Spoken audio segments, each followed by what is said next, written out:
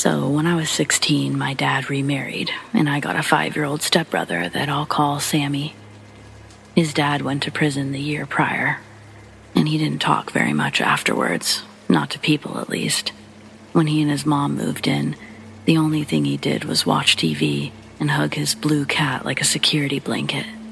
The cat was called Babby, and she was Sammy's only friend. He didn't want to spend time with anyone else, and the toy never left his sight. His room was next to mine, and I could hear him talking to it at night. I couldn't make out all the words, but he was clearly having a conversation. After a few weeks of this, I heard someone answer him. This wasn't a 5-year-old making a funny voice, and it definitely wasn't his mother. It sounded like an old woman. I thought some crazy lady broke in to kidnap him. My body moved on its own, and I was opening his door before I knew it. His abundance of nightlights made it easy to see, but Sammy was the only one there, just him and Babby. He looked at me confused and a little nervous. I hadn't actually gone into his room before. While casually checking his closet and under the bed, I asked who he'd been talking to, and he pointed to the raggedy blue cat. The only window was still locked, and there was no sign of anyone else being in there. I was speechless. The next day I told my dad what happened, but he convinced me that I imagined the voice, and then a week later, I heard the same old woman again. Instead of running into the other room, I placed my ear against the wall to listen. Sammy asked, "When?" And the voice replied, "Now." Next, Sammy asked, "Where is it?" And the voice answered, "Follow me." I heard my stepbrother get out of bed and open his door, but only him. There was no second set of footsteps. Once he made it to the kitchen, I followed him out the back door, stopping only to check his room, which was again empty. When I caught up to him, he was a few yards away from going into the woods. I was yelling his name the entire time, but Sammy said that he never heard me, not until I was right in front of him. He was clutching onto that cat toy like a sacred object. At first, he tried to walk past me, and I had to physically stop him. By then, my screams had woken our parents, and my dad carried my stepbrother back inside. I told them everything that happened, but Sammy said he didn't remember anything before I got there. The following day, the doctor said he experienced a sleepwalking episode, one that woke me up, and I was just confusing a dream with reality. Never mind that I hadn't been asleep when it happened.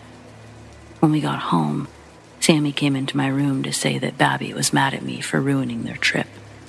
Apparently, the cat was taking him to see his house, and now they had to wait. I asked him why he didn't say that to our parents, and he said Babby told him not to. Extra locks were placed on the doors, and everyone was on full alert for the next couple of months. Sammy stopped talking to Babby when others could hear, and he learned to whisper during the night conversations. Even if I stuck my ear to the wall, I couldn't hear well enough to know what was said. After a while, I stopped trying, and eventually started to forget about it altogether. The more time that passed, the easier it was to rationalize the impossible, until I went to bed one night and woke up to the sound of my creaky door opening. A set of footsteps crossed the room, and I sat up in a panic, but nothing was there. The temperature, however, felt like it had dropped 10 degrees since I went to sleep, but it was the middle of summer in Arizona, so not cold. My door was wide open, and there was no way that I could go back to sleep without closing it.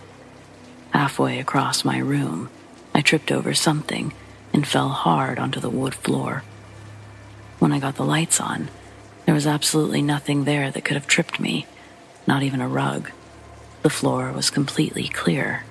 A few days later, I was getting a box of cereal out of the pantry when a soup can fell from the top shelf and hit me in the head. It left a painful bruise, and I knew those cans had been pushed way back, away from the edge. We didn't really eat soup, So they'd been up there since my mom moved out more than a year prior. I wasn't climbing on the shelves. I wasn't even touching them. Why would one suddenly fall? The final straw was a couple of weeks later when I went to the bathroom in the middle of the night. As I was walking in, 2 hands shoved me to the ground, and I just managed to catch myself before my head slammed on the toilet. I screamed. I turned to see who shoved me, yet, again, no one was there. I also never heard any footsteps. Nothing. My cries brought my dad running, and, too upset to think, I just told him the truth. When he didn't believe me, I got even more upset and told him everything that had been happening to me. That weekend, I moved 2 hours away to live with my mother. She believed me and helped me to get over the whole thing, but I held a grudge against my dad for a long time. A couple of years later, he came to my high school graduation, and he took me to lunch before the ceremony. He apologized and said a bunch of stuff about wanting what was best for me, but the truth is, he just didn't want me causing drama around his new wife. None of that mattered, though. I was happier with my mom. As it turns out, we didn't have quite so many reasons to fight without Dad's drama in our lives.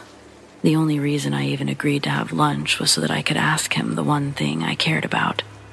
Does Sammy still have Babby? And no, he did not. 3 months after I left, they caught my stepbrother trying to pry the extra lock from the back door with a butcher knife.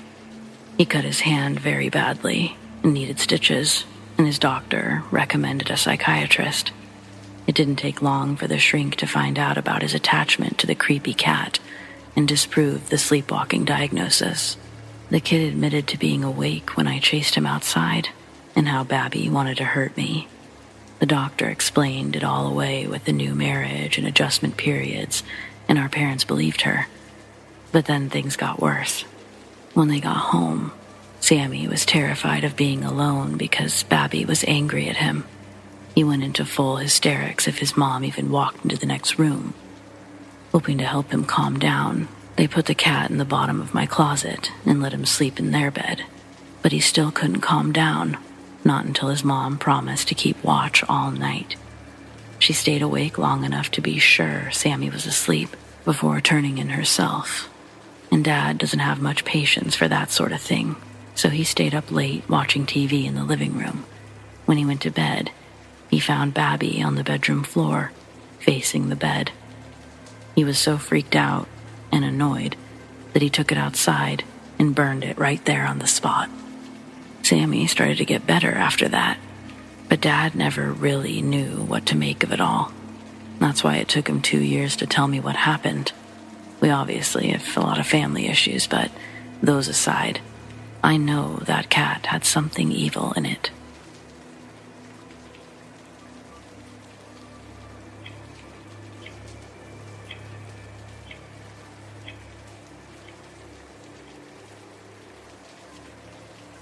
I don't even know how to start this story.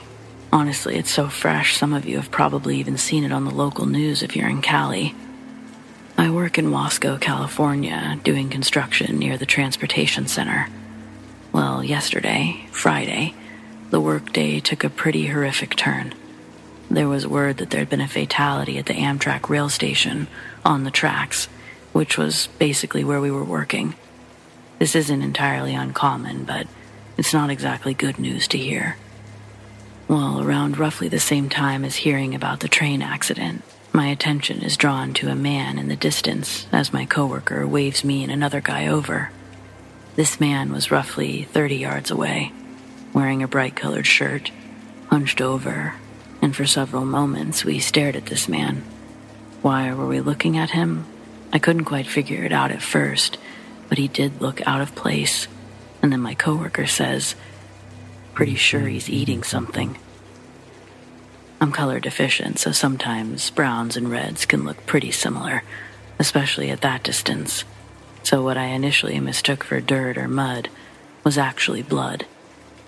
He was covered in it, but worst of all, he was holding and yes, eating something that was also bloody.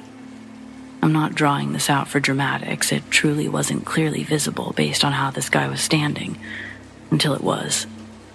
The man turned around, facing almost entirely in our direction, still hunched over, and indeed eating something. He was gnawing on a human leg. I think we all had the same realization at the same time. One of the guys runs and grabs our supervisor. Meanwhile, I almost still cannot believe what I'm actually seeing. I'm looking back and forth between the man and my coworker's status in retrieving our supervisor, when I see the man is now waving the leg in the air above his head. He appears to be triumphant, presenting it more like a trophy than another human's leg. I officially walked away as my supervisor arrived, and I spent the next 30-45 minutes on the verge of puking. We learned from the police investigation and the news crew that the two incidents were related: the fatal train accident and the man eating someone's leg. He had stolen the leg from the accident site, likely well before the police showed up, and just walked away with it. Absolutely insane. Needless to say, we didn't get a lot of work done that day. Almost the entire crew had witnessed the event, and that took up the better part of Friday. Fuck. I'm still in shock, I think. For sure I had to work this out in writing. Update. Wow, a lot of people have heard about this story already. I guess it is like the craziest thing a lot of people have heard in a while. Just to answer a couple of questions. 1. No, I didn't know this cannibal guy. I know the news said that he was a local homeless man, but I just work in Wasco. I don't live there, so I'm unsure how much of a regular he is or isn't. Either way, based on what people were saying who did know him and what I witnessed on Friday, I think it's safe to say that he's got some mental issues and likely should get some sort of help for that before being released. I'm no lawyer, but I'm sure someone could get creative and think up a charge with something other than removing evidence, but who knows. 2. No, I was not the man on the news. I know the man on the news, and yes, he was a fellow witness. 3. No, I don't have any footage. Like, what the fuck? I didn't even think to grab my phone. 4. Yes, it was eventually obvious what he had was a human leg. No, I didn't puke, but I kind of feel like it just about every time I hear this story repeated on the news, or even when I read my own. So who knows how long I'll keep this up. Thanks, honestly though, to anyone who read it.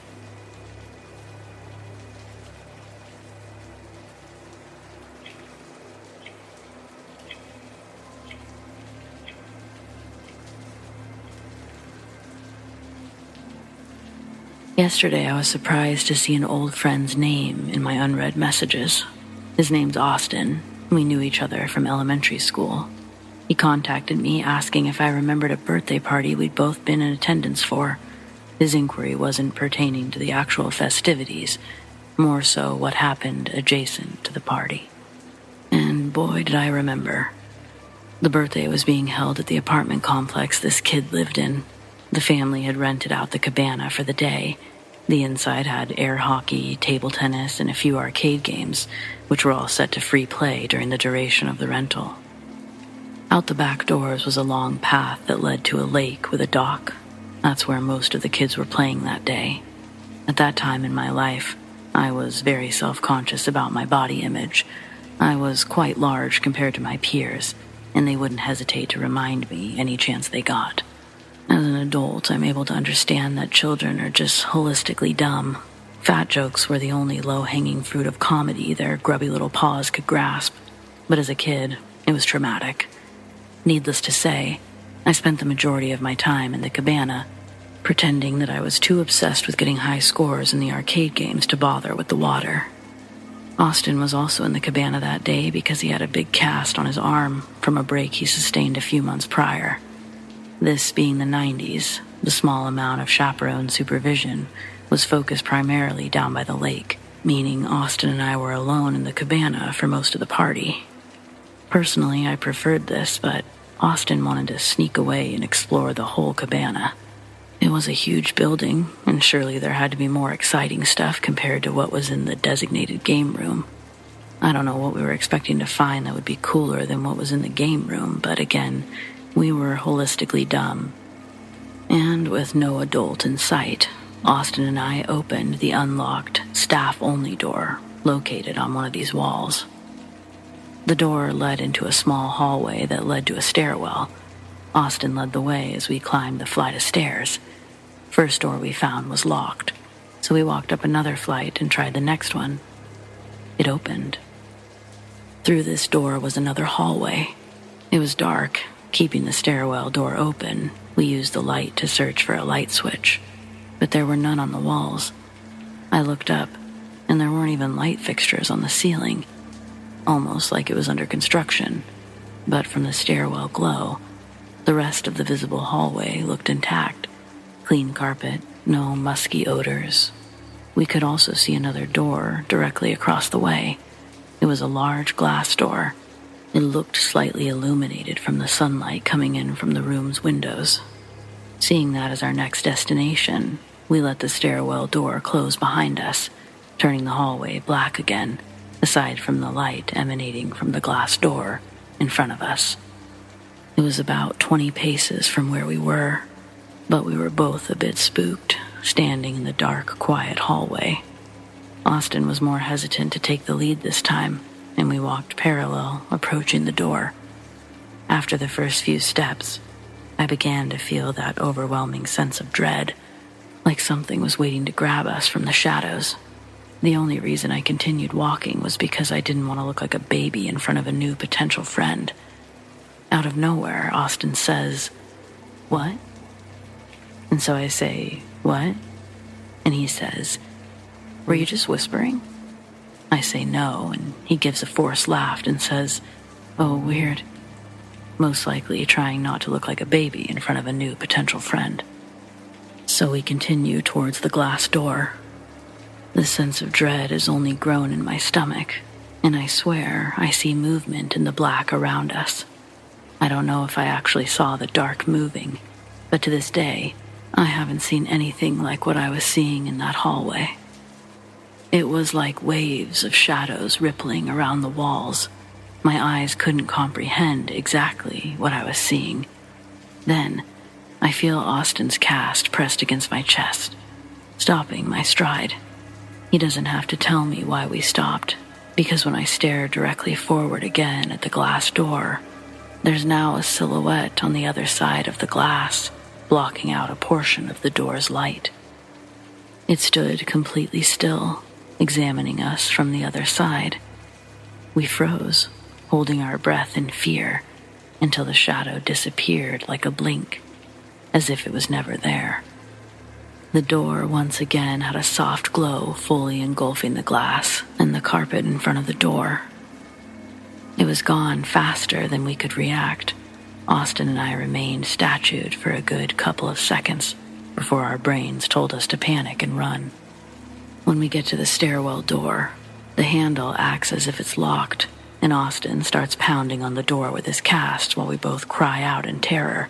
It's only after 5 or 6 desperate shakes that the door handle fully turns, and the door pops open into the stairwell with ease. At this point, we're both in tears, absolutely bawling as we run down the stairs back to the cabana game room. When we get back, there's thankfully still no one in there, and we have enough time to go to the bathroom and get cleaned up. We agree that we couldn't tell anyone because we knew that we'd get in trouble for trespassing past the staff-only door. Honestly, after that, the rest of the party was a blur. I don't even remember if I sang happy birthday to the kid before leaving. But 30 years later, and still, I remember that hallway vividly. Unfortunately, being with someone almost makes it worse, because your brain can't just forget it as a distorted child memory. There's someone else out there that shares the very same, very real memory I experienced.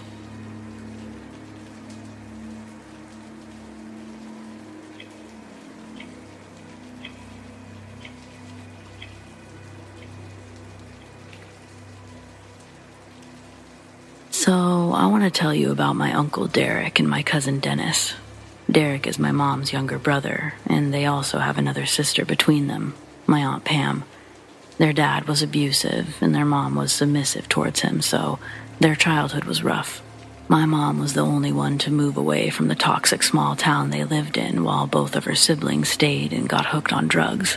And I don't mean they smoked weed and took fun party drugs. We're talking the meth variety. Pam married her own abusive husband, and he supports her habits, but Derek didn't have that luxury. He got married right out of high school. Both of his sons were born addicted to drugs, and his wife left him when the youngest was only 2. In order to pay the bills, Derek went to work on a land rig, and my grandparents took care of his sons while he was gone. The rig paid a lot of money, yet he always needed my grandparents to pay for anything the boys needed. Clothes, food, school supplies, everything. Derek also needed help paying his bills every month, and that also fell on my grandparents. That's how expensive his habit was, until he got fired for failing a drug test. Fast forward to the present. My grandfather passed away a few years ago, and my grandmother is going to lose her house because she still supports Derek and both of his sons. Every week, she or my aunt go to the food bank for him because he can't be bothered to go for himself. And they can't afford to buy his groceries anymore. Derek's oldest, Colby, is around 30. He's been in prison since he was 18. He won't be released anytime soon either, and that's a whole messed up story unto itself. His youngest, Dennis, is in his early 20s, with a wife and a son of his own, but no job. His child was likewise born addicted to drugs and suffers permanent mental deficits because of it. The 4 of them live in an 80s single-wide trailer that has holes in the walls and floors, plus it's missing several of the interior doors.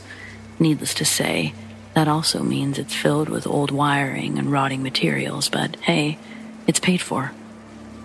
Dennis may not have a job, but he does sell enough party favors to pay for their habit. Unfortunately, that's not the safest line of business to be in. Again, this is a very small community. Everyone knows everyone and where they live. My poor younger cousin wasn't gifted with much in the way of common sense, so he often bragged about his enterprise to anyone who happened to be around. Earlier this year, his mouth finally caught up with him, and 4 guys decided to relieve him of his supplies. They were people he hung out with and considered friends, but they didn't have any money that night. Nor did they have to break in since none of the locks worked. Uncle Derek had passed out after being awake 4 or 5 days, so he was dead to the world. Dennis and his wife didn't wake up until all 4 guys were standing in their room. Anyone who's lived in those old single wides knows that they usually have the master at one end, the second bedroom at the opposite end, and though it's small, there's a tiny 3rd room in the middle of the hall. The baby was in the 3rd room, and there's a bathroom between the 2. It's relevant. They wanted everything Dennis was holding, and he wouldn't get hurt. I know people say that in movies and then they end up dead anyway, but these guys were kids his age, just looking for an easy high. They knew Dennis wouldn't go to the police, and he has a reputation for being a bit of a wuss. Well, he tried to fight back anyway. Not with his fists or a gun or anything useful. No, all he could get to was a lighter and a can of Lysol. What he thought was going to happen, none of us will ever know. From what I've heard, even he doesn't know. The reality, however, is that he burned some of the exposed insulation sticking out of the back wall, and it started spreading fast. Now, technically, it did scare the intruders enough that they left without the drugs. This is true. But the entire wall was catching and had already started spreading to the carpet. The fact that most of their neighbors were the type to stay up for several nights in a row saved their house. Dennis's wife got the baby outside right away. He was completely unharmed, though she and Dennis both suffered damage from smoke inhalation. It took 3 men to drag my uncle out of the house because he couldn't wake up. Meanwhile, the whole street had began working together to contain the fire. They were able to do enough that the fire department got it out just as it was working its way to the baby's room. I don't know if that's something that insurance would cover. I've personally never had it come up, but they don't have insurance, so it's a moot point. They couldn't live with my grandmother because she wouldn't have a house in another 6 months, and no one else had room for them. Well, no one willing to take them anyway. So what did they do? They blocked off the back bedroom and bathroom, and they continued to live there. Dennis and his wife moved in with the baby, and everyone shares the master bedroom. The kicker: Dennis's stash burned up in the fire, so he lost it all anyway. He received second-degree burns to his hands and arms, all trying to save his drugs before being dragged out of the house. They still wouldn't press charges on the 4 guys. It's a very snitches end up in ditches community over there. And Dennis's new reason for not having a job is PTSD. Never mind, he didn't work before the fire. I truly don't know how they're going to survive once my grandmother is gone. When she loses the house, she has to move in with my parents. And even if my mom's plans to make her cut off Derek fails, she won't be around forever. I've been reading horror since I was 8 years old, but the stories that come from my uncle and his sons are the most terrifying shit I've heard in my life. Remember, kids, weed is all you need. Leave the rest of the mess alone.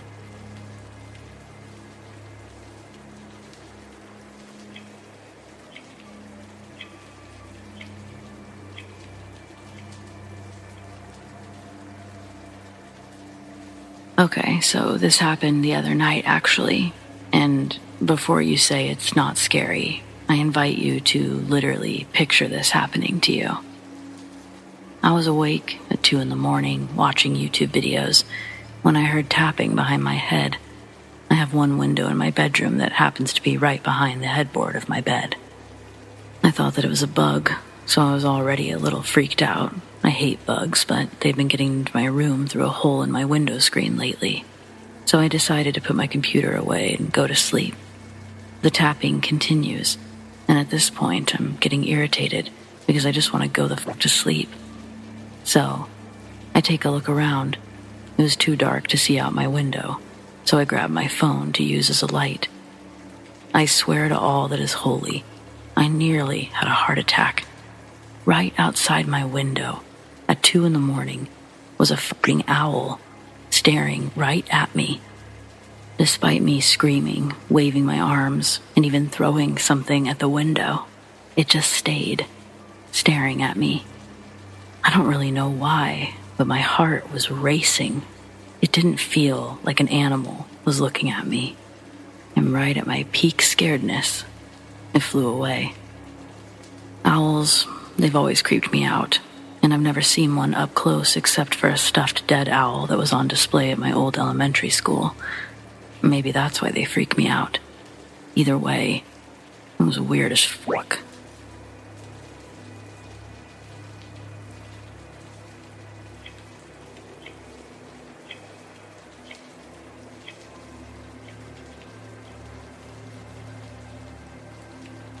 In the early 70s, my dad traveled for work a lot, and he'd sometimes take me with him during the summer.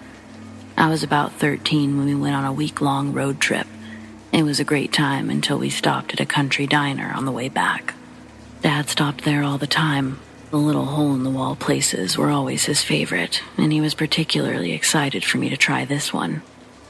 The lunch rush had just ended when we arrived, so there was only 2 or 3 other customers inside. Then, a skinny man with greasy black hair came walking up off of the highway. Lots of people hitchhiked back then, but this place was even more secluded than most. There was hardly anything at all for hours in each direction. My dad's demeanor changed right away. He said guys like that would come into places and put people on the spot for a ride. After all his time on the road, he considered everyone a threat. My mom would call him overprotective on a good day and too paranoid on others. It didn't help that he believed anyone with long hair was on drugs, but in this case, he happened to be right. As the man got closer, we could see that he was twitching and talking to himself. Before he came in, he walked behind each car, and Dad said he was probably checking for out-of-state tags. Drifters like to find out where you were headed first, so they could say they were going in the same direction. I was taught from an early age to never tell someone my destination before they revealed their own. The diner was in Arkansas, and we lived in Missouri, so our plates likely interested him the most. There was another man dressed like a cowboy eating alone on the other side of the room, and Dad figured the cowboy would seem like the most likely owner, since I was there too. He said that we were going to wait for them to start talking and then sneak out fast. I thought he was being ridiculous, but we'd been having a good time, and I didn't want to ruin it. The drifter came in and went straight to the cowboy, just as my dad had predicted, but there wasn't much of a conversation. Before the drifter could open his mouth, the cowboy essentially told him to screw off in a very aggressive way. A screaming match began, and before we could move, the drifter pulled out a gun and shot the cowboy in the head. If he had known to talk to my dad first, he would have been the one to die. Before anyone could react, the drifter turned to us and demanded our keys. I'd seen my dad treat drifters just like the cowboy had all the time, and they might bark and growl, but none of them had ever pulled a gun on him. I thought that we were both going to die right there, but my dad didn't show a hint of aggression. I'd never seen him so calm before or since that moment, but he kept his eyes on the table and calmly handed the drifter his keys. He told him which vehicle was ours, and he said it had a full tank of gas and $500 in the glove compartment. That wasn't true, but he wanted the man to feel happy, and he was confident the drifter wouldn't come back once he made it to the car. I guess we'll never know if he was right. The drifter hesitated at our table, like he was deciding what to do. Then there was another loud bang, and our table was suddenly covered in blood and gore. For a terrifying moment, I thought he shot my dad, but my eyes were glued to the table in a frozen state of shock until I was pulled away from it. I was so panicked that I thought it was the drifter, and I tried to fight back, but my dad's voice finally got through, and I realized he was the one who had pulled me away. It was the drifter who had been shot. The owner had a rifle behind the counter, and thankfully took matters into his own hands. We probably would both be dead if he hadn't. It was over an hour before the police arrived, and they took our statements. We later learned the drifter was wanted for several armed robberies in multiple states, and the cowboy hadn't been his first murder victim. Dad canceled his last appointment, and we drove straight home from there, but we never told Mom what happened. Neither of us wanted to put her through that. Hands down, the scariest day of my life. I'm old now, so most of my early memories have faded, but that one always feels like it's brand new.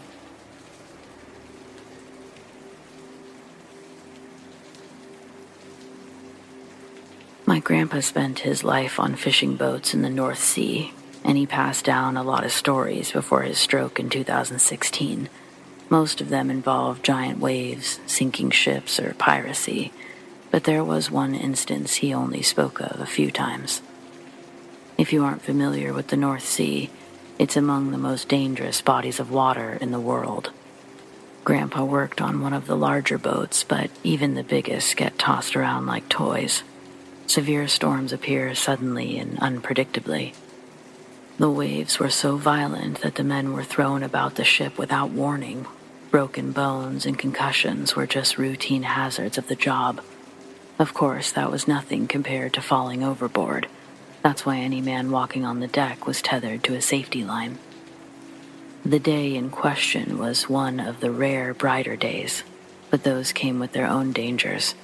Pirates were far more active on those occasions.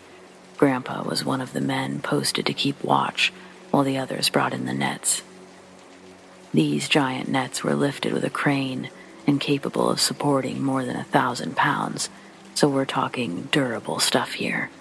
But this time, it only rose a few feet before coming to a grinding halt. Grandpa had a better view from his position, but even he could only see the line disappearing beneath the surface. The crane was under too much strain and quickly switched off, but the awful grinding noise didn't stop. Next, the line suddenly went slack. The net was rising again, but only for a second. It then went tight with great force and seemed to be pulled out to sea. The ship was dragged behind it for a short distance before the line fell slack again.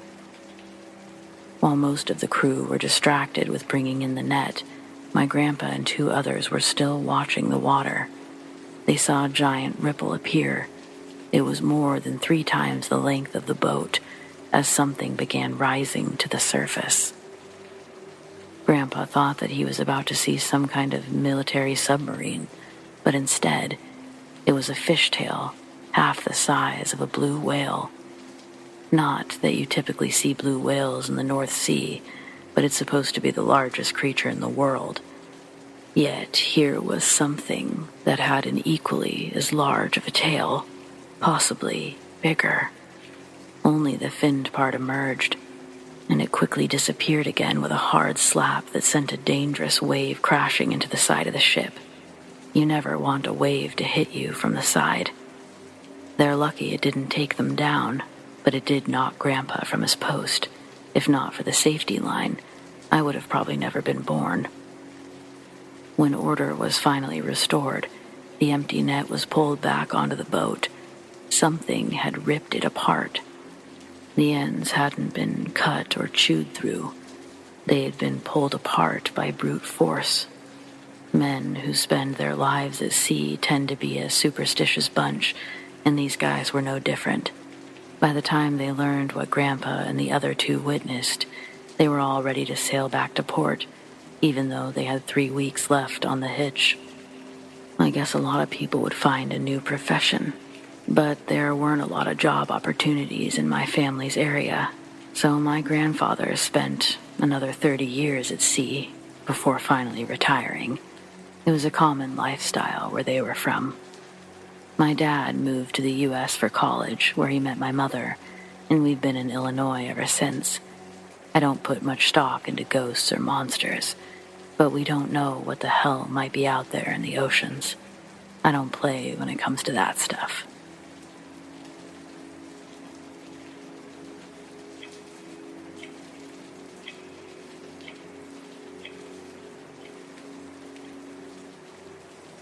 I come from one of those small towns where nothing exciting ever happens. If there's a crime or a deadly accident, it will be news for generations. A few years ago, a man we'll call Ray learned his wife was at her boyfriend's house, so he drove over to see them. Upon arriving, he retrieved his handgun from the glove compartment and proceeded to kick in the back door. When he made it to the hallway, the boyfriend emerged from the bedroom, half-dressed and mad as hell. Then, Ray shot him without warning or hesitation. Next, he entered the bedroom and shot his wife, neither of which survived. It was the middle of the afternoon, so none of the neighbors were home to hear the gunshots. Ray simply went about his day as if all were normal. He used his wife's phone to text her boss that she was sick, and then returned to work himself, thinking that nobody would find the bodies anytime soon. That evening, the boyfriend's son returned home after football practice to find the body of his father in the hallway. Once police arrived, they quickly located Ray's wife, and it became fairly obvious what had occurred. By that time, Ray was home from work, so detectives drove to his house, where they delivered the bad news. Ray had a reputation for being that kind of asshole. There was little doubt of his guilt, but they wanted to get him to the station without a struggle. Whatever his response, he was asked to come make a statement, but he promptly refused, saying that he would prefer to bring his lawyer with him the following morning. The detectives took this as a further sign of guilt and were resigned to watch the house from a distance while awaiting a search warrant.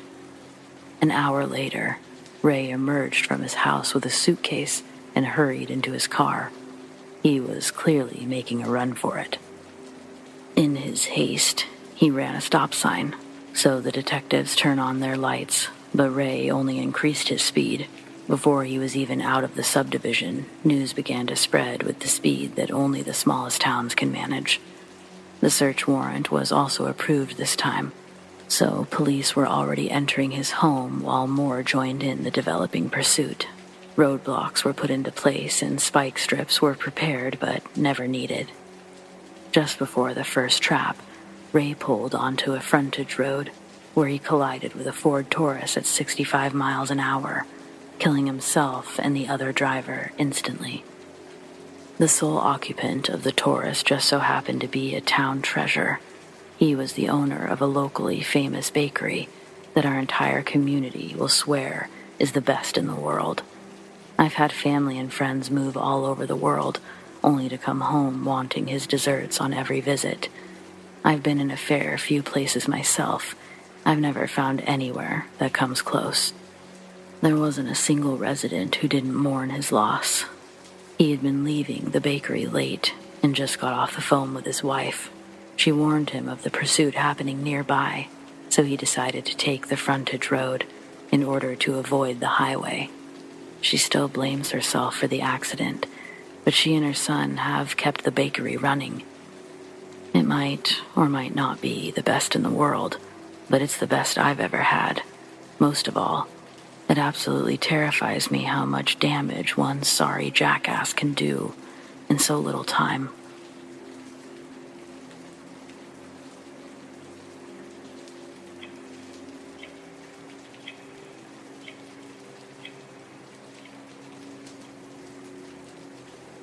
My dad was a sonar tech in the Navy for 15 years and spent a lot of his time on submarines, specifically testing the new ones.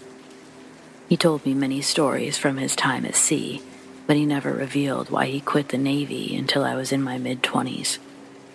His crew had been assigned to test a new model, built to go in deeper waters for longer periods. When they reached their target depth, they began running the next round of tests, and the sonar detected a large range of hills along the seafloor. It had a giant round mound over 200 feet high, with several small ridge lines stretching out of its center. My dad described it as if someone had taken a giant octopus and laid it with its legs splayed outwards. The following day, they continued along their route and made it to the next checkpoint for mapping and the various tests. Only this time, there was a problem with the results. The octopus-like mass was closer than it should have been, and some of its legs were at the wrong angle. It seemed their navigation had somehow taken them off course, so everything had to stop while they figured out what was wrong and how to fix it. They spent the entire day checking every part of their systems, but they couldn't find the error. In addition, everything else on the sonar was exactly where it should be. So how was this mini mountain range in a new position, like it had followed them? After another round of tests and checks yielded the same results, they received orders to proceed to the next checkpoint. There, it was the same story. Everything seemed to work perfectly, except the sonar showed the mass as being the same distance from them as the previous days, and the legs were once again in new positions. All of the data was reading as if those hills were actually following them along the ocean floor, like they were alive. Every crew member was an experienced sailor. They all had heard stories about prehistoric creatures still living in the sea. Some of the men were starting to think the landmass was actually one of those monsters, that its shape wasn't a coincidence. They held their position overnight, but there were no further changes in the seascape.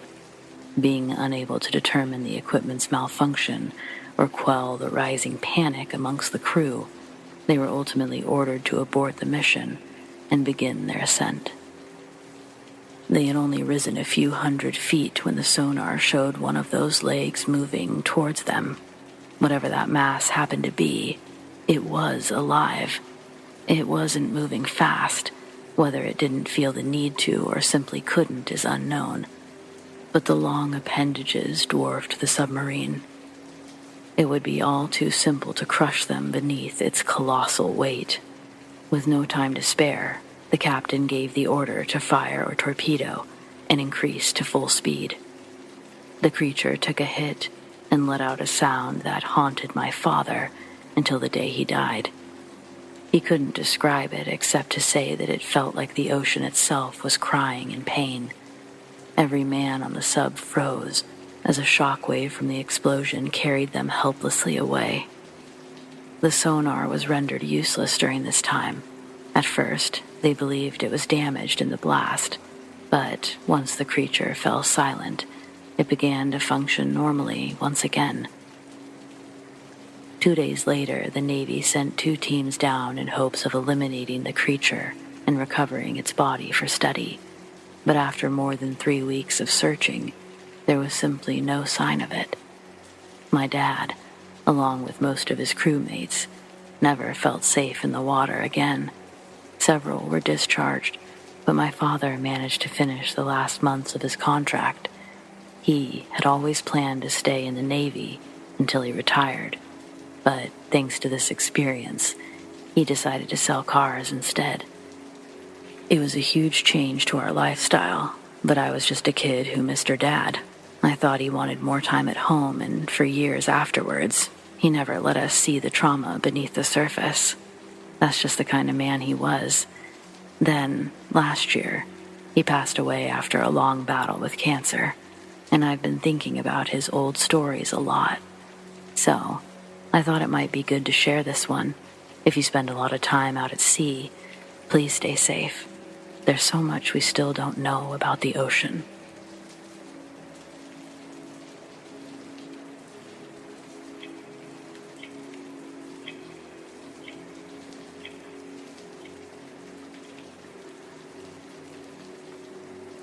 I'm a preschool teacher. The school I work at serves primarily Section 8 housing. Our funding for the school is low on resources across the board. Low staffing, low quality, and low quantity of classroom materials, low access to grants. I could go on, but I digress. Because all educators know, our job is to create the future. I just so happen to work in an area where a lot of futures have a 50-50 shot of going to prison or breaking the cycle. The elementary school my students end up going to is down the block from the preschool. I've seen success stories, triumphs against all odds, but alongside those star students are a million that will eventually grow up to fill the shoes of an adult who grew up in their similar circumstances, etched into their being. A vicious cycle, if you will. My partner tells me that I've grown colder to the world. I can't help but to agree. Here's an example of thoughts that have actually gone through my head this week. I'd only admit this through anonymity. But driving to work, I assist with preparing breakfast for the children that arrive early, so it's usually dark on my drive there. I was driving, entering city limits, where I'm usually met with a cluster of junkies on the sidewalk, hunched over, nodding off. This morning, I can see a shirtless man with a shopping cart zigzagging in the middle of a 3-lane highway. Speed limit's 45 on that road. I maintained 45 miles per hour and continued down the lane I was originally traveling in, thinking, I'm not stopping or swerving if this guy wanders in front of me. I'm in the very right lane. He's giving me a 1 to 3 chance that I can take the day off. I'd call my boss from the scene of the accident. Tell him some homeless man just jumped through my windshield. He'd obviously not expect me to be coming in after something like that. The shopping cart would probably get so fucking embedded in the grill of my car that I couldn't very well drive it to work even if my boss did expect me to come in. The S pattern this guy's doing looks like it's coming back into my lane. I'm 100 yards away, 45 miles an hour. I'm driving a little over 20 yards per second. It's a 5 count. I come within inches of clipping him.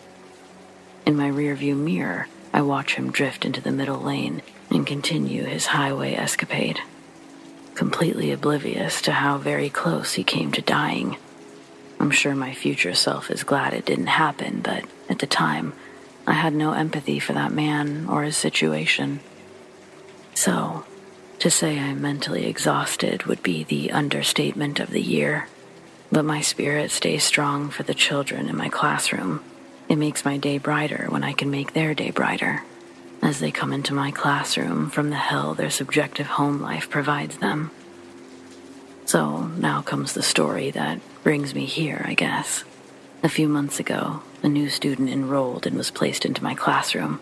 The guardians of the child, who we'll call Leon, consisted of his mother, Sasha, a 20-year-old woman who spoke English as a second language. Our primary communication and translator for the family was a man named Angelo. He was Leon's uncle and second guardian.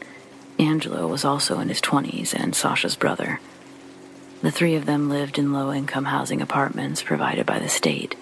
Sasha worked at a fast food restaurant. Angelo worked at a hotel. They both worked long hours on switch shifts in order to be there for Leon. Angelo was also taking online classes trying to get his degree. They were the epitome of everything our preschool strived for with our families, working hard for a better future. Where I work, it's not luxurious. It's not supposed to be. It should feel like liminal space. You can find a better, safer place to live, but only if you work for it. Some people are content with this life. The apartments around my school will always be filled. But there will also be tenants who use this as a stepping stone to move up, and that's the goal. It's the reason I show up to work, to show hope to the hopeless, give a boost to the fighters who deserve more than what life has provided. At the beginning of this month, Leon wasn't in attendance for a whole week. The office told me that his mom called sounding distraught, told them that it was a family emergency. Because of her limited English, she wasn't able to explain or advise when Leon would be back. On that Friday, after the children had left, I was organizing my classroom, preparing take-home packets as next week was the final week before spring break. I'm shuffling through papers at my desk when I hear a gentle knock on one of the glass windows on the other side of the room. I look up and it's Angelo. He waves at me, and I was happy to see him standing there. I came out from around my desk, and I go out the side door to greet him. I had so many questions. I didn't want to overstep my boundaries, but I really cared about this family. When I come out, I'm like, Angelo, hey man, it's so good to see you. Sasha called, told us there was an emergency. How's it going? Is Leon okay? Angelo smiles, and he tells me everything will be all right, that Leon will be in class on Monday. I'm so relieved. I leave my questions there. He tells me, thank you for all the love. I said something like, of course, man, thanks for being you. He leaves, and I go back into my classroom to finish the last of my tasks before going home. The weekend passes and Monday comes. Leon's in class. He's noticeably somber. Midday, having his friends back around him made his heart perk up a little. He was conversing more with his peers.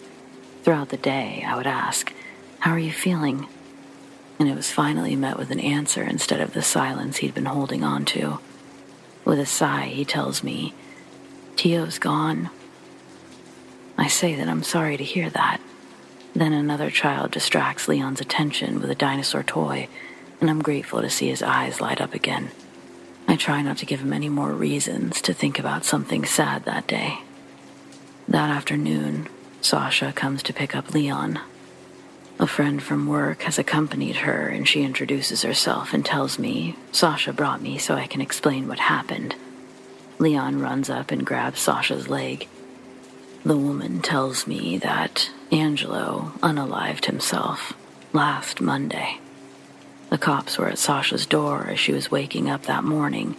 3 hours earlier, a man had jumped from the roof of the hotel building, and they needed her to identify the body. I'm in disbelief. I begin to stammer out that I just saw him on Friday, but tears quickly begin to fill the bottoms of my eyelids. Whatever I saw outside my window last week could mentally be sorted out later. At that moment, I knew not to protest.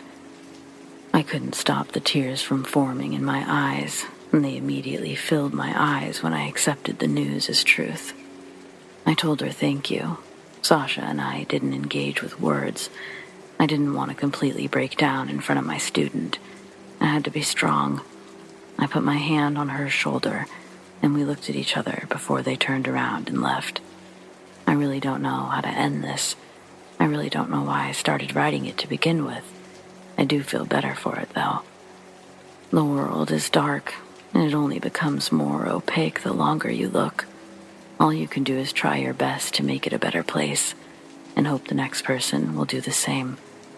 Be kind to one another, You don't know what real horrors families face every day. What you have does not make you who you are.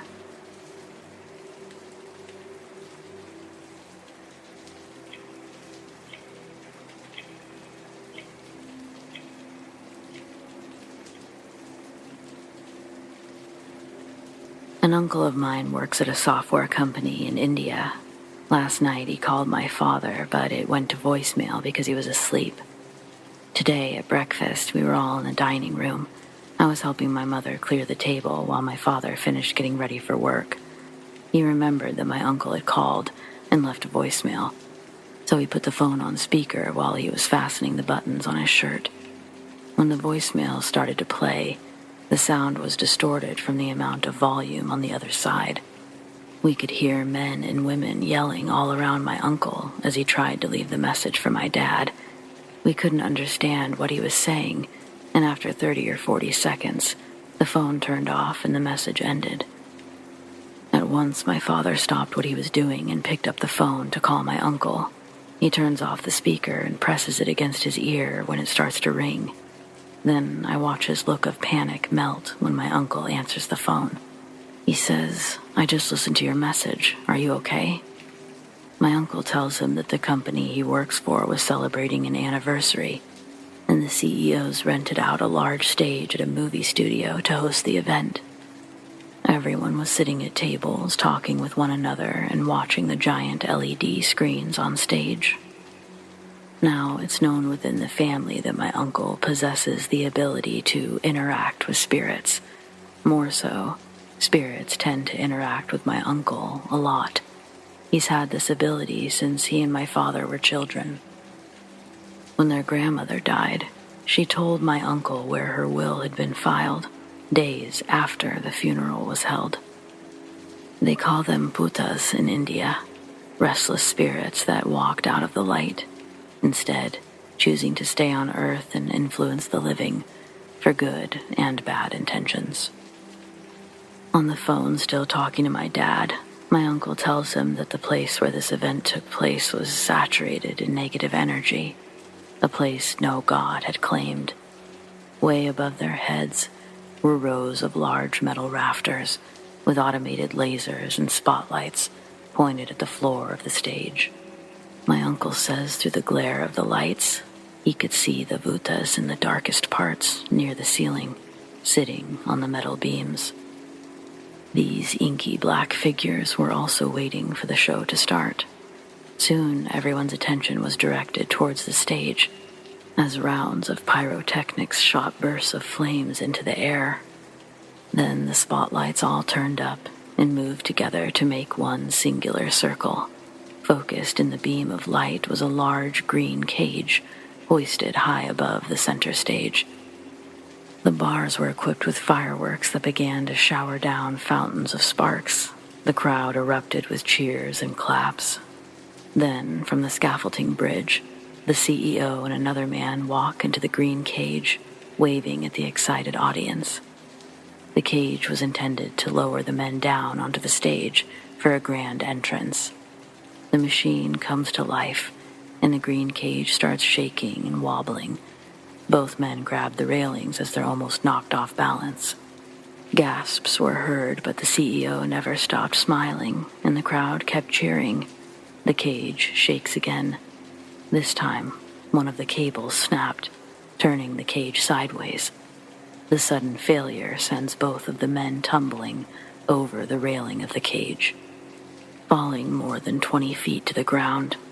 My uncle says it was obvious the CEO was dead by the way he had landed. And then it got loud. There was confusion as well from anyone who had not witnessed the event. Confusion and panic. It created absolute chaos for several minutes. My uncle found a safe space against a wall, avoiding being rushed by a group of employees and their families. That's when he finally decided to call my father. He'd already had his phone in his hand, having almost called him earlier when he'd seen the bhutas. He felt like something was going to happen and wanted to speak to his family. Now that something had happened, my uncle felt he might be in danger. He was physically safe against the wall, but he feared if he moved at all, the Vutas would find a way to target him. Just as he had that thought, his phone was knocked from his hands and away from him. He knew it wasn't safe to move. Some people may call that paranoia, but I don't think so. My uncle has had experiences prior to this, ones I mentioned earlier and others.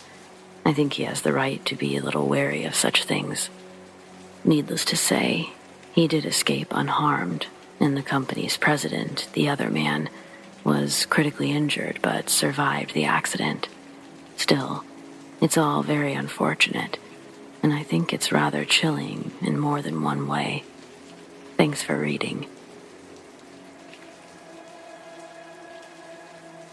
Last summer, I was staying by the beach at my grandmother's before going away to college. There were too many people out during the day, so I only went late in the evenings. There were always a few others around who seemed to be doing the same as myself, but it was usually quiet. One night, a man in a blue tracksuit walked 10 to 15 feet behind me for over 30 minutes without passing. So I stopped to check my phone while he went by. Since I was close to my turnaround point, I just started back the way I came from and went home. The next night, I saw the same man. We passed one another shortly after I arrived, and 15 minutes later, he was behind me again. Still keeping the same distance, no matter my speed. I didn't like that at all. A couple was walking towards me, so I ran up to them like we were old friends, and they were kind enough to play along. The guy that was following continued along his way, and I made it home without seeing him again. After that, I skipped my beach walks for a week, hoping that would be the end of it. When I returned, it was a little later than my usual time, and there was no sign of him for the first leg of my route. My turnaround point is a pier about a mile from where I start, and there was a man standing at the end of it. He was on his phone and facing the water. I didn't think that he even noticed me. Then, about halfway back, I saw him in the distance. Other than paranoia from my previous encounters, I didn't really have a valid reason to be suspicious. He was so far away I couldn't even see his face, and I would be off the beach before he caught up. But I still walked a little faster.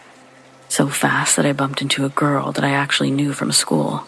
She was also staying with relatives and wouldn't let me get a word in. So by the time I thought to look back for the mystery man, he was gone. I was instantly relieved and talked with the girl for a few more minutes. Once we parted ways, I'd forgotten all about the man behind me and walked straight for my grandmother's. It was just past 9, and the whole street was silent. All of her neighbors were elderly and tended to go to bed early. When I was only 3 houses down from my destination, someone walked out from behind a large truck and stood blocking the sidewalk. It was the guy I saw earlier that night. He was wearing the same black hoodie with a white design on the front. My heart dropped. This time, he was close enough that I recognized his face, and it was the same guy who had been following me all the other times. My panic kicked into overdrive as he asked if I was lost.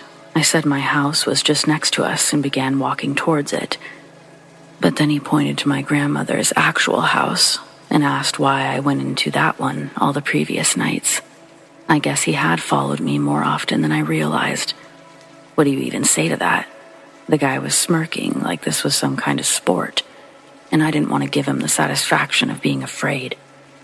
He kept trying to creep closer, but I wasn't letting him get anywhere near close enough to grab me. My mouth began operating under pure survival instinct. I said, "Oh, I just wanted to get in front of a Ring doorbell cam." That instantly stopped his advance, but only for a moment. After a brief hesitation, he laughed and said, "I'd be worth the risk." Then he lunged at me. I barely moved in time, and next he began chasing me. I screamed as loudly as I could. I didn't even care about causing a scene. That was the goal. I wanted to wake the whole neighborhood up. I took maybe 4 or 5 steps towards my grandmother's before being hit from behind and knocked to the ground. We were in the middle of the street, and I continued screaming until a hand covered my mouth. Thankfully, I had already gotten the whole neighborhood's attention, and watched in relief as every house began to light up. My grandmother was the first outside, but 3 neighbors were right behind her. My attacker got off and actually stepped on me as he scrambled to get away. The police were called, and I was taken inside where I recounted my story at least 20 times before the night was over. The cops said it was probably the guy's first attempt at attacking anyone, just because it was so sloppy. Apparently, if you want to grab someone in a neighborhood, you need to take them by surprise before they can draw attention. Basically, I'm just lucky my assailant was a rookie. It's always bothered me that they never caught the guy. I hated to imagine what he might be doing to other girls like me, but now, nearly a year later, I'm writing this because they finally found him. He was arrested after 4 guys beat the living shit out of him for dragging a poor woman beneath the same pier I saw him standing on during the night of my attack. The men who saved her were college guys having a drunk night on the beach when they heard the woman's muffled cries. My heart goes out to the victim. I haven't been out alone since my incident, so I can only imagine how painful her recovery will be. But I'm glad that prick will be off the streets for a while. I hope prison is extremely hard for him. Anyway, thanks for listening. Writing this has helped me get a little closure on that messed up chapter in my life.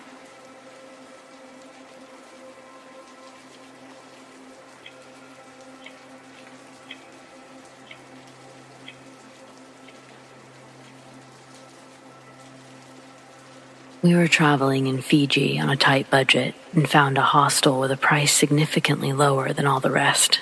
We booked it immediately and got in the room. It was a bit grim, but did the job. The man on reception looked a bit surprised that we were there, but I didn't notice this to be a bad thing. The thing I did notice is that there were just no other guests in the lobby, no noise in the corridors. It was deserted. Perhaps he was just surprised to see guests at all. Fast asleep, both my boyfriend and I were suddenly woken up to the most terrible noise of a woman screaming. Really screaming, like in pain or some sort of scared to death noise. It was like it was in the walls, all around us. It lasted long enough for us to really wake up and hear it, and not to think it was a dream or just a loud noise we'd misinterpreted. Then it stopped. I was absolutely terrified.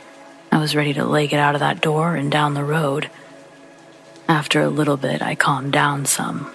My boyfriend told me perhaps a gecko got into the air conditioning. There was no air conditioning, and also, that's ridiculous. But I was so tired, I told myself that must have been it, and eventually went back to sleep. The next morning felt very, very creepy. And this is in the daylight, in a beautiful, hot country, not something you associate with creepy feelings. Neither of us said anything. We just packed up our stuff and got the hell out of there, even though we paid for another night. We went to a nearby travel agent, not really sure what we were doing. The lady was lovely and booked us into a bureau a bit further out of the city. Then she asked where we'd been staying, and we told her the name of the hostel. She looked at us like she'd seen a ghost. She said there had been a terrible, terrible murder at that hostel the previous summer, and 3 women were killed. She told us everyone says it's haunted, and no one stays there. Well, it certainly explains the almost free price. This was about 15 years ago, but I keep a travel diary, and this is what I found under that date. We learned that our hostel had been the scene of a horrific murder a few years back. The night before, a horrific scream had woke me up, despite wearing earplugs. Very scary.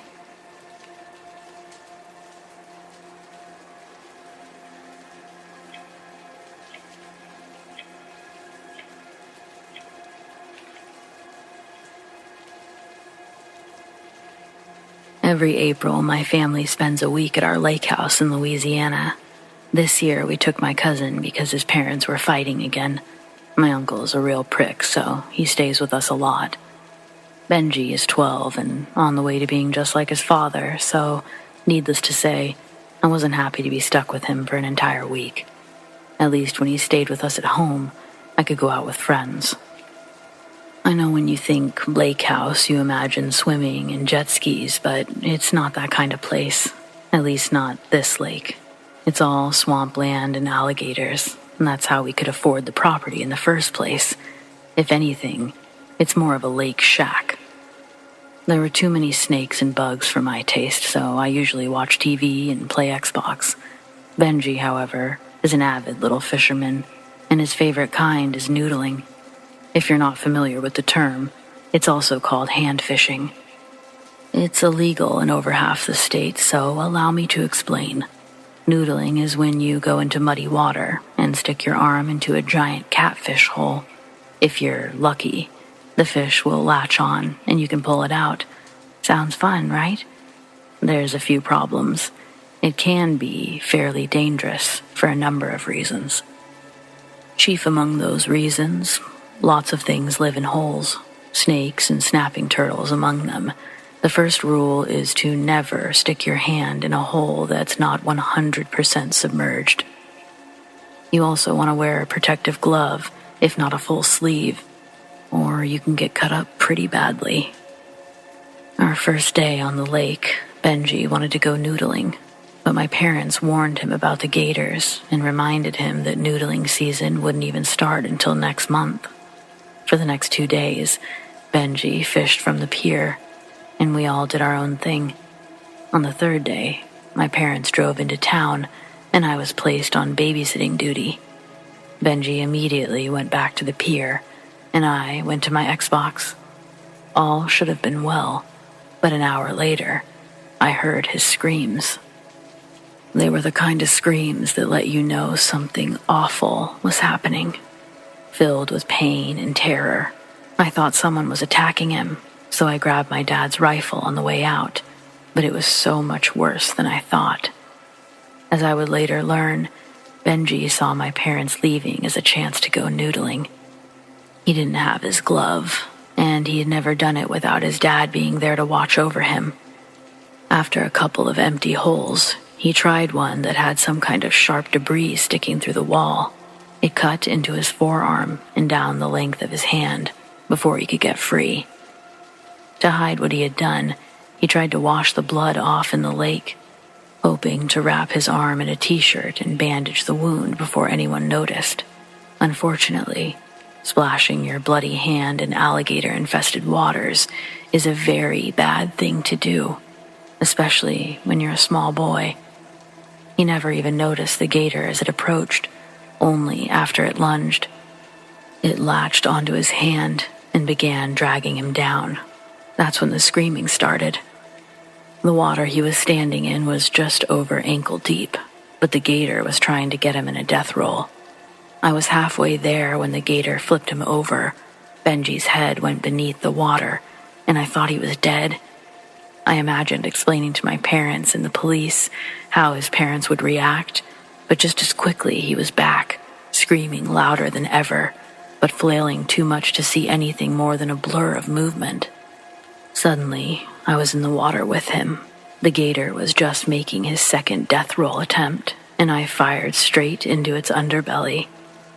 Its mouth opened, and I dragged Benji out of the lake by his good arm. He was still screaming bloody murder. People from the other houses were making their way down to us. 3 other guys put the alligator out of its misery, while someone else called an ambulance. I was in total shock. It wasn't until some lady started tending to Benji's wound that I saw the damage. His hand was barely left attached. It just hung there by a thin strip of skin and muscle, like a dead piece of meat. I could see jagged ends of broken bones sticking out of the red-stained flesh, and it made me puke. My parents arrived moments after the paramedics. Benji was airlifted to a hospital with my mom while Dad and I followed in the car. It took us 2 hours to get there. By then, the doctors had determined that there was no chance of saving his hand and had begun surgery. This happened the first week of April, so it's been a couple of weeks now. Benji's home from the hospital, but in poor spirits, as expected. I feel awful. No one has specifically blamed me, but I should have kept a better eye on him. My aunt and uncle openly blamed my parents. I don't know if they'll ever be able to fix their relationship. Even though they won't say it, I know they blame me too. The way they look at me now is just awful. Whoever's fault it was, Benji will pay the price for the rest of his life now. Even if he was being a snotty brat, most kids are. They don't know any better, and no one deserves this kind of lesson at 12 years old.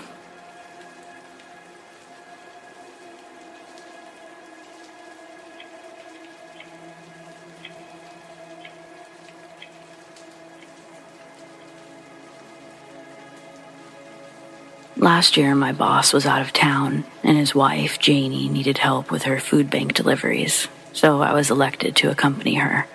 I didn't mind. She was an older woman, just over 5 feet tall and skinny as they come. I didn't want her to have to carry all those boxes by herself. We finished the deliveries without issue, and I offered to help with the grocery shopping while she had me. Afterwards, she stopped at the bank and needed to go inside. I waited in the car, and it was starting to take a while, so I leaned my seat back and dozed off. When I woke up, she was already pulling out of her parking space. We shared some small talk along the way, but then Janie's demeanor suddenly became very serious, and she said that an old white Ford was following us. At first, I thought she was joking or being paranoid, but the way she looked at me, it gave me chills. She may be small, but she's scarier than a grizzly wrapped in hornets. She had been watching the truck ever since leaving the bank, and we'd taken quite a few turns since then. But there's a dozen places they could be trying to reach going that way. We live in a fairly small town. It wasn't unreasonable to think that they were passing through, but Janie was sure. I wasn't too worried until they followed us onto her road. She lives 30 minutes outside of town.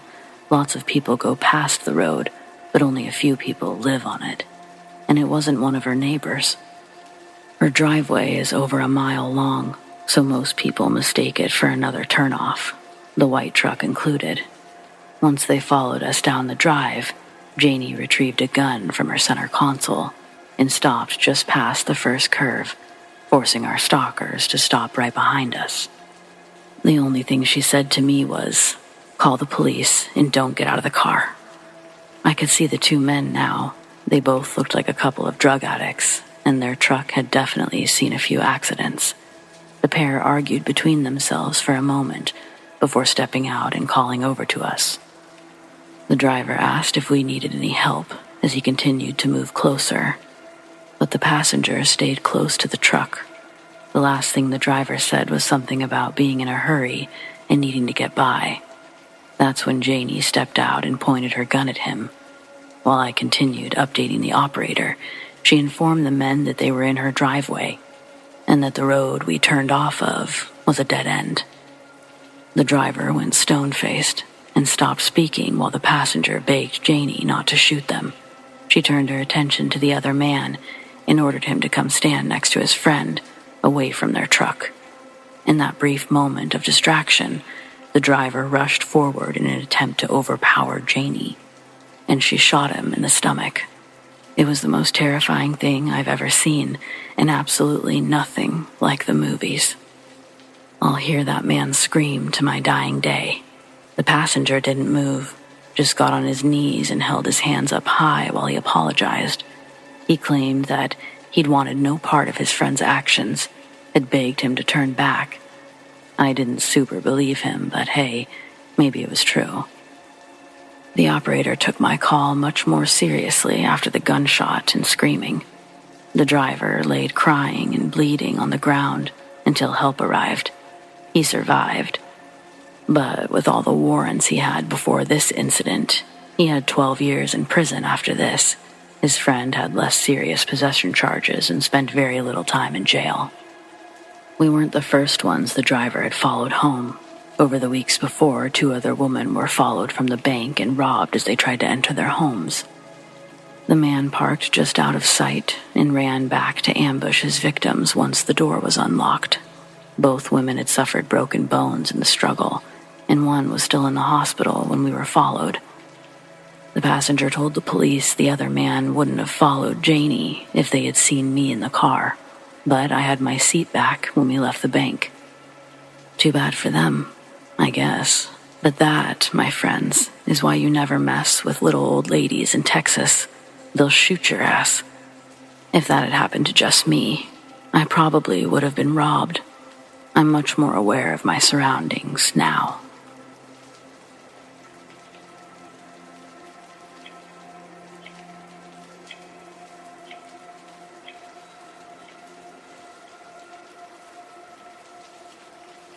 Howdy.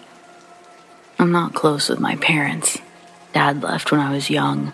Mom's an addict that I've recently dissolved my relationship with after multiple heartbreaks, lies, and relapses. This all being said, I'm realizing in my 30s that I have absolutely no clue about my family health history. So I have virtually no idea if I'm susceptible to diabetes, cancers, or any other genetic health condition I should be watching out for during this period of life. Besides addiction. I'm sure I got that one, so I've never bothered to test it. Anyway, I haven't really thought about this part too much until recently. I finally reached the age where they'll be poking around down there, if you know what I mean. So, at my doctor's appointment, the doctor asked me about my father's health. I said I don't know. He gave me a wince and apologized, but that truly didn't bother me. I could give a fuck less about my dad, but it would be helpful to know if he had any scary health problems. After that appointment, I drove home. I experienced something that I've been experiencing. My wife was still at work. We live in a one-story rambler. The front door enters into our living room, and we have a big 85-inch Samsung TV stationed on the wall across from the door. It essentially acts as a black mirror when it's turned off. Walking in, I unconsciously glance up at the dark screen. In its reflection, I can see the couch down to the edge of the coffee table. I also notice a person standing next to the arm of the couch. The screen isn't a vivid reflection, but it's enough to clearly see the figure standing there. I blink and squint, and it's gone. This has happened before. And to unspook myself, I try to believe that it's some eye goop that's clouded my retina, and continue about my afternoon. Like I said, this wasn't the first time I saw someone standing in the black reflection. I'd say it's been a solid 3 months of me seeing these shadow entities more frequently, and they're not all in the reflection. Several weeks before I even made an appointment with my doctor, I opened the door to the closet, and I felt the pressure of a cat walking through my legs, out from the open door. The sensation made me look down, and I swore I saw a black tail disappear behind my denim jeans. We don't have any animals. I don't know if I'm alone here, but I'm sure that we've all seen things that we think are shadows out of the corner of our eye, once or twice. Again, I'd just chalk those up to that pareidolia thing. But with how often I've been seeing these things, and how they're not just immediately vanishing anymore, I'm scared this could be a mental health thing, which is another reason I've been establishing care with a doctor. I don't want to scare my wife, and I really don't want to tell just any doctor that I'm seeing things. But I haven't experienced any other hallucinations outside my home either. I'm not really sure which route to take as of right now, but I know that I'm not feeling good about these things. I never put much stock into the paranormal, but at this point, I guess it could be a relief. Has anyone ever experienced anything like this? Update. First of all, thanks for anyone who read this and either gave advice or just offered sincere words. I really appreciate it. Secondly, apologies because this update is actually going to be likely longer than my original story. I'm sorry for the delay, but I did end up taking the advice of a lot of people, which was that I should let my wife know what's going on. I kinda knew this was the right move, but understand I was just genuinely afraid of making her afraid, but you all are right. If there's something wrong with me, she needs to know. And if there's something wrong with our house, she needs to know that too. Needless to say, she initially handled it super well. In fact, things just got a lot more interesting. and I guess less scary for me. I told my wife about the stuff I'd been experiencing, and when I mentioned the cat, she stopped me, grabbed my arm, and said, "No way." I wasn't sure if she was just excited about the story or what, but I told her, yeah, for sure, that happened. Before saying anything else besides, oh my God, she gets up from where we're sitting and grabs her phone. She puts the phone on speakerphone and sets it between us, and that's when I see she's calling her best friend, Jess. I'm confused, so I ask her what she's doing, but before she can answer, Jess answers the phone, and as soon as she does, my wife asks her to please retell the story of what happened to her 3 months ago when she was staying with us. The first thing Jess does is scoff a little and asks my wife, "Oh, so now you believe me." But then she goes right into the story. Jess was staying with us a couple of weeks, visiting from Massachusetts, where my wife and I are originally from. Well, apparently while Jess was here, she had an experience. Both my wife and I were at work, but Jess was getting ready in our room. My wife has a big vanity in our bathroom, which is in our room. While she was sitting there doing her makeup, she felt something brush against her leg. Knowing we didn't have any pets, Jess said that she screamed right away, and then when she looked down, she saw a black tail between her feet. It quickly disappeared behind her the moment she looked down. Only, there's nowhere for anything to disappear to. She said the bathroom door was closed, so she expected to see something running around. After doing a few 360s, she sits back down and calls my wife to tell her the story. My wife thought that it was weird, but figured it was just her friend being in a new space. Maybe it was the tie to her robe, or a towel, or any other number of things. She even suggested her friend dropped a makeup brush, which then brushed against her leg, all of which Jess shut down the first time and continued to shut down on this call. When my wife told Jess about my experience, she kind of freaked out. She made me tell her my story from the top. And when I mentioned the TV shadow not being a one-time thing, she flat out told us that our house was haunted or something. So, I guess that's about where we've landed. I'm a lot less afraid for some reason. Like, I know this is technically terrifying, and neither my wife or me really know what to do to resolve the problem, but I really wasn't looking forward to losing my mind.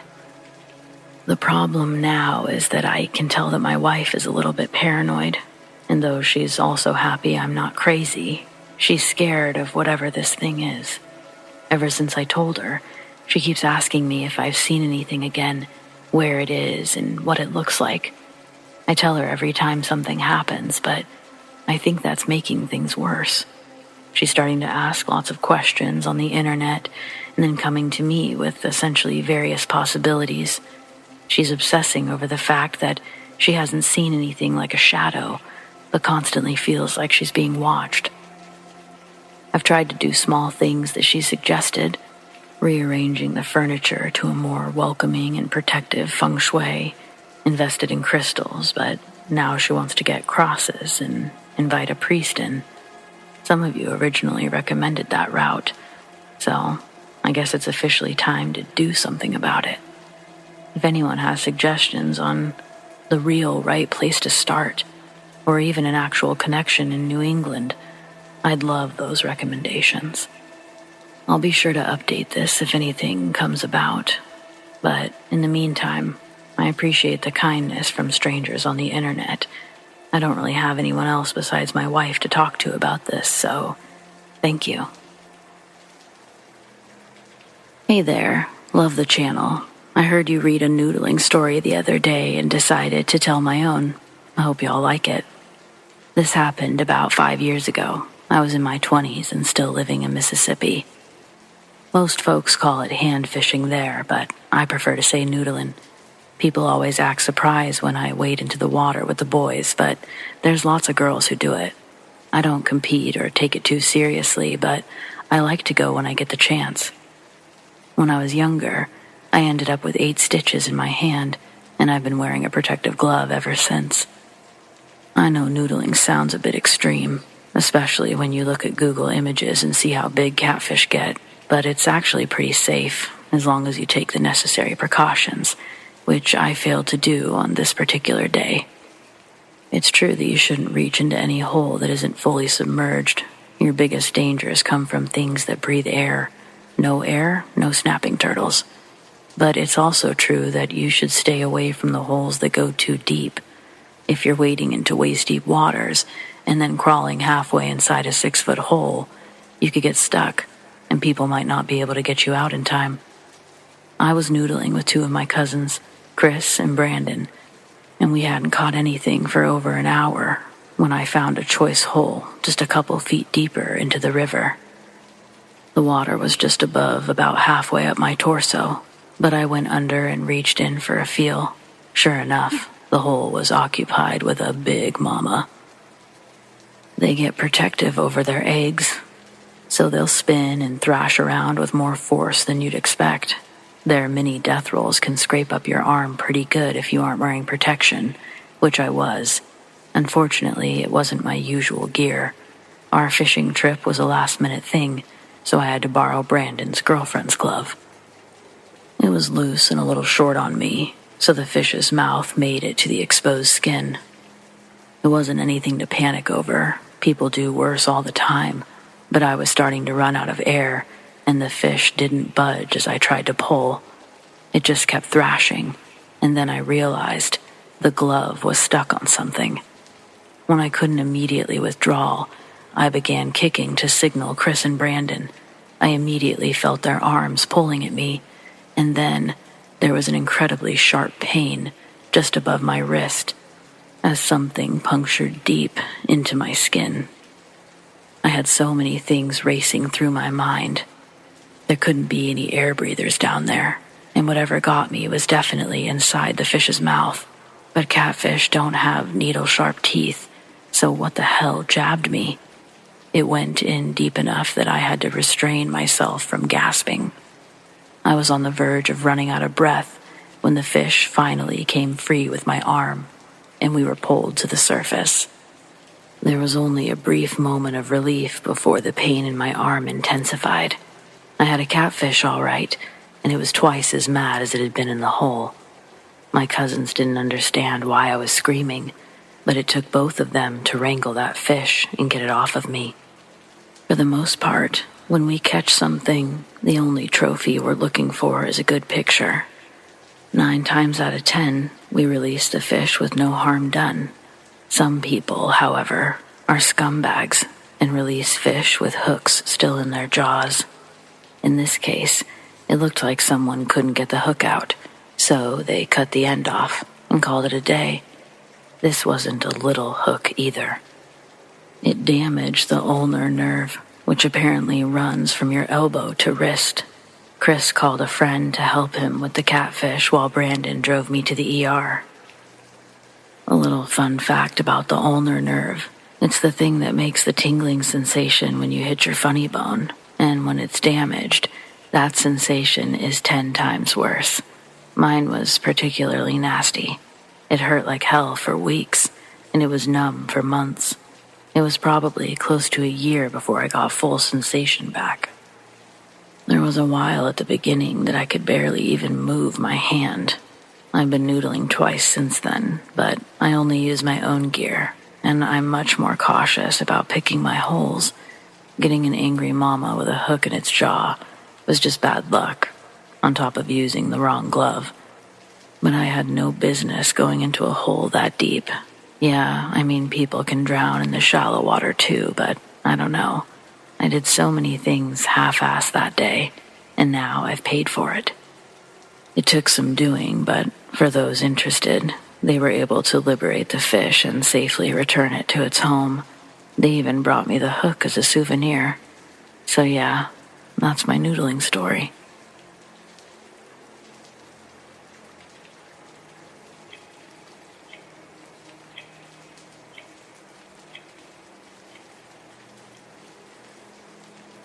I've had a few experiences, but this one happened not too long ago.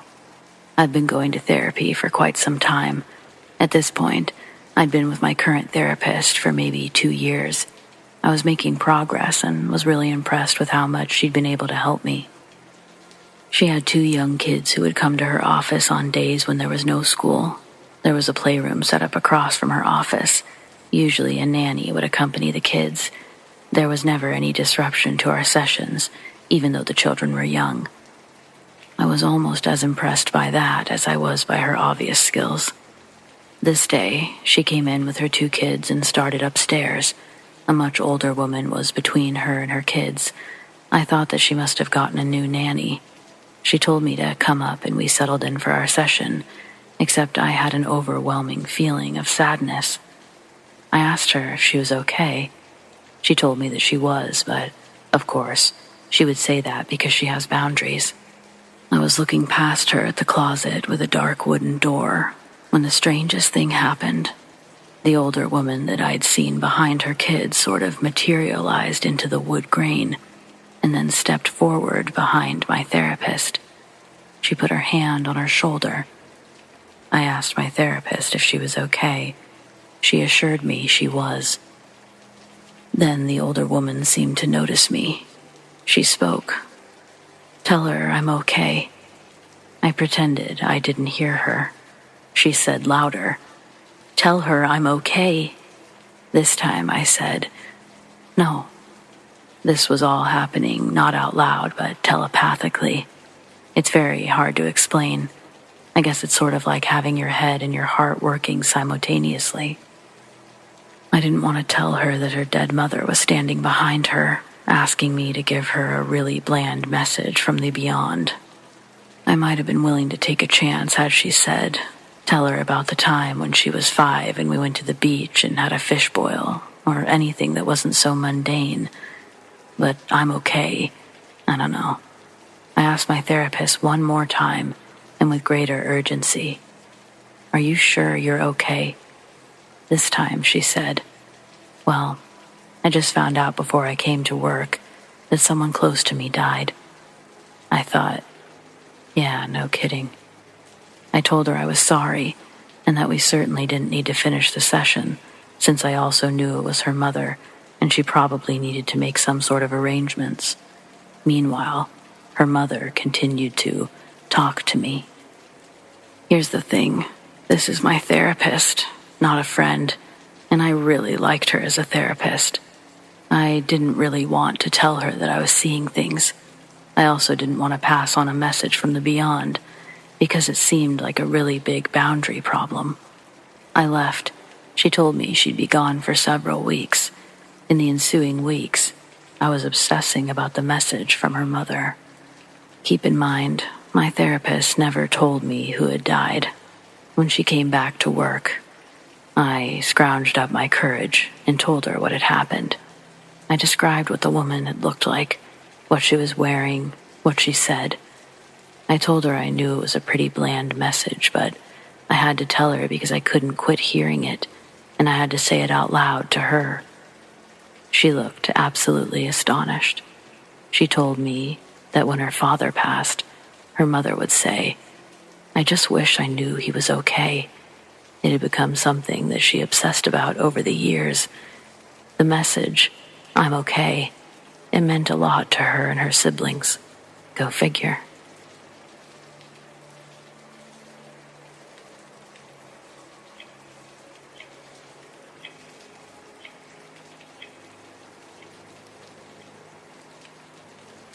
Once, hiking between trails in McKinleyville, California, I stumbled upon a rural ranch property. My intention was to cut through one trail that would just lead me back to the road where I parked my car originally. However, I'd gotten myself lost. I decided to keep walking in the direction I was headed because I thought I'd heard someone. This being the 90s and no cell phones, I was hopeful that these people would help me find my way. I spotted 2 young men standing behind a barn-looking structure, smoking what smelled like marijuana. The whole area smelled like marijuana. The older of the 2, he made eye contact with me and alerted the smaller boy of my presence. Just as I started in their direction, the smaller one ran to an unknown destination, while the other one told me to get out of there.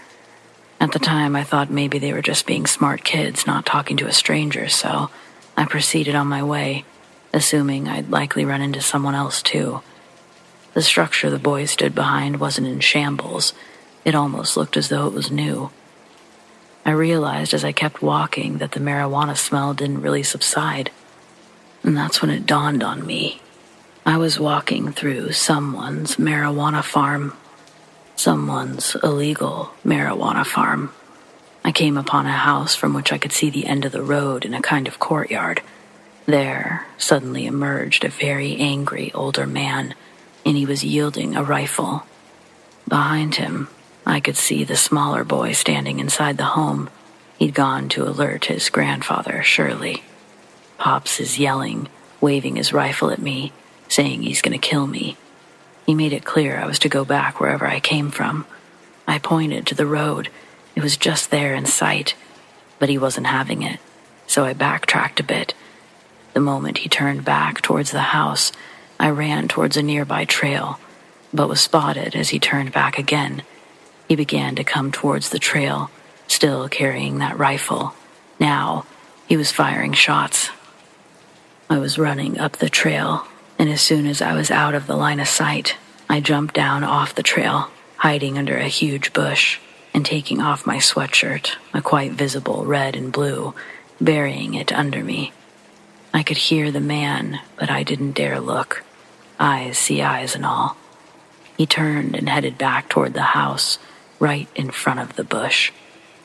After several minutes, I made the hike back in the direction I'd originally come from, far away from this man's house and those kids. I could swear that on the way back someone was following me. I'm even more sure of it now, knowing how vast those woods are and how highly illegal that shit was at the time.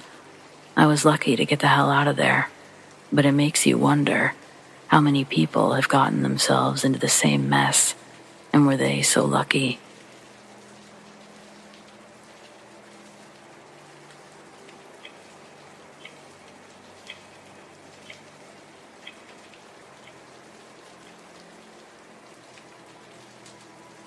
I was with a new friend from work, walking up to his front door. I'd been there a few times.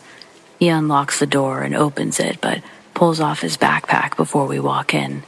He's digging inside his bag when I look into the house and I see what looks like a dog. I ask him, "Did you get a dog?" "No." He looks up from his pack and his face drops. We take a couple of steps inside the house and this thing sprints towards us. Like any dog that gets excited when its human has come home. As it got closer, it became immediately clear to me that this was a ghost dog. It looked like a moving pencil drawing in mid-air. There was no temperature change or anything to alert your senses, aside from seeing it.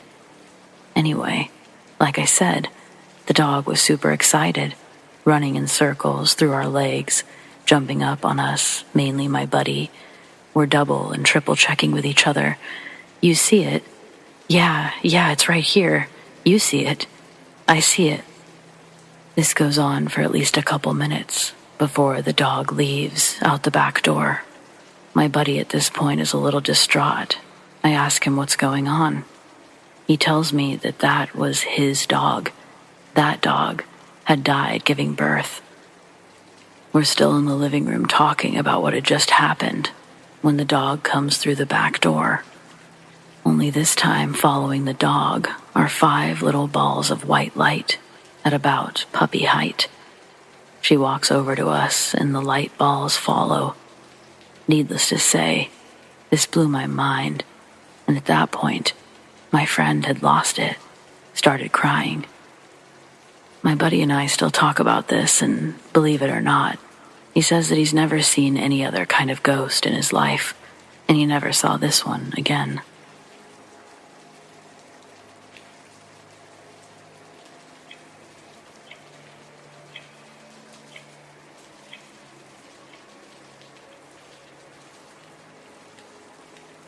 My buddy sent me a link to post this. I was a member of my church's Boy Scouts, and no, this isn't a story of me being touched. I really wish I didn't have to preface this, but sorry if I killed your anticipation. Actually, if you were secretly hoping I was about to tell you a story about that, stop reading and get out of here, you sicko. Okay, now that all the pervs are gone. When I was in 3rd grade, the pack that I was in was called the Bear Scouts. Our den consisted of 7 boys, other 3rd graders who attended my church. Our badges were themed to our name's likeness. Already earning 2 of them, I was eager to obtain my 3rd, the Bare Necessities badge. Our pack leader scheduled an overnight camping trip with the troop. The pack leader was named Jojo. He was someone who had earned first-class honors within our pack. Along with him was a teenager working for his Eagle badge. 2 very capable people kept a consistent, vigilant eye over us, and I still managed to get lost for almost 24 hours. I was lost within the first hour of arriving at our destination. Instead of learning how to build a fire, my fellow Bear Scouts spent the day and night combing the forest for me. I don't think anyone earned anything towards any badge that trip. There's not a search and rescue badge, and even if there was, they didn't find me. Thankfully, a hiker's dog found me the following morning. What's crazy is that when my troop returned home, they never informed my family of the real incident. I don't know if that was their attempt to cover it up or what, but they left a nice write-up for my parents saying that I had run away, intentionally abandoning the pack. That's not exactly how it happened, though, and I was never able to fully explain my side of the story. I can understand how, to a third party, it may have looked like I just ran headfirst deep into the woods, but they apparently didn't see what I was chasing. So, here's my story. Miles of driving in a cramped church van led us to the thickets of Yellowstone National Park, a part that's reserved for events like this. We all jumped out of the van and went into our respective directions, eager to use nature's restroom. After I shook off, I heard one of the boys call my name. The voice sounded like it came from in front of me. I waited a few seconds until I heard the same voice call out my name again. There was a tall bush directly in front of me that I had pushed my arms into and tried to spread apart to peer through. On the other side, I can see one of my fellow Bear Scouts. They're wearing a vest like mine, but facing away from me. They start moving their arms in a clock-like manner. They gesture for me to come over to that side. Before I can fully get through the bushes, the scout starts to jog further into the brush away from me, so I followed, assuming the rest of my pack was doing the same. As I pushed my way through the bushes, following the scout's lead, the forest seemed alive with whispers. I'm sure it was just the wind, but it felt intentional, like words could be found in it if you could just listen to it carefully enough. The voice calling my name grew louder, cutting through the whispers and silence. I quickened my pace to catch up with the scout, but as I ventured deeper into the woods, a strange unease started to replace that excitement I was feeling earlier. The trees loomed overhead, their branches intertwined, creating a dark canopy that blocked out most of the sunlight. The air grew colder, and a faint mist began to creep along the forest floor. It was as if I had entered a different world by following this scout. Perhaps this was what he wanted to show me. An area untouched by man. But then I have to question, where was the scout? I called out to him, but my voice seemed to disappear into the eerie silence of the forest. And that's when I considered turning around and going back the way I'd come from. As I realized I had lost sight of the scout, I also realized I didn't recognize the area around me. Panic started to well up within me. Alone and disoriented, I stood still. My heart was pounding in my chest. That's when I heard it. Clear whispering. It was soft, haunting. It sounded like it came from all around me. My name was being whispered, over and over again. But the voice became distorted, unnatural. It sent shivers down my spine. I couldn't shake the feeling that something was terribly wrong. With no other choice, I tried to retrace my steps. But the forest, it seemed to twist and change. I was taught to identify markers on a trail or leave a trail of your own. I didn't do either of those things on my way in. I did know I needed to find my way back to real noise. I just needed to listen for the troop and follow their voices. But for whatever reason, I couldn't focus on anything other than the whispering around me. It was my name, followed by words I couldn't figure out, and then back to my name again. They grew louder. Despite me thinking I was running away from them, they echoed in my ears. Shadows moved around the trees. I could swear I saw glimpses of figures moving just beyond my line of sight. This place had become a maze. I knew I needed to get out. I mustered all my courage and just started running, blindly following the faintest glimmers of light that peeked through the dense foliage. The whispers, though louder, they were also more urgent with every step I took. I found myself screaming just to drown them out. I was also hoping my troop would hear my screams and investigate. As I'm running and screaming, everything goes white and then black. When I came to, I was sitting against a tree, and it was dark. This was incredibly disorienting. Hadn't the day just started? Where was I? I couldn't move, but I didn't understand why. I laid there a minute trying to figure out what had happened. The last thing I could remember was running and screaming. Suddenly, I knew that I could move, so I attempted to stand up, only to realize I was going to throw up, and I did, everywhere. But then I felt much better. Sure, still stranded in the dark, but I saw light. It was in the distance, but I knew that I could make it to the light. After running in the dark for what felt like an eternity, the light didn't seem to be getting any closer, and once again, I found myself completely lost and helpless in the forest. It could have been the kid in me, but I was exhausted, and I just stopped moving, sat down, began to cry. And then I heard the whispers from earlier. I covered my ears, hoped my crying would drown them out, only they got closer again. I could now feel something around me, stalking me. Out of nowhere, I feel this pressure in my chest, almost as if someone is sitting on it. But I'm sitting up. There's no way for something to press against my chest. Still, it made it hard to move. I was crying, attempting to stop myself in order to get some deep breaths, and then, just like before, everything went white and then dark. This time, though, I opened my eyes to see faint sunlight. It was warm, and it made me almost forget about my situation. Then, I almost jumped out of my skin when I heard something running towards me. Snapped out of my sleepy state real quick. Back on my feet, I tried to move away from the sound, ducking behind a larger tree. From my new hiding spot, I realized the sound I heard, the thing running in the woods, was a dog. I don't move, but regardless, the dog spots me and starts in my direction. Then, for the first time in ages, I hear another human's voice. This one feels real. The dog was now sitting directly in front of me. The man's voice grew clearer. It sounded like he was saying Rudy over and over. The dog would bark when he did, and then look back at me and bark again, repeating this until the man reached us. He looks at me, clearly shocked to see me. He asks me if I'm the one separated from my group.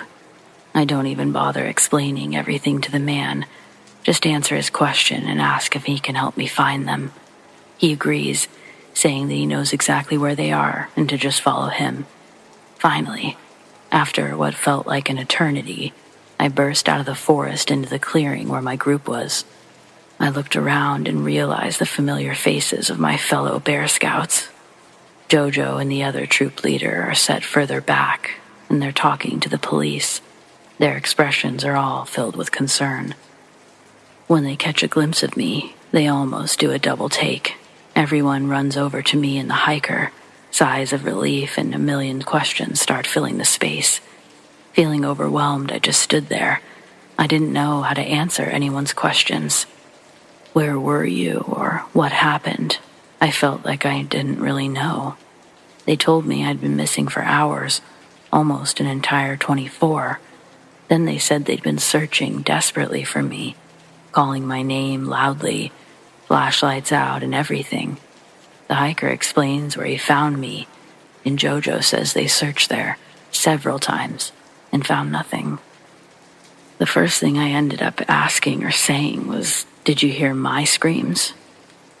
Everyone was quiet for a moment, and they said that they heard lots of things, but they never heard my voice out there. This was followed by people over-talking each other, but I heard one of my fellow scouts say, "You were following the boy, right?"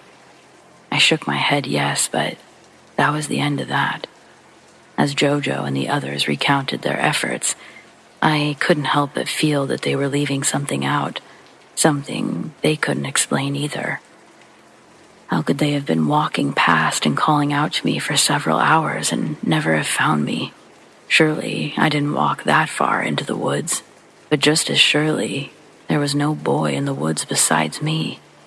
I was sure that whatever I saw, whatever the other scouts saw, it wasn't a real boy. Does that mean I know what it was? Absolutely not.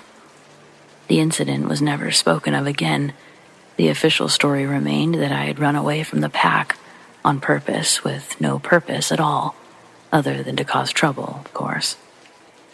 But deep down, I knew the truth.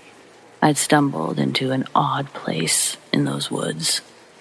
The experience sorta changed my perception of the woods, not really for the better, and I guess of whispering. They're both just really creepy to me now, and I definitely don't venture into the woods alone.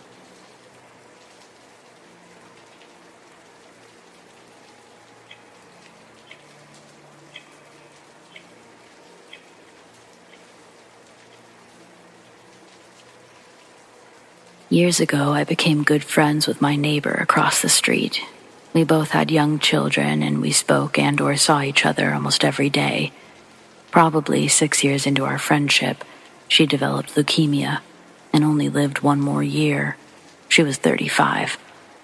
One day, I was looking out my front window, and I saw the car she used to drive pass by, turn around, and then it pulled up to the curb in front of her house and parked.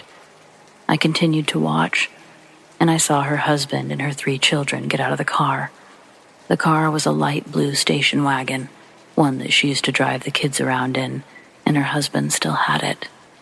As I continued to watch, I saw her husband and the kids walk up to the front door of the house and go in.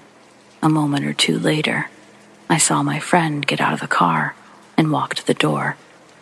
I couldn't believe what I was seeing, but I knew for sure that it was her. I knew because when she got to the front door, she turned, looked at me, and waved. Then she, too, went into the house. I think she was telling me that everything was okay. I'll never forget that.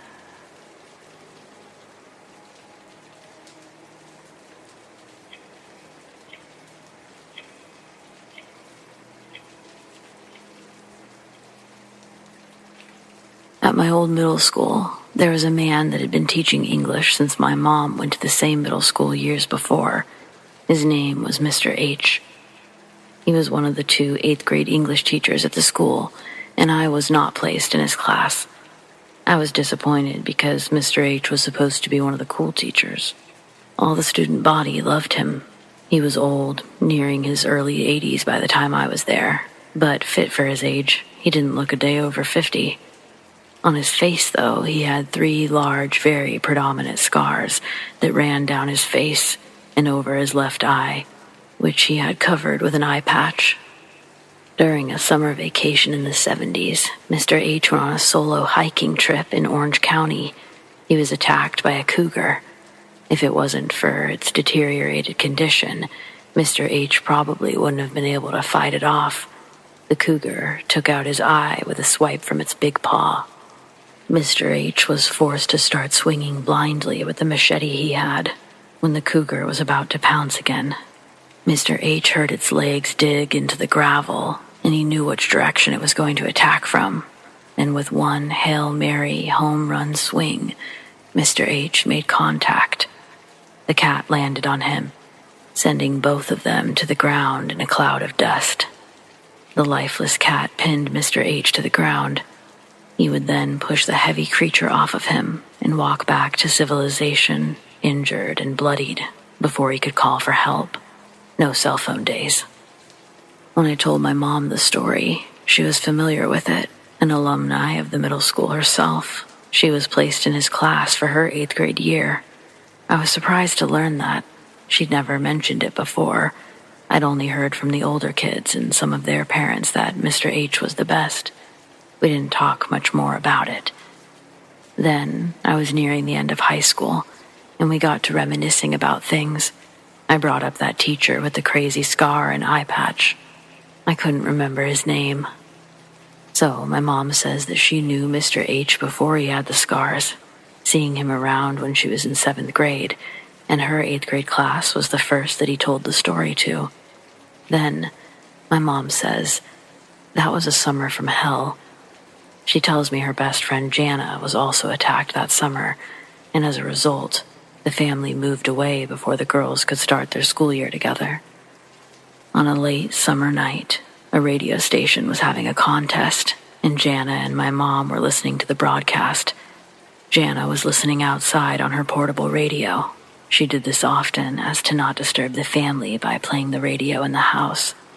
Her plan, as she explained it to my mom through whispers over the phone, was to just run inside and use the phone if she knew the answer to the questions.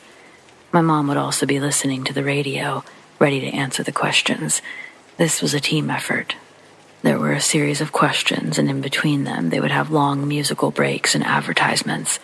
So while they waited for the DJs to come back on the airwaves, Jana decided to leave her gated patio deck and walked out to the front yard, where her and her mom were planting vegetables in a little garden.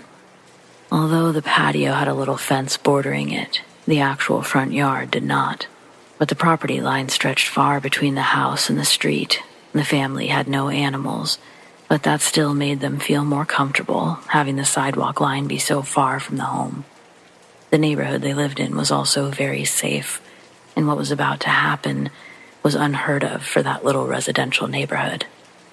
While Jana is in the garden, she became distracted with the music and digging in the dirt with her small metal rake, when suddenly, the back of her shirt gets pulled with such lifting force that she goes from her hands and knees straight onto her back. Looking up, there's a man standing over her, staring at her through a paper bag mask with 2 holes ripped out for the eyes. Just as Jana is about to gather air in her lungs to scream, the man leans down, covering her mouth with his hand. He was wearing leather gloves, and the thick material began to smother her as he was trying to pick her up and take her to his car parked on the street. Jana still has the gardening rake in her hands, and using all the energy she has left, she thrusts it up through the paper bag mask, easily tearing into the material. The sharp prongs embedded themselves into the man's skin, deep enough for the rake to almost be pulled from her hand when the man dropped her back down. But as she fell back down into the grass, she held a tight grip on the handle of the rake, and it dragged down the man's entire face, shredding the mask and his flesh as he turned to run away. She never saw what he looked like, and she had no description for the police when she called to report the crime. The only evidence she had to prove her story was a shredded paper bag attached to a gardening rake and a vague description of the car. The incident traumatized Jana, and she didn't want to leave her house for the rest of the summer. My mom would always have to go to her house and hang out with her inside, with the few times they got to hang out before Jana left. My mom says that she would recount the story over and over, trying to figure out some missing piece. She never did figure it out, just a painful memory that caused her to live in constant fear. After telling me the story, it's kind of quiet. I don't know what to say. It sounds horrible. Then my mom asks if I think that her story and my story share similarities. Mr. H was a smaller-built man. He was never extremely athletic, even in his youth when my mom attended school. Had he really fended off a 200-pound animal? rumors began spreading around school that he hadn't traveled to Orange County that summer. Kids that weren't in his class telling other kids they'd spotted him around town sometime over the summer. Those stories could have easily been fabricated for attention, and many kids didn't buy into them. But as my mom would gaze at the side of his head while he spoke in class, the scratches were still in the beginning stages of healing when school had started. My mom said they looked pretty identical to what the slashings of a gardening tool could have been. She remained suspicious, and I mean she remained suspicious for a very long time, without my knowledge. My mom had called the school and specifically asked for me not to be in Mr. H's class. This being a touchy thing, and knowing that I'd see the guy every day, that he was well liked, my mom didn't share all of this until I was in high school. While I was there, he outlasted any staff that had suspicions of where he'd gotten his injuries on his face that summer, and he was able to fully lean into his story for years. But what do you think? Once upon a time, when I was young and dumb and extremely drunk, my college dorm mates and I decided to make a Ouija board and contact the spirits that we suspected lived in our large old dorm building. We had heard stories, which turned out to be true, that our dorm had been many things before the city sold the building to our school for next to nothing, because no one else wanted it. The stories went like this. Our school had been an old TB hospital originally. This story was bolstered by the fact that we had a crematorium in the basement, complete with 2 large, dark, people-cooking ovens. This door was always locked, but we'd gotten in there to view this macabre wonder several times.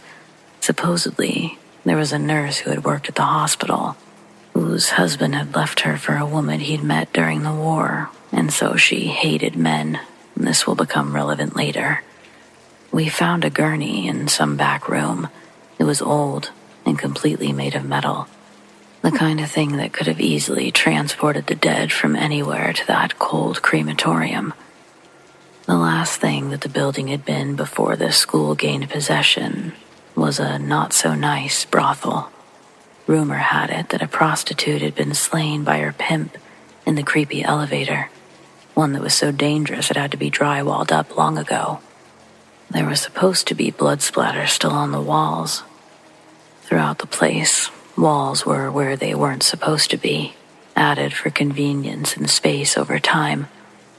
The basement, which was a series of small rooms, had once been one big room, with only the crematorium as an extra body storage. The nursing station was on the 2nd floor, and those rooms were safer. Rocking chairs rocked, posters stared, etc. We decided to contact the spirits of the dead the hard, drunk way. No store-bought Ouija board for us. We got a large piece of wood that was cut into a square, and we cut our hands like lunatics and drew the letters in blood. Then we used a convenient shot glass for the planchette and got about the business of contacting the dead. It moved, of course, and everybody blamed everyone else.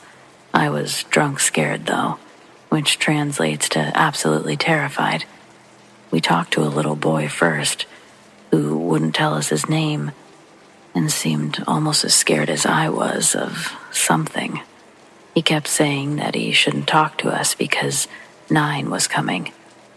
We laughed, accused each other of messing around with the thing, and kept going. Because you're chicken shit if you don't, right? Eventually, 9 showed up, and I don't remember a whole lot about what that thing said, but I do remember that it hated on this one guy in our group so much that it was noticeable it didn't appreciate his presence. He was super cute and went through girls like people go through tissues when they have a bad cold. We disbanded our little Ouija experiment soon after that, going our separate ways to our separate rooms. That night, that guy, the one that 9 was hating on, had a nightmare. It was loud enough to wake us all. He said that thing visited him in the night. It claimed they were watching him. and were disgusted by him, going as far as choking him to the point that he thought he was going to die. She was wearing a nurse's uniform.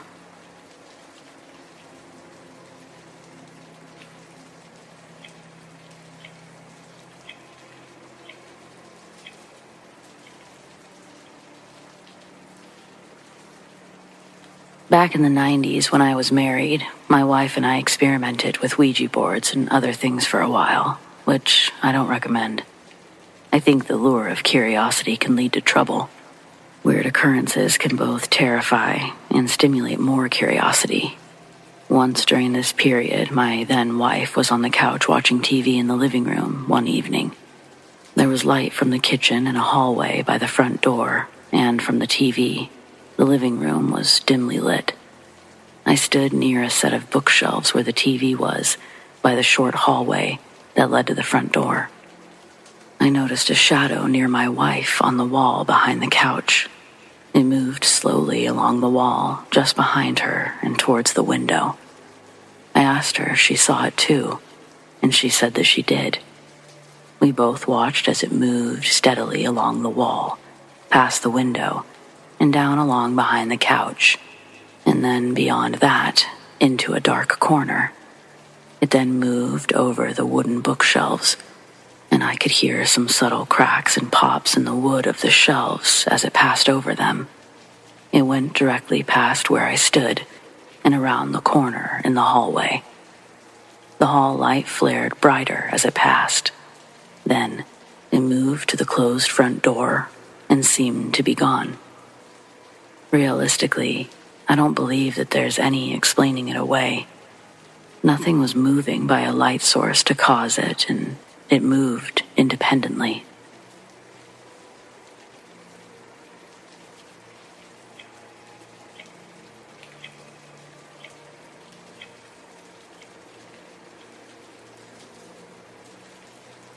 So I've got a question for the men out there.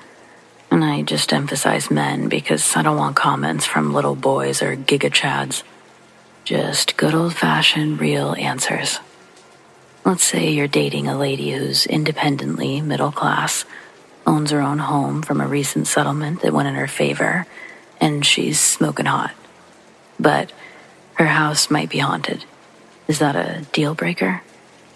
Over the years, after my first marriage dissolved, we were married young, I've only seriously dated a few men off and on, all ending after they'd visit and spend time here. My first husband was a writer. We purchased our house in 2013. It's a few hours to get anywhere from any direction. Originally, the isolation was preferable over our flat in Queens. It was less than a month after moving our stuff into the house when activity started. Disembodied footsteps walking through the wooden halls while both of us would be sitting downstairs. Doors would open and close on every floor, not simultaneously, but it's as if they were living alongside us, going about their days and nights as we did ours. The radio and other electronics have turned on randomly. The radio specifically, though, has turned on at 2 different times when the station was playing a certain song. Both times the radio turned on, it was while the house was mostly quiet, so each time it happened, my attention honed in on it. Neither of us had a problem with it, though. We embraced it a little by naming the spirits. Because this house is old as fuck, we named them Ethel and Jim. It feels like there's 2 of them living here. Sometimes the female voice we dubbed Ethel would whisper in the kitchen and open the cupboards, but the heavy footsteps we believe to be from the one we named Jim. Since the divorce, I've continued my coexistence with them in harmony. All in all, however, these happenings are rare and genuinely insignificant to daily living. Listing the occurrences bunched all together like this makes it sound like I'm living in a carnival funhouse. I'm not, I promise. The spirits and I do not communicate. In all honesty, I did try once, though, and I really didn't like the way it made me feel. I don't want to go off on a tangent, but if I'm going to attempt to enlighten, I need to be outright with my experience, if only to ward off the men from the boys. I was once leaned up against the wall of the dining room reading a book. On the wall next to me, I hear a soft bump bump. For reasons unknown, I'm compelled to make a fist and replicate the bump bump pattern back on the wall. As soon as I do, it's like the vibrations of the room shook with panic. Dread instantly filled my chest. It felt as if I'd broken something. I became paranoid and swore that I heard footsteps leave the area I was in, like I'd scared them. I decided never to try that again. If you've reached this point, congratulations. You've lasted longer than a few of my most recent relationships. But for reals, aside from me being this hilarious, my question to the men, do you see all of this and think red flags? Should I just start acting just as surprised as them when shit happens? Like I haven't already named these ghosts? Honestly, I'm not a witch who lives in the forest. If you can assist me on these questions, I'd be forever grateful. Bonus if you know a potential suitor in the lower state of Jefferson, known as Northern California and Southern Oregon. Please send him this for me. And thanks to anyone else who read this too.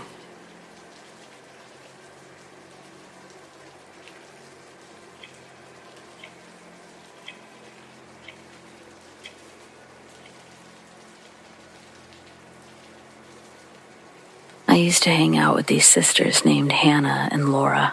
We couldn't go anywhere without them stealing something, spitting on something, or offending someone in some way or another.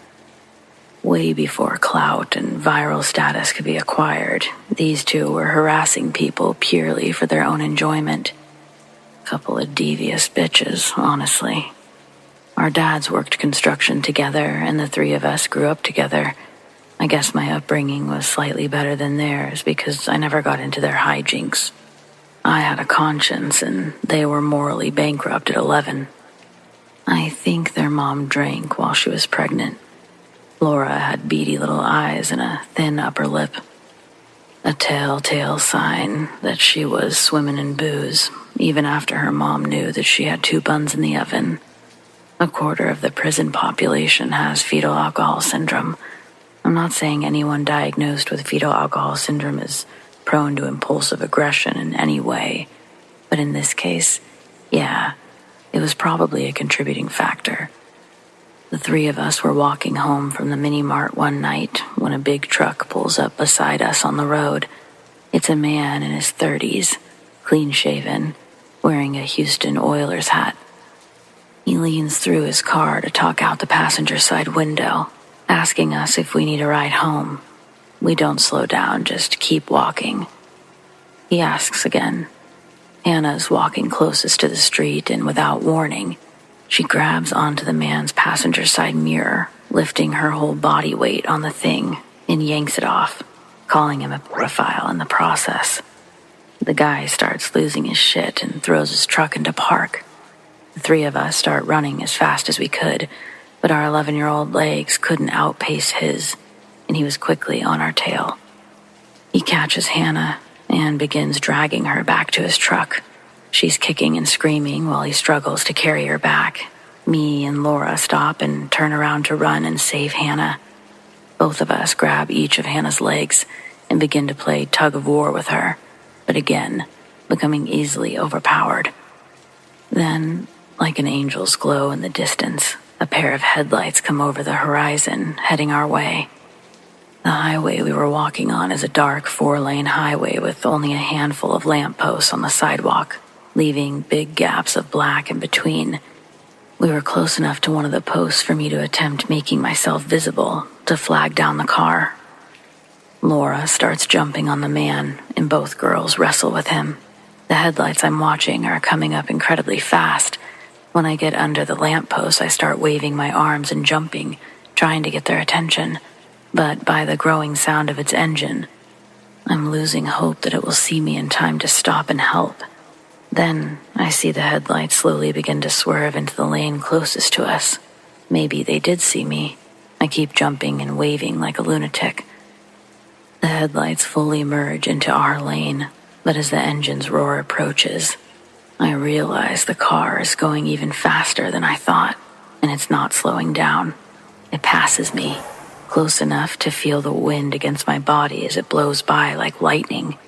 Then, it was the blink of an eye before I heard the deafening sharp sound of metal bending. The sports car that passed me had flown straight into the back of the parked truck, going easily over 100 miles an hour. This gets the attention of everyone, including the man. No one is scuffling anymore, but as soon as the man sees what's happened to his truck, he's running in the direction of the flames. Hannah actually goes to chase after the man, but Laura stops her. I was just standing there, in shock. Both girls are trying to break me out of this trance. I could hear their muffled voices, but more than anything, I could hear the crackling of the flames, and I could smell smoke. We needed to go find help, I thought. Finally, I snapped out of it when I saw that Hannah and Laura had already started running in the direction of home, not help. I watched as they ran past the accident and disappeared around the bend without me. This was 2000, so cell phones existed, but none of us had one. However, the man must have had one on his person, because I could see him holding something to his ear as he angrily paced back and forth. I either had to pass this horrific accident and follow those two jokers back home another 2 miles, or double back less than a mile to the mini-mart. I chose to run back to the mini-mart. They let me use their phone. As I told my parents what happened, I saw the store clerk take out his own cell phone and call 911. My parents came to pick me up, and on the way home, they actually stopped at the accident site, proceeded to drag a police officer over, where they made me explain everything in detail again. The police told my parents the driver of the sports car didn't make it, likely died on impact given the speeds they were traveling. The police were, however, still looking for the driver of the pickup truck. He was a wanted man, as they put it. I learned later that the man who originally stopped us was out on probation, had served time for some serious crimes against women and children. That day, though, he was wanted for murdering the owner of that truck he'd been driving. So, I guess he wasn't calling the police on his cell phone. Even at 11 years old, I knew I dodged some major bullets that day.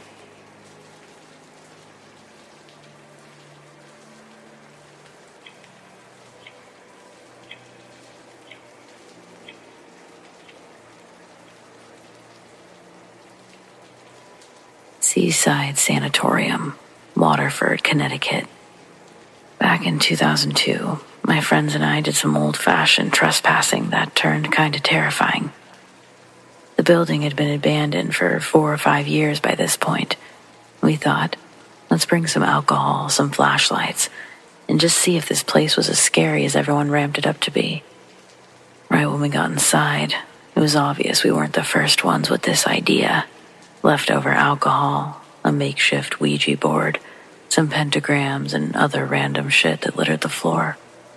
After messing with that stuff, we decided to explore in 2 groups, each on opposite ends of the building. When we regrouped, our flashlights, the ones with fresh batteries, started to flicker.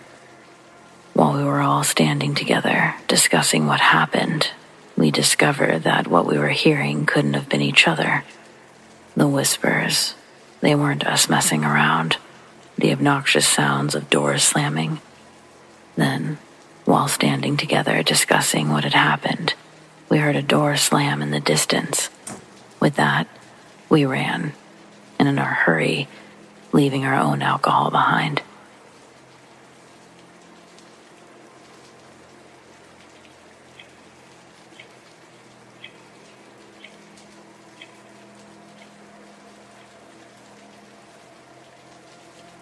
Dear Mom Squad, I do seek advice, but I'm keeping this anonymous, for reasons I hope are obvious or at least understood. My daughter, who we'll call Allie, is about to turn 13. Yikes. A little over a month ago, she really started grilling me about how she managed to get a set of scars, 2 distinct lines stretching from her left shoulder to the middle of her neck, with no recollection of it. For years, whenever she'd look at them in the mirror and ask, I would remind her that she'd fallen off a horse and gotten a concussion when she was 6. Thankfully, the brush she tumbled into was easy on her bones, but the thorns weren't so nice to her skin. 7 years later, she's looking through a more investigative lens and starting to ask real questions while understanding the world around her. I do my best to answer truthfully. Recently, she asked, if I fell into thorn bushes and hit my head, why don't I have more scars on me? I say, guess you got lucky. However, she's right. The scars aren't from a horse accident. I'm sure there would have been more scars. But I've told the same story for so long, I can't change the narrative without fully coming clean. What is true, Allie was 6 when she received the long cuts down her shoulder to the middle of her neck, and she did sustain a very serious concussion during the incident. She had to receive over 30 stitches and almost bled out on the way to the hospital. Her eyes opened in the ambulance. Then, her heart stopped for a short amount of time. She was brought back to life at the hospital. Allie thinks that her memory loss was just a few days before and after the fall. But there wasn't really a fall. The real timeline was over 12 days before it all happened. Her memory wiped completely of it all. We feared that she was possessed. The sweet daughter I once had became violent and loud. Her eyes even changed colors. We're not a religious family. We don't give in to the whole angel-demon idea, but it was undeniable that something evil had gotten a hold of Allie's spirit, and it wouldn't let go for 12 long days. She refused to eat, and her organs began to shut down. Doctors couldn't help. On the verge of death, I was desperate and I hired a psychic. After meeting with my daughter, they strongly recommended contacting the church. Jesus seemed to be the collective word with anyone we asked. We had no other choice, no options. I called right after the psychic left, and after a brief conversation, members of the clergy were at my house early the next morning. Allie glared at the men as they walked into the bedroom. I'll never forget that look. It was almost as if the demon was punishing me for bringing them in. Allie produced a razor blade. She'd hidden it beneath her tongue. That's when she leaned back and started dragging it across her shoulder and up her neck, cutting herself. It took me and both of the pastor's strength to wrestle the blade from her hand, all of us getting cut in the process. She fights back with incredible strength. We get her arms and legs pinned, and I call 911. While the pastors are holding her down, she starts banging the back of her head off of the ground until she knocks herself unconscious. Her eyes opened in the ambulance, but they eventually closed after she was sedated. Allie would spend 3 days in a coma. When she woke up, the color of her eyes were back to normal. She was confused, and that's when I learned that her last memory was from over 12 days ago. At first, she was scared, didn't know why she was hooked up to all the IVs. I quickly made up the story about the horse, and it seemed to work. She had horseback riding lessons every Tuesday, so it wasn't so far-fetched at the time.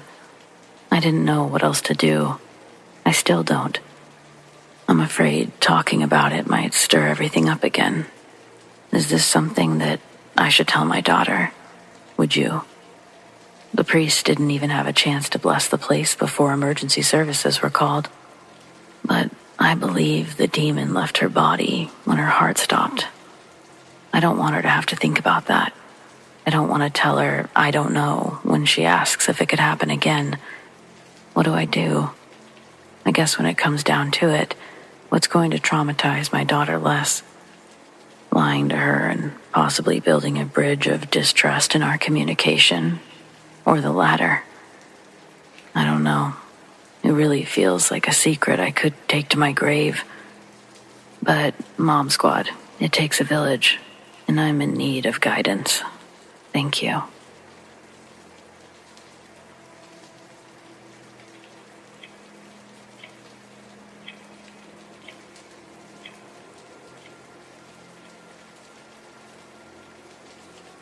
My first couple of years out of nursing school, I worked for a hospital near Pleasant Hill, Iowa.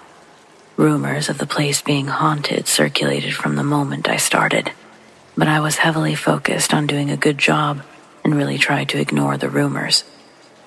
We started construction on the main wing of the hospital, probably halfway into my second year. During one of my shifts, I was walking through the construction area to get to the cafeteria. I saw a figure standing behind a section of long construction plastic hanging in front of me. I could hear him talking faintly. He seemed slightly distressed. Feeling kind of awkward, I moved the plastic to the side, fully prepared to excuse myself to the employee working. But there was nobody there. I quickly jumped back. The figure was gone. I skipped lunch that day.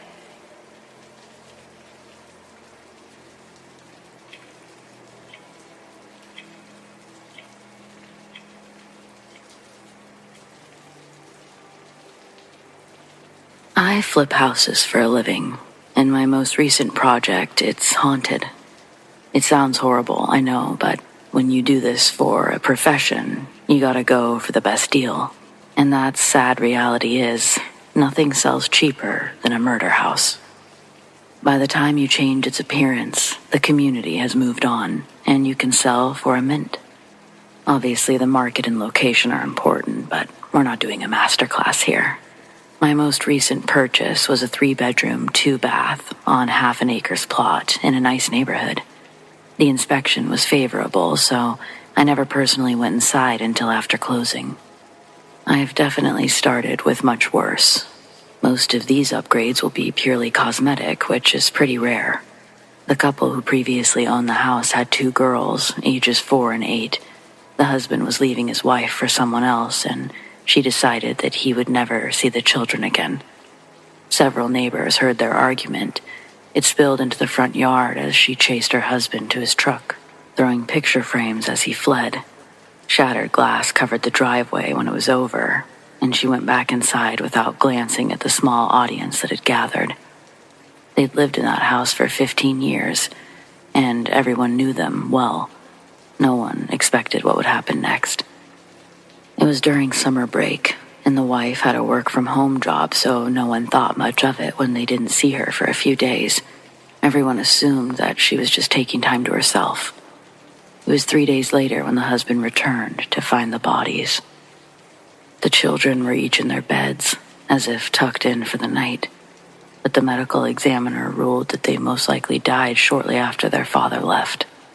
The youngest was drowned and moved to her bed, while the 8-year-old suffered multiple stab wounds that likely began while she was asleep.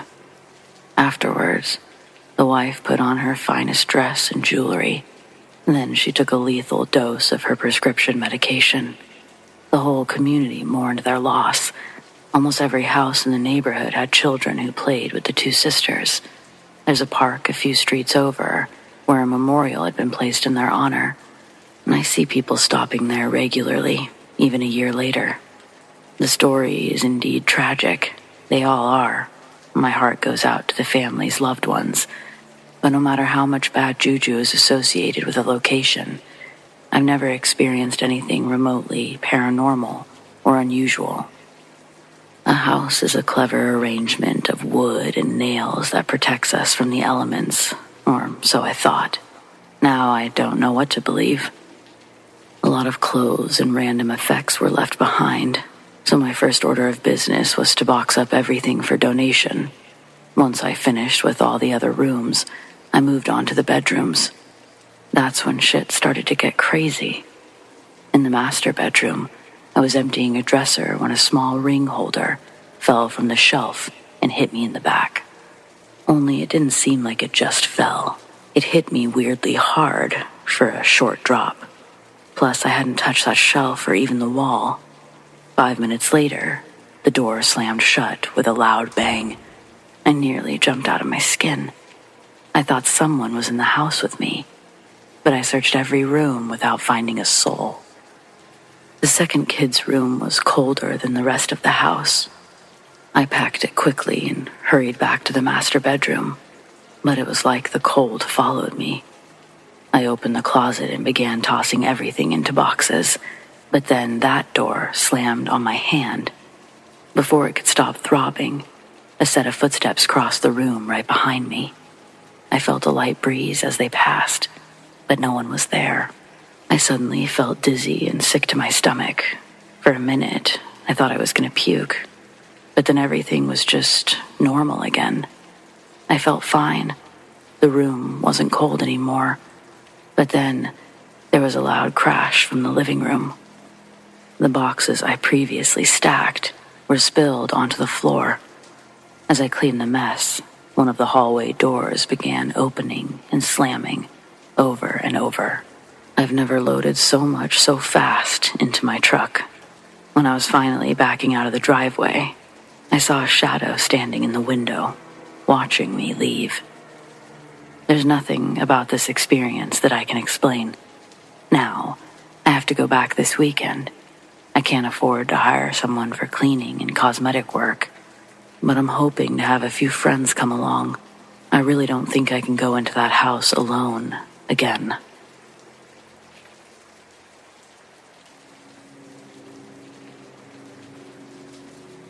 Just 1 year ago, I was on the computer at 11 p.m. while sitting at a desk beside a window. Mind you, I live in a ground floor apartment, so I'm used to seeing people walk by, but nothing like this. I had my headphones in, listening to music, when I hear some sort of unrecognizable background noise. I take off one headphone, then the other. The noise is then clearly coming from the window, almost a scratching noise. I was scared shitless at this point. The noise began growing louder. I finally grew the balls to get up and walk over to the window. I had to move the slat in order to see what was making the noise. I moved the slat ever so slowly, and I see a man face to face in the window. I was horrified. A burglar, serial killer, stalker. To make it worse, he looked so angry that I had noticed him. Oh, hell fucking no. Fuck. I think I said this out loud. I quickly flipped the blinds back, stand frozen in my room for 5 minutes. By this time, the noise came back. I quickly turned on the lights in my room, and I flipped the blinds over again to see the man running away. I then take the time to plan out what I'm going to do next, when all of a sudden I hear knocking on my neighbor's door, followed by a scream. Holy shit, I'm gonna die. I take a bag and a jacket, and I run into the hallway and out the side door, going to my friend's place for the night. When I get there, we call 911. They say they've already had a report for that address. I came back the next morning to find out that the man in the window had knocked on my neighbor's door, probably thinking it was mine. He punched my neighbor in the face, ran into his kitchen to grab a knife. Luckily, his friends were over at the time, and they tackled the man, holding him captive until the police could arrive. Had it been me, a teenage girl who was home alone, I don't think the story would have ended so happily. I don't think I'll ever forget how lucky I am.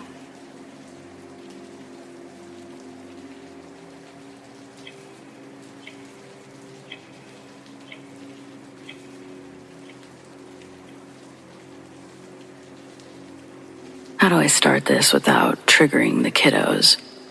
I was highly considering sleeping forever right off the tallest bridge that I could ride my bike to a few months ago. I was in a really dark spot in my life.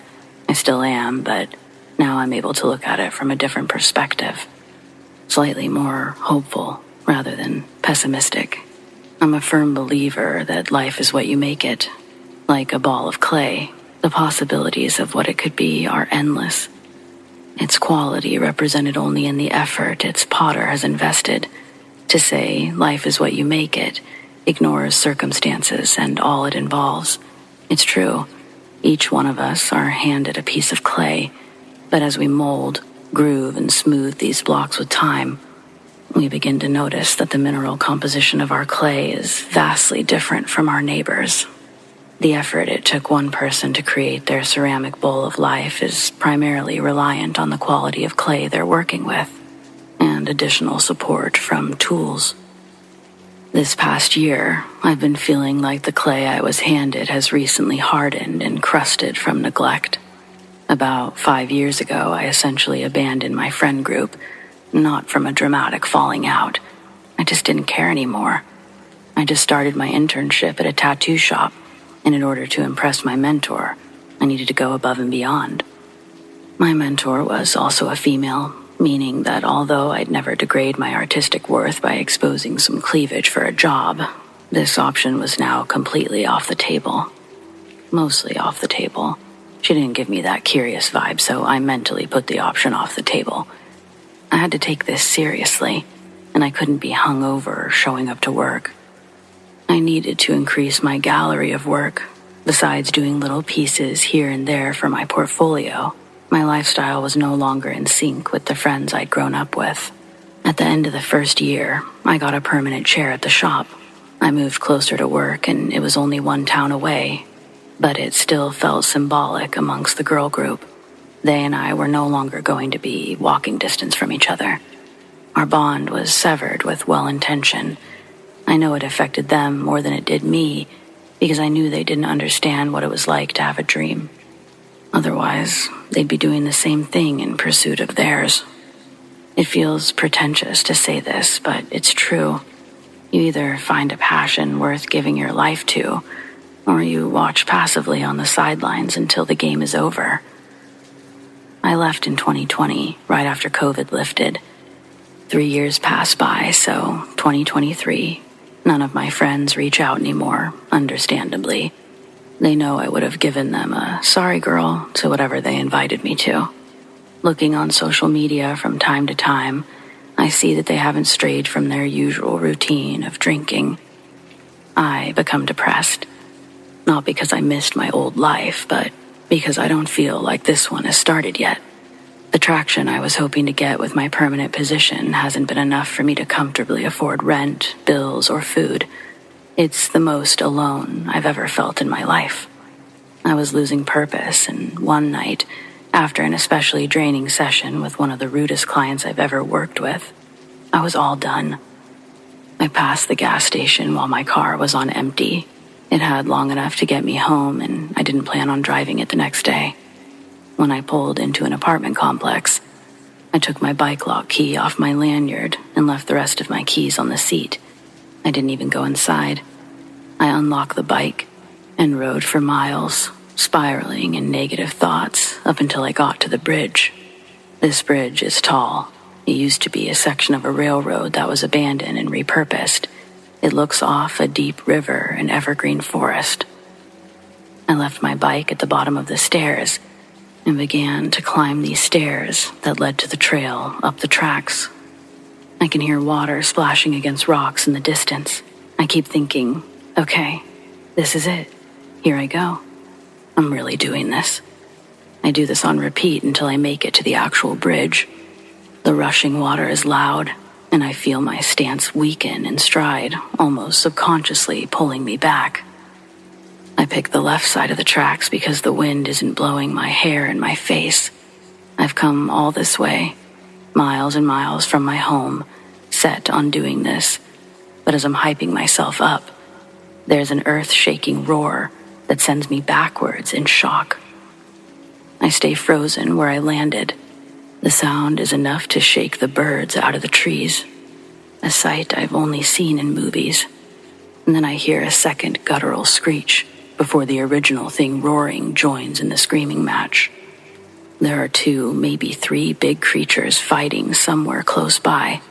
I think it came from across the train tracks, just like my side, besides the open bridge above the river. I'm on a dark wooded trail. The sounds of breaking rocks, tree branches, and presumably bones, they were all heard with disturbing clarity.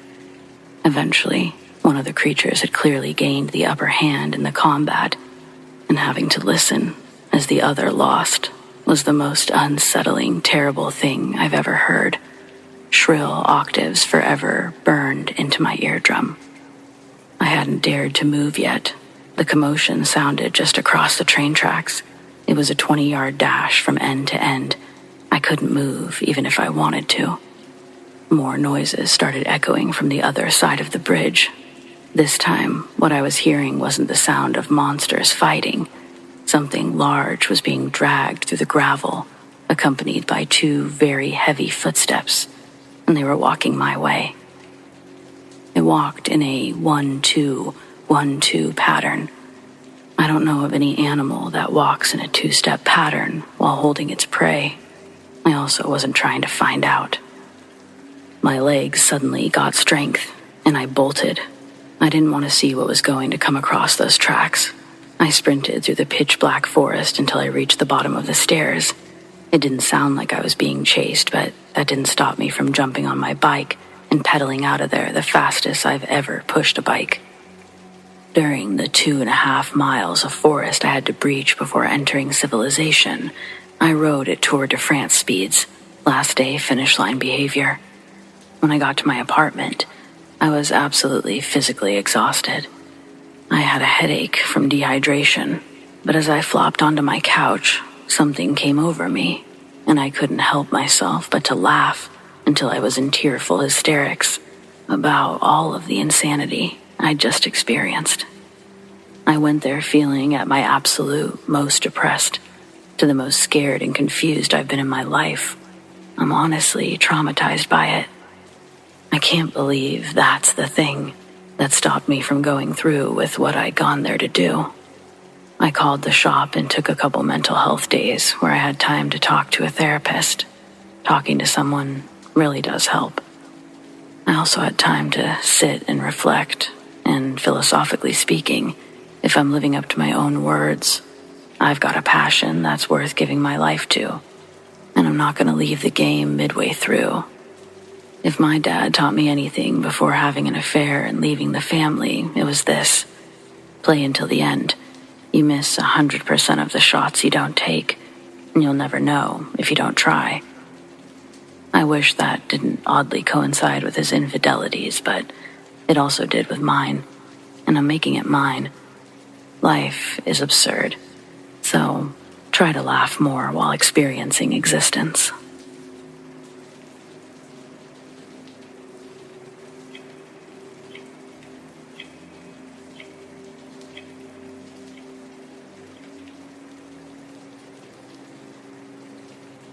There was a popular joke I always heard growing up. A man tells his bartender, "I bet you a free drink that I can bite my own eyeball." And seeing this as an impossible task, the bartender agrees. The man then promptly removes his glass eye and places it between his teeth before putting it back. Amused, the bartender pours his drink. Then the man says, "I bet you another drink I can bite my other eye too." Knowing the man can clearly see just fine, the bartender reasons that he can't possibly have 2 glass eyes, and so accepts his terms. Next, the man removes his dentures and gently places his teeth around his very real left eye. My Uncle Ty was particularly fond of telling it because he already had fake teeth and used to joke that if he had a glass eye, he'd never pay for another drink again. Well, as they say, careful what you wish for. Ty owned a lot of land with a really big pond, and the whole family would often go over there on weekends to fish and have a bonfire. My dad is one of 9, so we're a big family. The adults got drunk while the kids ran around having sword fights with flaming sticks. When it started getting late, we would all sit around the big fire and eat hot dogs. Sometimes, Ty would play a game that we call homemade bombs.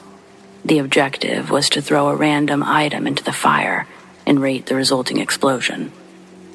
It was usually little things like lighters, batteries, or empty bottles. But then Ty got the idea to throw in a full bottle of beer, fresh from the cooler. Everyone got back, but nothing happened. I don't know how long we actually waited, but it felt like a long time. Eventually, Ty gave up and returned to the fire with his poker. He leaned over the flames, jabbed his stick right in the center, and then boom. Later, he said he never touched the bottle. That's just when it exploded. For a brief, flashing moment, the flames engulfed his entire head before he staggered backwards and fell into the dirt. His hands covered his face, and he was screaming like he got hurt really bad. My dad and another uncle ran over and pulled his hands away to see how badly he was burned. And that's when we saw the giant glass shard protruding from his eye. Much of his hair, along with his eyebrows and beard, were gone, and his entire face was turning redder by the second. We're a poor family from the sticks, so we don't really call ambulances unless death is imminent. We normally won't even go into an emergency room unless we break a bone bigger than a finger. But this one, it's one of the exceptions. We don't play about eye shit. Even if we had called an ambulance, we were out in the sticks. It would have taken twice the time for Ty to get help. So my dad and a few others drove him to the hospital, while the rest of us waited for an update. It was a long night for everyone, especially Ty's wife. She was always on his ass about being reckless, and now his day of reckoning had finally come. It probably goes without saying that Ty's eye couldn't be saved. He was soon fitted for a glass replacement, and the only thing he wanted to do was go to a bar and try out his favorite joke.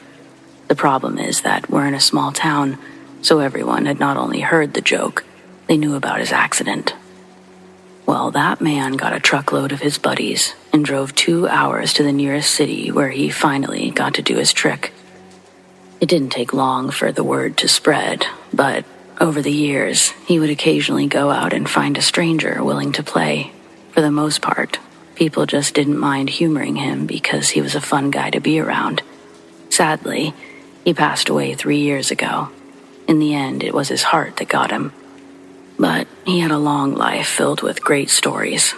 The real lesson here isn't to be careful what you wish for, but to be careful what you throw into a fire.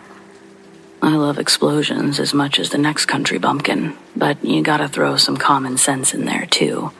If you're too drunk to walk straight, you're probably too drunk to play homemade bombs.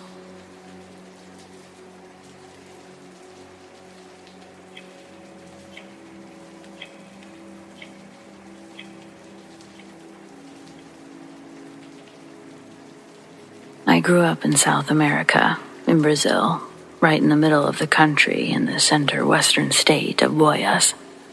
My stepfather's relatives lived in the countryside about 8 hours from the capital, Goiânia. I grew up there until about 7 or 8 years old, before moving to the capital with my parents because there wasn't enough work. We'd go back there every summer holiday, and my cousin and I would go fishing and hunting together. One particular week, we'd gone further into the countryside to visit my stepfather's brother, who lived in a farm a couple of hours from the town we were in. After lunch, my cousin and I decided to follow the little stream upward to see what was there and if we could find anything interesting. There were no neighbors for miles up that way, and the woods were filled with dangers like poisonous snakes and jaguars, but we didn't care. I must have been 14 years old at that time. We thought we were invincible. A couple of hours in, we had reached a very dense part of the forest that surrounds most of the area, and we were getting pretty tired. It was getting harder and harder to cut through the vegetation to keep going. Suddenly, we came by a clearing. The little stream that we'd been following continued on, but we decided to stop for a moment to get some rest and drink some water. To this day, I can't really explain what happened next. My cousin will tell you the same thing. It's just one of those weird, unexplainable things. On the other side of the stream, there was a small sandbank, and imprinted on it was a huge footprint. Man, it was huge. no normal human being could have a foot that big. Also, it was just one footprint, as if whoever it belonged to jumped over the stream in a hurry. My cousin and I walked over to it, scared shitless. We wanted to make sure that we were actually seeing that. We examined it, measured our own feet against it, and we realized that whoever this huge foot belonged to, it would have had to have been at least 5 meters tall. We suddenly started to feel this horrible dread coming over us. We rushed back without so much as a peep. We didn't even look back. People I tell this to often tease me, asking why we didn't go further to see what we could find, maybe another footprint or something else. But the fear of finding whatever that huge footprint belonged to scared the hell out of us. I never returned to that place.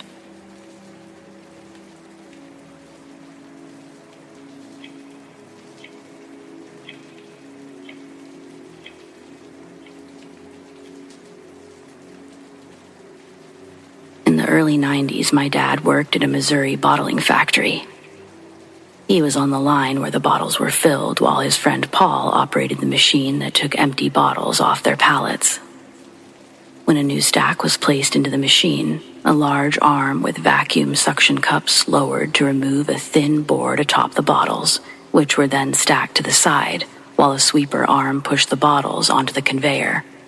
One night, there was a gap in production, and my dad was sent to check on the problem. He discovered Paul trapped in the machine from the waist up. He was being held there by part of his shirt getting tangled in one of the machine's suction cups. Several men disassembled the safety doors just to reach Paul, but he was already dead. His face was pale, covered in blood, while his chest was completely caved in. They think he reached in to retrieve a fallen board, something the machine should be off for, when the arm returned and crushed him.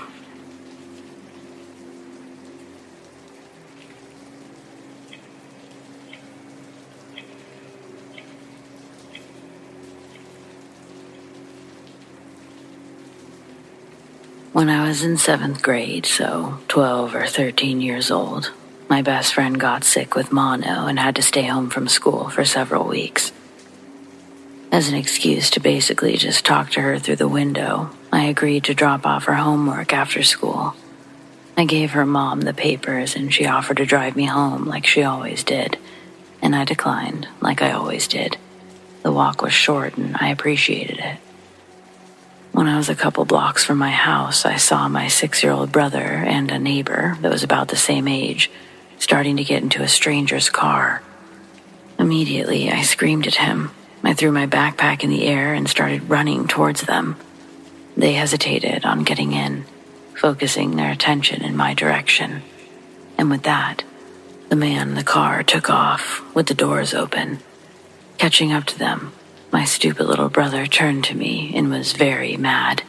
The neighbor, confused little boy. Apparently, and of course, the man had promised them candy if they got in the car. And because of me, he had no candy. He stomped off towards the front door, while I collapsed in the dirt by the road near our house. I don't scare easily, but that time, I was terrified. I remember telling my parents what happened and their reaction being that my brother wasn't allowed to travel outside without me present.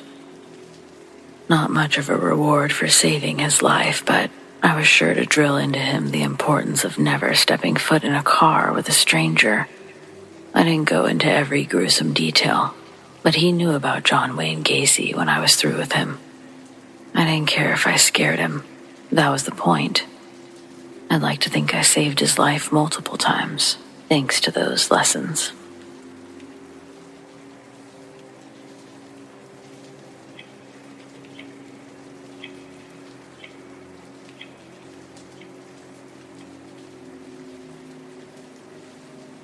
When I was in 11th grade, I was dating a girl named Gigi.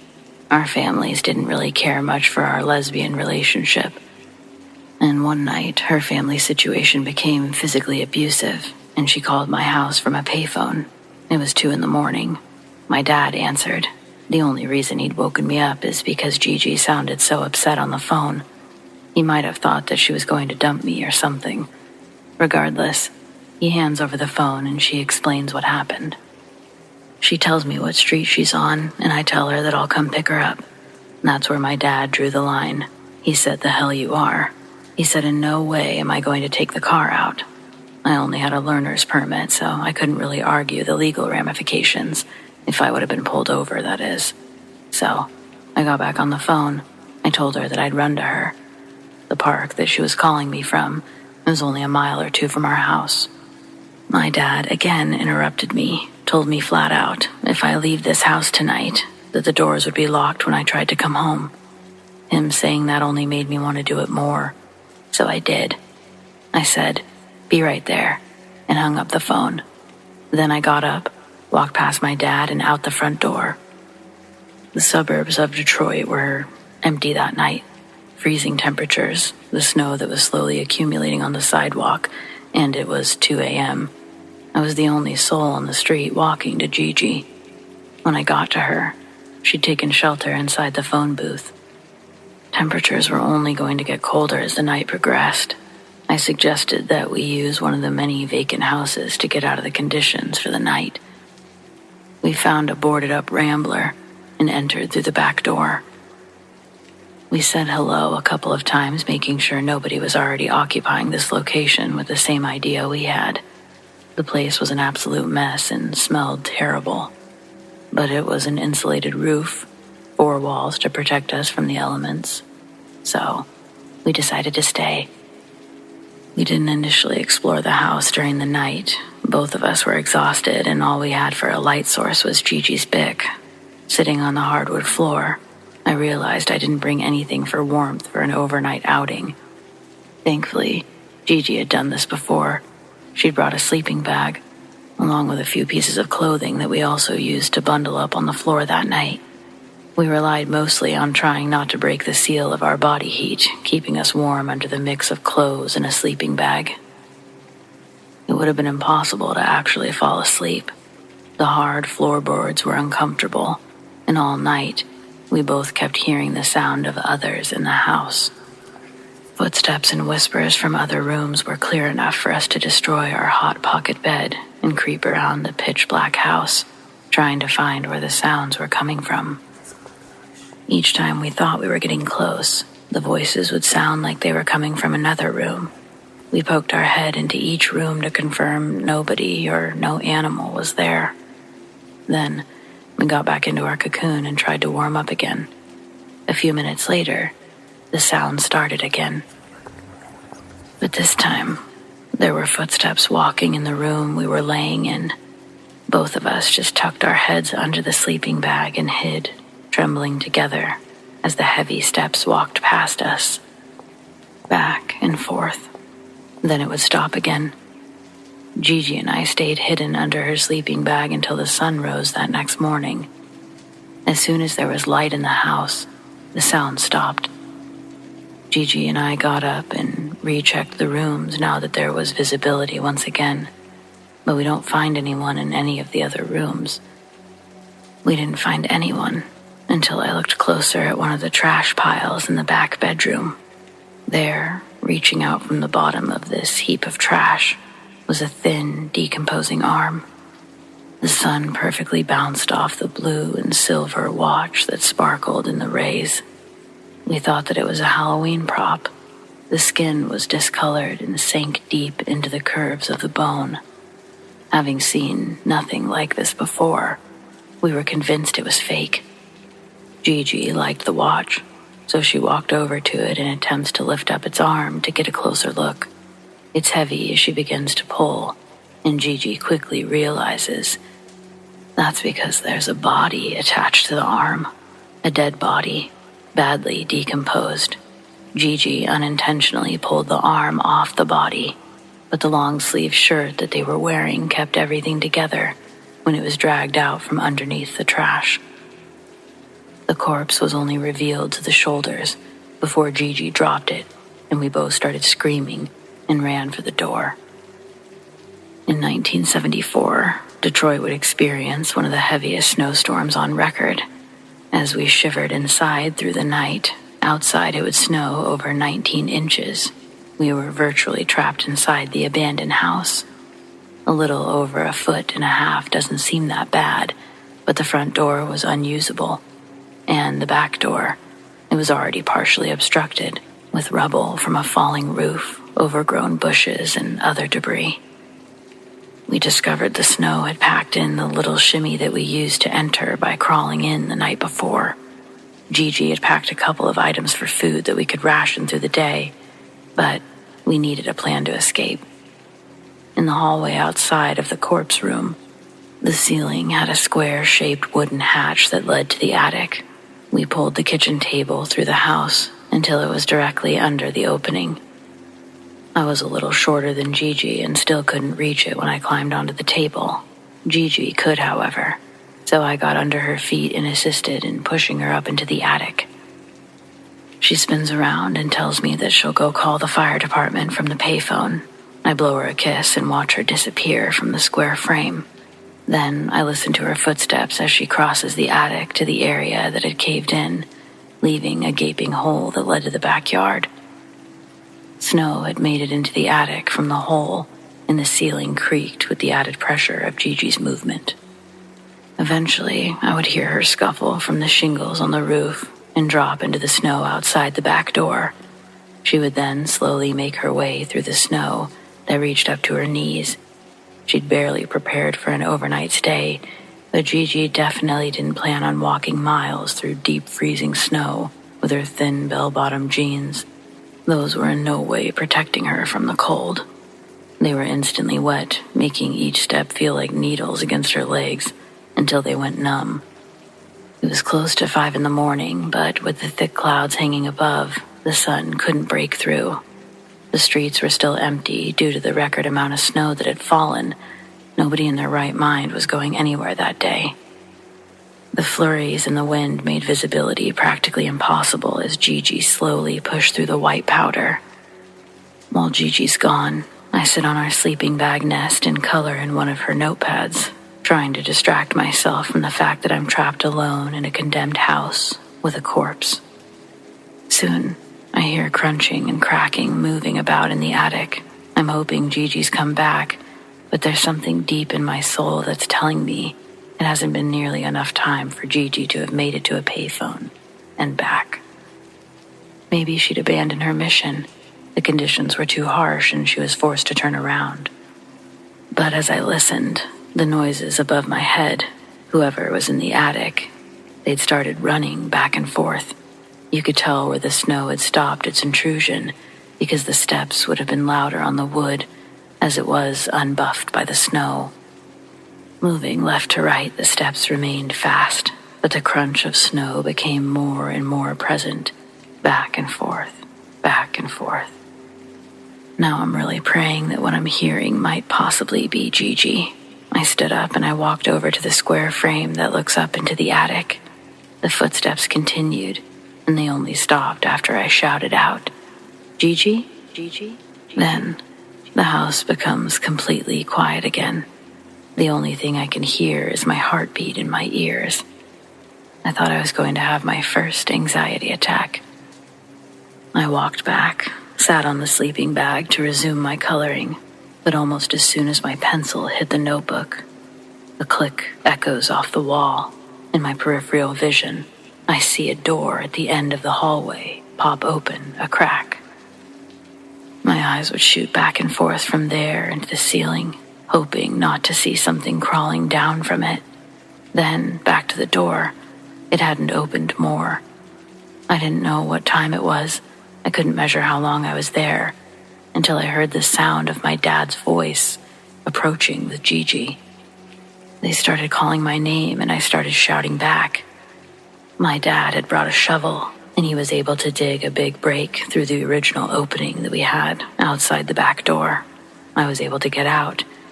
It was a miracle that Gigi and my dad had crossed paths. After I hadn't returned and the snowstorm happened, my dad went out looking for me. He knew the approximate area that I had taken the call from, as he had overheard last night, and he prayed that we were smart enough to find shelter. He didn't have a plan after that but to set out on foot and call my name along the way. He'd been walking since the sun came up, probably around the same time Gigi set out on her route. She heard him calling out for me and followed the voice until she reached my dad and practically collapsed into his arms. My dad carried her like a piggyback ride with her arms wrapped around his neck, and they went back to the house to rescue me. It took hours to walk back to our house. We were all exhibiting signs of hypothermia when we walked into the living room. My mom made us hot water bottles and gave us blankets. Then she called the police to report the body. Emergency services were slightly unreliable in those conditions, equally as stranded and helpless against the amount of snow collected on the pavement. If my dad hadn't started walking, Gigi would have most likely died out there, and nobody would have found me. When I was made aware my boyfriend was cheating on me, I broke it off immediately, right then and there. My friend texted me pictures and messages saying he was seen at an IHOP with another girl. I had suspicions he was creeping around, but it hurt all the same. The night I found out, we had plans for him to come over after work. Work was his code word for IHOP with some bitch. I would have never guessed that's what it meant, even though I did find a weird set of scratches on his back one morning after he got out of the shower. He had a believable excuse for that, too. Love will make you believe anything near plausible, and Cole could wind up a charming story with the snap of a finger. Thankfully, with this cold, hard evidence, I could finally accept the truth and move on. But it was a pretty horrible way to close a chapter in my life. The same night I received the picture, Cole's at my door, pounding like crazy, begging to be let in, refusing to leave until I talked to him. My friend/upstairs neighbor Zelly was over, consoling me when he showed up. She started yelling at him through the door, telling him to leave, but he stood outside knocking. Then he'd leave and call my cell phone 1,000 times, hanging up and calling again before the answering machine could pick up. My phone was constantly buzzing until he started pounding on the door again. His behavior escalated the longer he knocked. Soon he started shaking the door handle and putting his shoulder into the door frame until finally one of my neighbors opened their door. When this happened, he turned and walked out to the parking lot and entered his car. Zelly and I could barely see his car if we look out the back patio out to the street. A neighbor had apparently called the cops because we heard a few police officers walking around.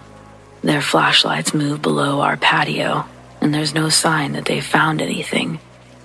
But they don't search the back parking lot where we saw him run. I had just experienced a loved betrayal, but I didn't want him to have a police record over this. He might have even been drunk, who knows, but if he would have met those cops that night, there would have been trouble. The cops leave and hours pass. Zelly and I attempt to take turns staying awake, just to keep an eye out and check on the car. During one of my power naps, Zelly shakes me awake. Cole's dome light had just turned on. Still groggy, I crawled out to look through the slats of the patio fence. The cold wind outside fully wakes me up again. It's easy to spot his car because it's the only illuminated cube in the dark parking lot. We'd also been keeping tabs on it all night before the sunset. All of this started happening around 5 or 6, maybe in the afternoon, but now it was the middle of the night. The light started getting partially blocked out, and it looks like the whole car had begun to shake like a little earthquake had hit it. Zelly had crawled up next and got to see it just before the shaking slowed to a stop again. The dome light turned off soon after the car was still. Was he coming back? There was no way to tell. The parking lot was concealed in darkness again.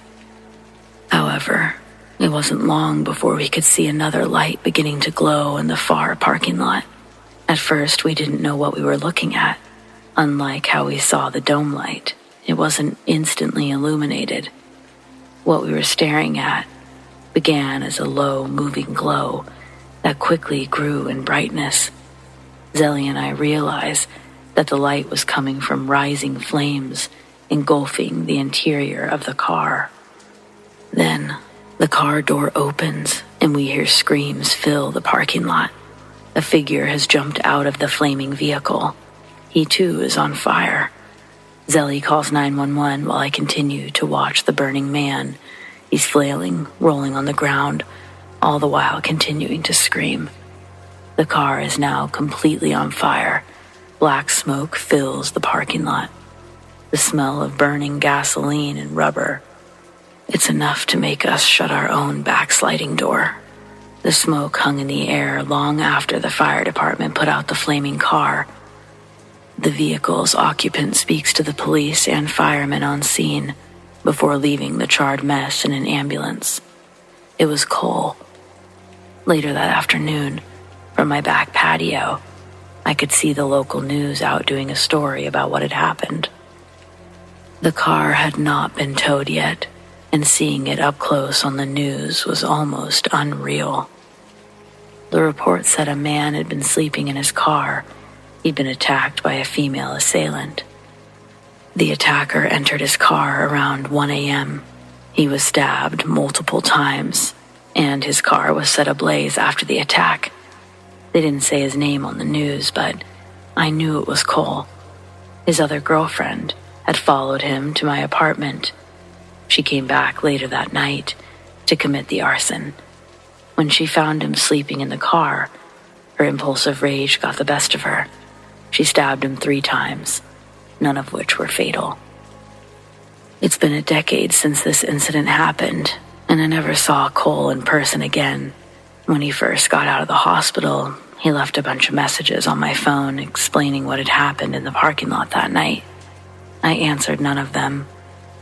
Having a murderous ex-girlfriend, it'll always be a turn-off for me.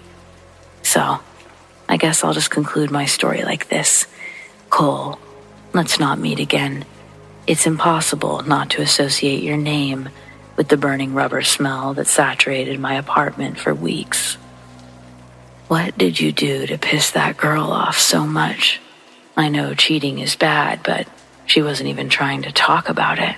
She went straight to burning your ass, and that kind of rage comes from deep within. I don't know. There's always 2 sides to a story. I guess after all these years, I'm still curious. I got to see her mugshot. She was pretty, but somehow you got her all messed up in the head, ruining both of y'all's lives. What did you do, Cole?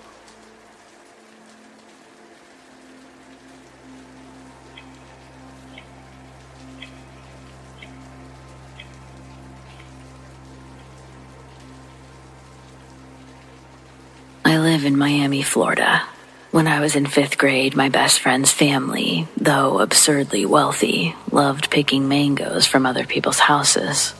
For one, they just flat out liked mangoes, and 2, it gave their 3 boys somewhere to alleviate their need to break the rules every once in a while.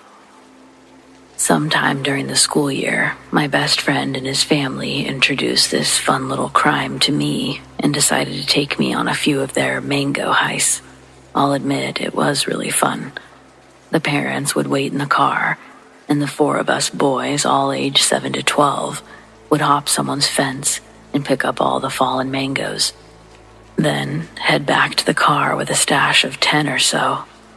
Now there's a place called Homestead, around an hour from where we lived. I forgot the reason, but one day, my best friend's mom told us that Homestead was going to be the site of the next heist, and to be ready because there we could find the good mangoes. We head out, my best friend and I, 10, and his older brother, 12, with the mom driving. After what felt like forever, my friend's mom pulls up alongside this property with 4 vertical rows of trees stretching from the front gate down to the front of this house. So the mom parks up. We 3 boys hop out and jump the front fence. It was almost like a miniature forest within the property, with at least 40 to 50 mango trees, all lined up in rows in front of the house. My friend and his brother were working the right side, moving their way towards the house, picking up and plucking mangoes from this person's yard. I, on the other hand, worked the left side. But I decided to start at the trees near the front of the house and then work my way back. Mind you, one of the reasons my friend's mom chose this property was because there were no signs of life anywhere. I should also note our attire.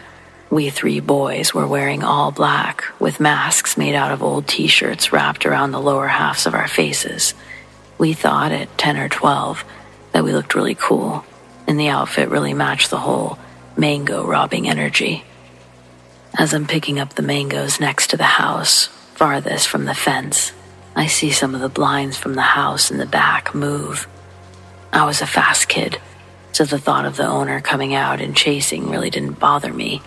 So I just continued grabbing mangoes. All of a sudden, the front door of this old rinky-dinky shack busts open, and guess who's standing in the doorway? Yep, the owner, who was a short, heavy-set older man who looked like you could smell the cigarettes that he'd been smoking from a mile away. Well, dude takes one look out on the property and first sees my 2 friends near the middle of the trees on the right, then pans his head directly to me, standing maybe 30 yards from where he stood. All of us were dressed in our bad intentions apparel. I froze, not sure if I was about to be scolded. But this guy wasn't in the mood to talk. Instead, as he stood in the doorway, he reached somewhere behind the door and came back with what looked to be a double-barrel shotgun. Time started moving really slow as I pieced together in my tiny brain what was about to happen. The man raised his rifle, pointed it directly at me, leaned in to take aim, and fired. And let me tell you something, especially all of the young guys out there, the ones that think they're invincible, that no one can beat them up or hurt them, etc. When a bullet flies right past you, in this case, impacted a tree behind me, maybe a foot over my head, all that bullshit about wanting to be some superhero or saving the world by facing unimaginable forces of evil, it goes right out the fucking window. It was at that moment I realized I was about to sacrifice my life for a couple of mangoes. Quite frankly, I'm still surprised I didn't literally shit my pants. Well, after that first shot hit, the gears in my head started to turn, and I could only think of 2 things. 1, I had to drop the mangoes. 2, I had to make a fucking run for it. I immediately dumped the mangoes and hightailed it back towards the property. Thankfully, my friend and his brother saw the man pull out his gun and got a head start back to the car. This one little event in my life just might have been my greatest display of athleticism so far, in that I couldn't even feel my feet touching the ground as I ran, since I was moving that fast, and on top of that, the front fence that we initially climbed over was maybe around 6 feet tall. Getting into the property was a bit of a pain, but getting out, I can tell you my body didn't even touch that fence. I flew over that shit, and I jumped through the window of my friend's mom's car that she'd already started to roll down. I made it in, and we got out of there. As soon as I was in the back seat, she took off down the road, and back to Miami we went. She was going absolutely crazy, telling each of us that we should have been faster, more careful, yada, yada, yada. As scary as it was, and I mean, I was pretty much shaking the whole ride back. It was pretty exhilarating. I could finally say that I had survived a near-death experience. Unfortunately, though, before I was dropped off, my friend's mom made us all promise that we would never speak about it with anyone again. It had to stay between us. What happens in Homestead stays in Homestead, she said. So much for that.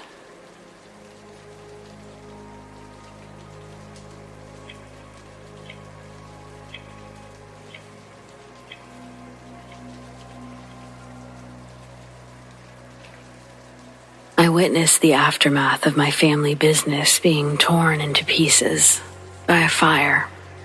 It was January 2018 when the fire occurred. At 10 a.m., my mother called me. I'd only been at work for an hour.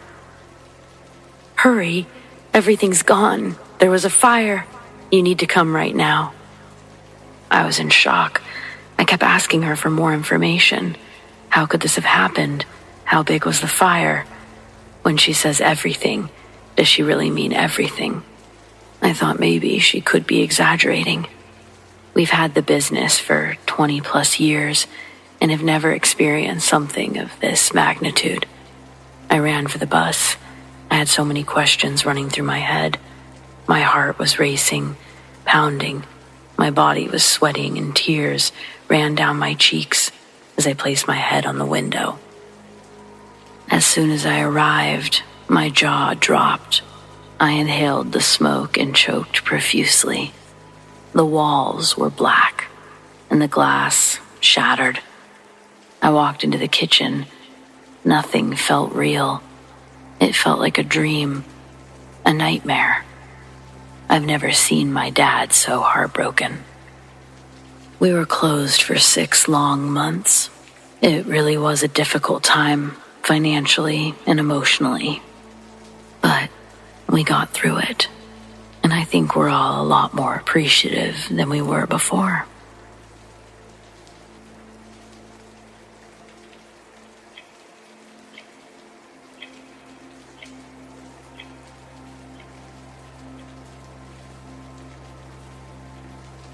The date is 1970-something. I'm about 12 years old, sitting in the pitch dark on the side of a mountain. It's about 30 minutes till sunrise, and I'm deer hunting before school. I've hiked in by flashlight to be at my stand as the deer return from the fields at daybreak. It's dead still. No wind. Nothing except that ringing people's ears make when there's nothing to drown it out. Now that my light is off, I can't see my hand in front of my face. Time passes and things start to stir. I start hearing things moving in the leaves. I play a game in my head to keep busy as I wait. I listen to the pattern that the animals make, and I try to identify which animal is making it. I hear this shh, shh, shh noise, and in my head pops this image of a squirrel bouncing across the ground. Next, I hear the steady cadence of a rabbit hopping in the leaves. I still can't see a thing. This makes the images I imagine all the more vivid. I can make out the random noise of birds in the limbs stirring for the coming day. And then, just at the edge of perception, I hear a shuffling sound in the leaves. It slowly gets louder. I know that noise. It is another person making their way in the pitch dark through the woods towards me. They have no idea I'm there. I could stay quiet and flip on my light at the last moment when they're right on top of me. That might be fun. I would scare them, but is this wise or cruel? So I'm debating this as the shuffle of the leaves gets louder and louder. They must be just a few feet away from me. I'm thinking how stupid they are to have come into the woods without a flashlight. And then I hear it. This guy is grunting like a pig. And the leaf noise is from him rooting around with his snout. I can see him clearly in my head, right in front of me in the pitch dark. It's a damn pig? Wait, bears grunt like that. And yes, at this distance I can hear the claws scraping a rock as he forages, and he's still coming, just a few feet in front of me now. Do I flip on my light? Do I yell and try to scare him? Do I give him a little whistle? But I do nothing, frozen in fear from the image of me flipping on my light to see this angry big bear head right in front of my face. It takes what felt like forever before I was sure the sounds were now to the left and receding, and I could see first light. I was going to live. As the morning broke, I could see clearly the path that the bear had made in the leaves. There was a path straight towards me. Then, maybe 3 feet from me, he'd stopped, sniffed me out, and made an obvious detour around my stand. 10 feet behind me, he was already back on his previous path. Yes, that morning, so many years ago, I came close to pissing my pants. I could feel my heart pounding and hear the blood racing through my veins. I was alive. It felt great.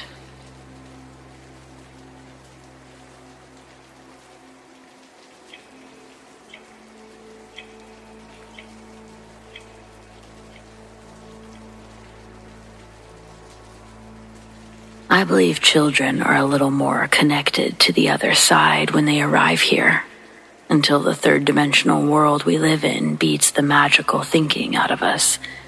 Why do I believe this? Well, before I had my first confirmed psychic experience at the age of 3.5, I had already had a very strange paranormal experience a few months prior to that. One that I cannot explain to this day. This was my very first introduction into the realm of the unexplained that I can recall. In the early 1960s, my mother was a bit of an anomaly. She worked in a large corporation while most other mothers stayed at home. My father worked as well. My oldest sister was in school. This forced my parents to search for childcare. My mother found a woman about 6 blocks from our house and began dropping me off there every morning. Now, I was a very loved child up until then, and I'd always felt secure and safe. But this, my first foray into the world outside my family, was a bit of a shocker. The babysitter had 2 little girls that were 2 to 4 years older than me, and they obviously really disliked my being there. They didn't get a lot of attention from their disengaged mother, and resented what little attention she had been paid to give me.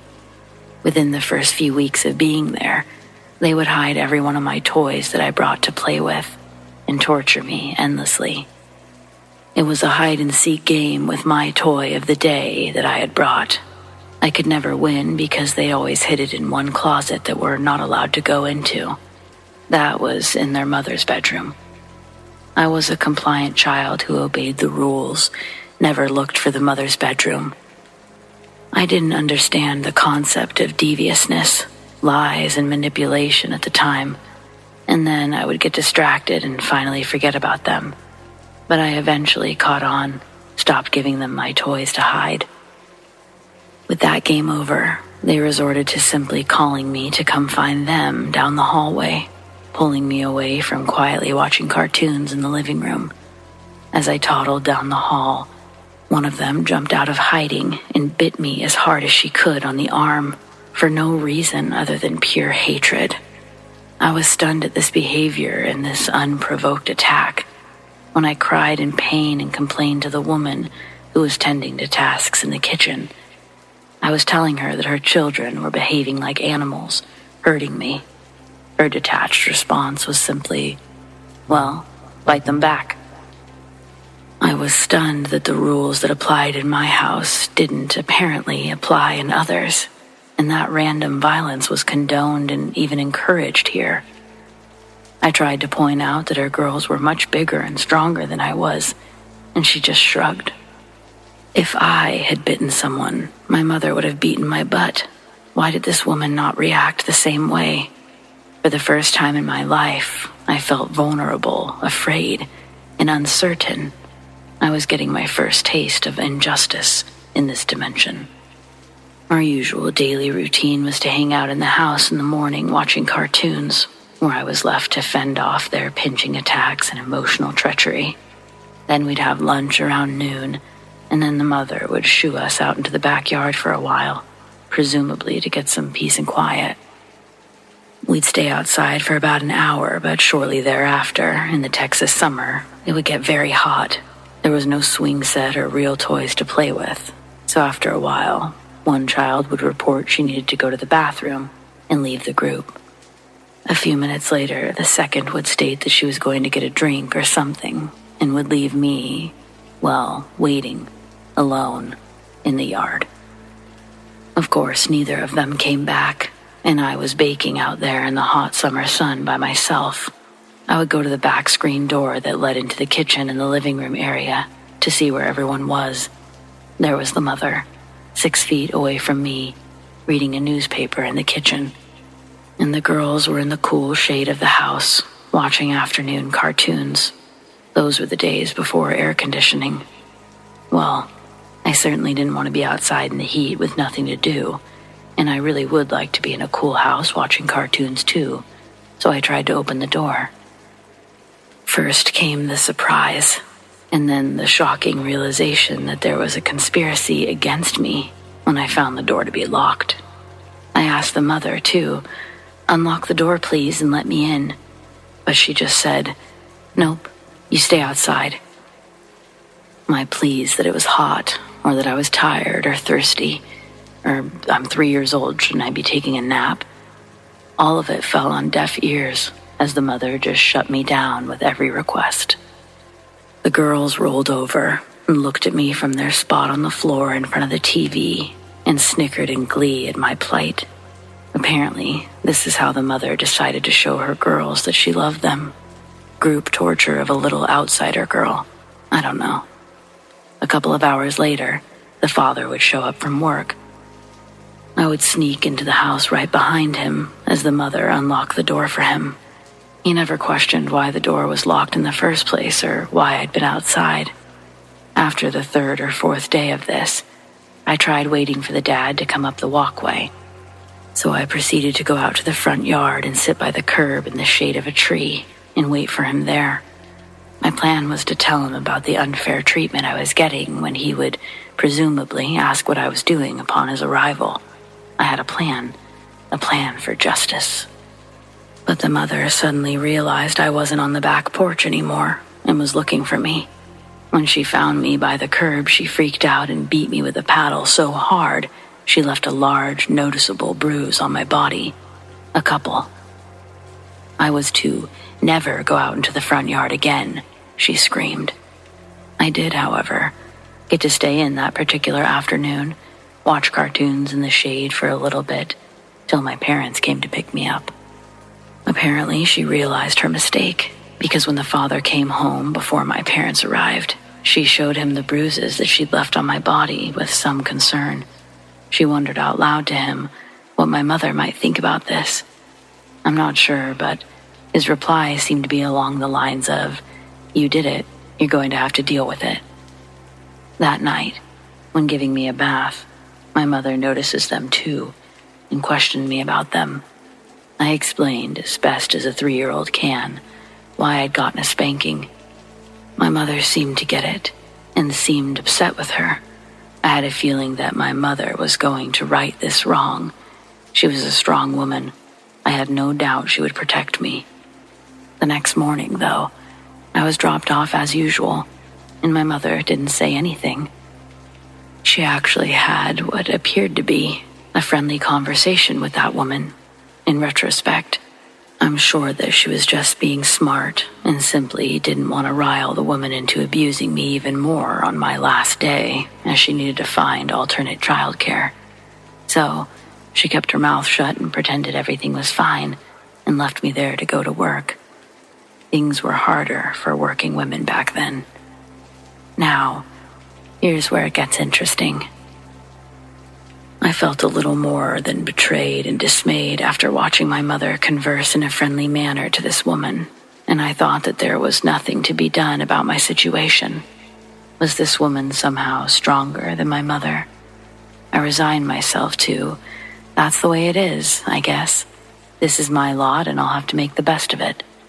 But I'd hoped that the woman would be a little kinder after realizing that her abuse had left me with bruises. Well, it didn't, and she wasn't. The same routine happened that afternoon, except this time, when the girls made their excuses to go into the house, I attached myself to them, tried to go in at that very same time, thinking there might be a time window thing, and maybe it wasn't all about just being mean to me. They forcibly shoved me away from them and prevented me from entering the house while simultaneously laughing and locking the door behind them. They jeered at and ridiculed me from the cool shade of the house while they proceeded to watch the beloved cartoons. Nope, it was obvious now that it was just about being mean to me, and I was mad. I asked the mother, who was chatting in the kitchen with a neighbor friend, to let me in too, and to unlock the door. The mother, even in front of the neighbor lady, said, "No, you just stay outside," like I was a dog or something. The neighbor lady looked a bit confused, but did nothing to rescue me. So they're all in on it, I thought to myself. My anger at the injustice and abuse began to boil, anger that I had never felt before. I wasn't giving up this time. I was in the right. "Let me in," I demanded with righteous indignation. "Sharon, go away and be quiet," was the mother's only response, and the neighbor lady now pretended that she was out of this conversation.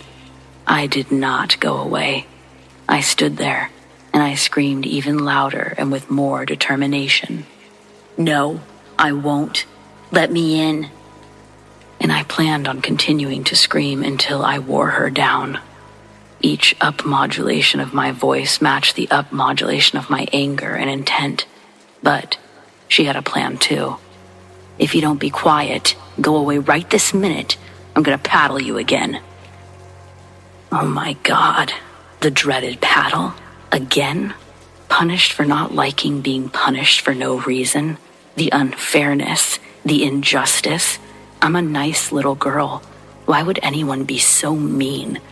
Well, I'm not going to be nice any longer, that's for sure. It was the first time in my life I consciously decided against being kind and loving. I screamed with all my might. "No, you won't. You will let me in right now." And I meant it to my very core of my soul. I had never felt true anger before, and this was a very powerful emotion that I was experiencing for the first time in my life. I could feel the power of it growing inside of me. The idea that it was my fate to suffer abuse at the hands of this woman for no reason was more than my pure little soul could handle. All of my bioenergy, all of my new emotions, anger and hatred, seemed to converge into one uncontrollable shadow being that was now growing and welling up deep within me. I've never been so wholly and absolutely angry in my entire life. It was turning into pure rage and fury. It was the first and last time I've ever allowed myself to become that angry. Every cell in my body was mad as hell as this powerful new emotion or whatever surged through me, pulsing larger and larger. Even as I was feeling it grow and expand inside of me like an energy volcano, in that moment, I was also acutely aware that I was feeling something very different than I'd ever felt before. Part of me subconsciously knew that this thing, this emotional, powerful energy volcano, it had the ability to become very large and possibly uncontrollable. It might overtake me. It might even kill me, crossed my little mind. I actually thought I might cease to exist at that moment. Weird for a 3-year-old. Most people would have backed off at that point and ratcheted it down. But I, being the curious and science-minded sort, continued to allow it to grow, just so I could see what would happen. Consequences be damned. At that moment, I didn't care if I lived or died. I just had to see what would happen, and this wrong needed to be righted, in spite of what might happen to me. So, as a 3-year-old, I made a conscious decision to permit it to continue.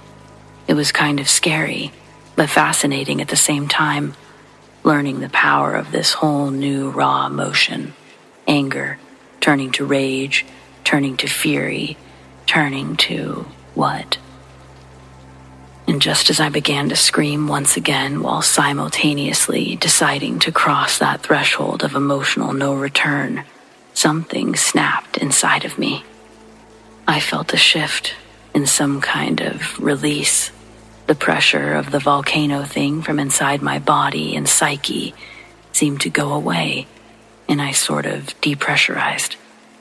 I was glad the pressure was gone and kind of surprised that it didn't kill me. And then, at the very same moment that everything snapped inside of me, something snapped inside that kitchen too, and my focus and attention to my inner self got diverted to the outer world.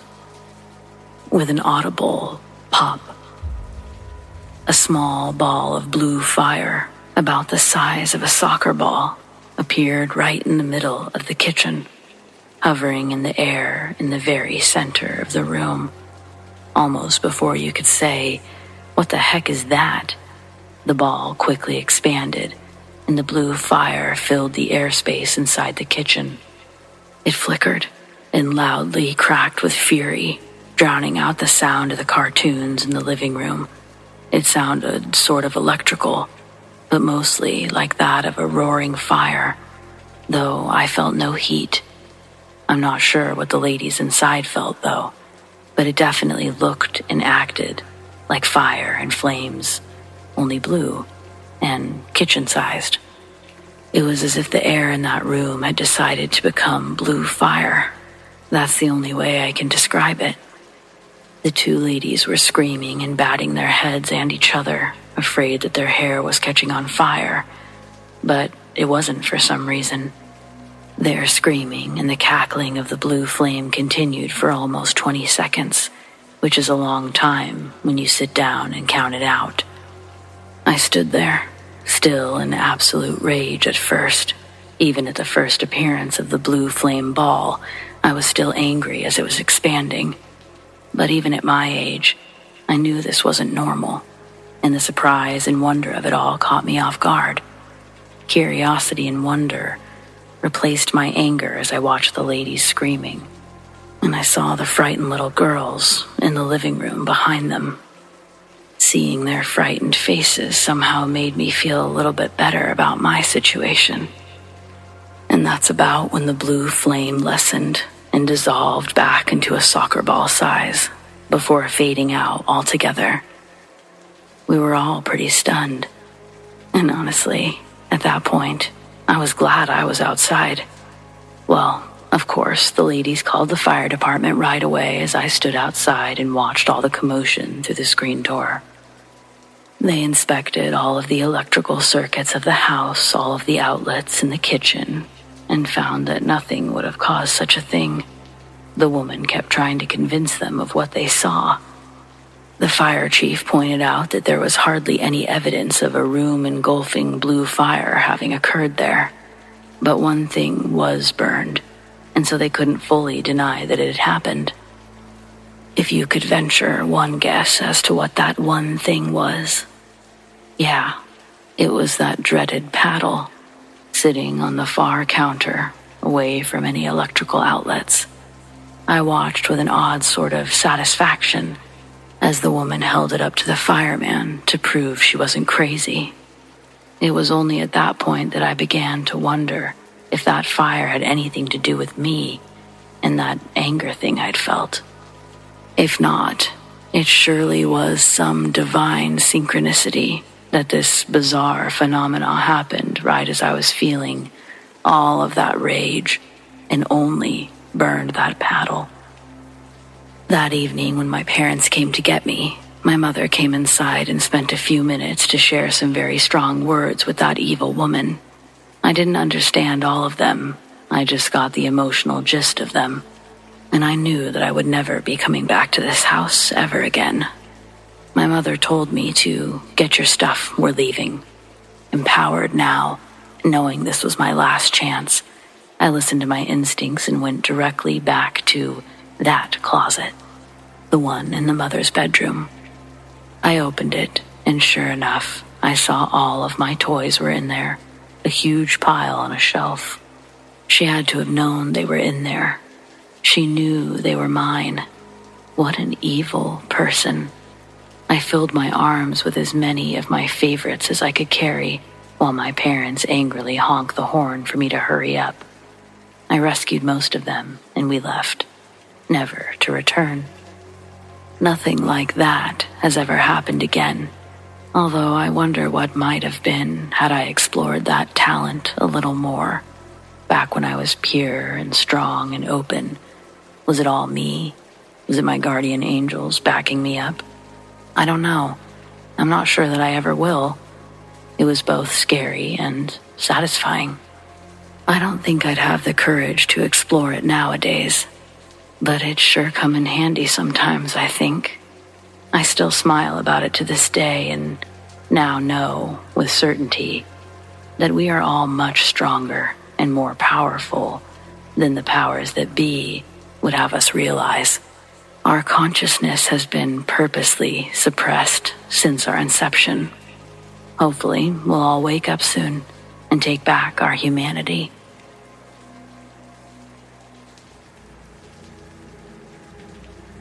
Please do not try this, ever. Knowing what I know now, this is probably one of the most idiotic things I've done. I not only put myself in danger, but also my family and friends. Also, this happened about 15 years ago, so I'll relay all that my memory serves me. I'm no longer in contact with the friends this story involves, so forgive me if I forget details. Anyway, when I was younger, a teenager, I was obsessed with the paranormal. My high school buddies and I thought that it would be a great idea to get stoned in my parents' garage and construct a Ouija board. It was after school one afternoon when we implemented our plan. We arrived at my parents' house and got right to work finding supplies to make the board.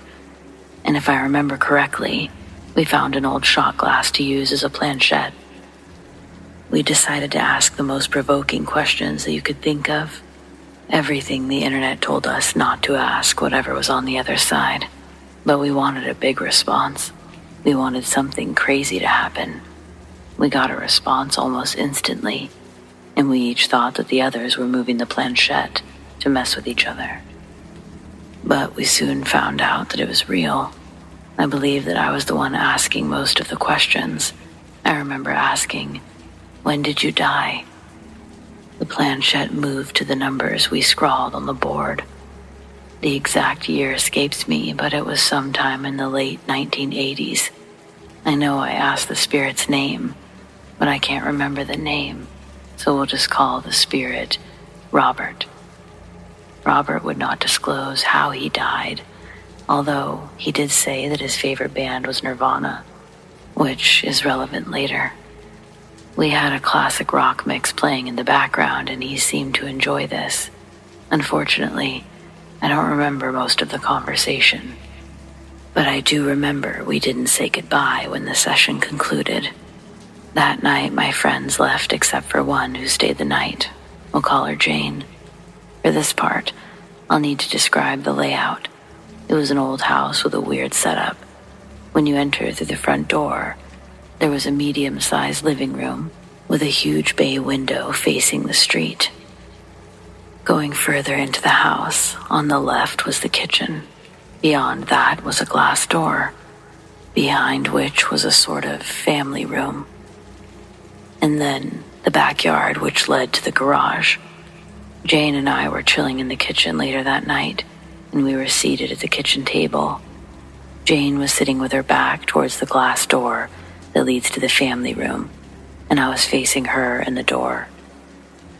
We were chatting quietly as my family was sleeping. She was talking, and as I was looking at her, something behind her caught my eye. The glass door was cracked open, but it was slowly opening, wider and wider. As soon as I pointed at the door and she turned to look, it slammed shut very forcefully. It was so damn loud I was sure my parents would wake up and that we'd be in trouble. But no one woke up or yelled at us to be quiet. We got so freaked out, we quickly retreated to my room, past the front living room. We talked in my room for quite some time, and nothing else weird happened until we went to sleep. I woke up in the middle of the night to a strange, low scratching noise. At first, I couldn't figure out where it was coming from. I don't think that Jane woke up. So I got up, and I tried to decipher where the sound was coming from. Finally, I realized it was coming from my closet.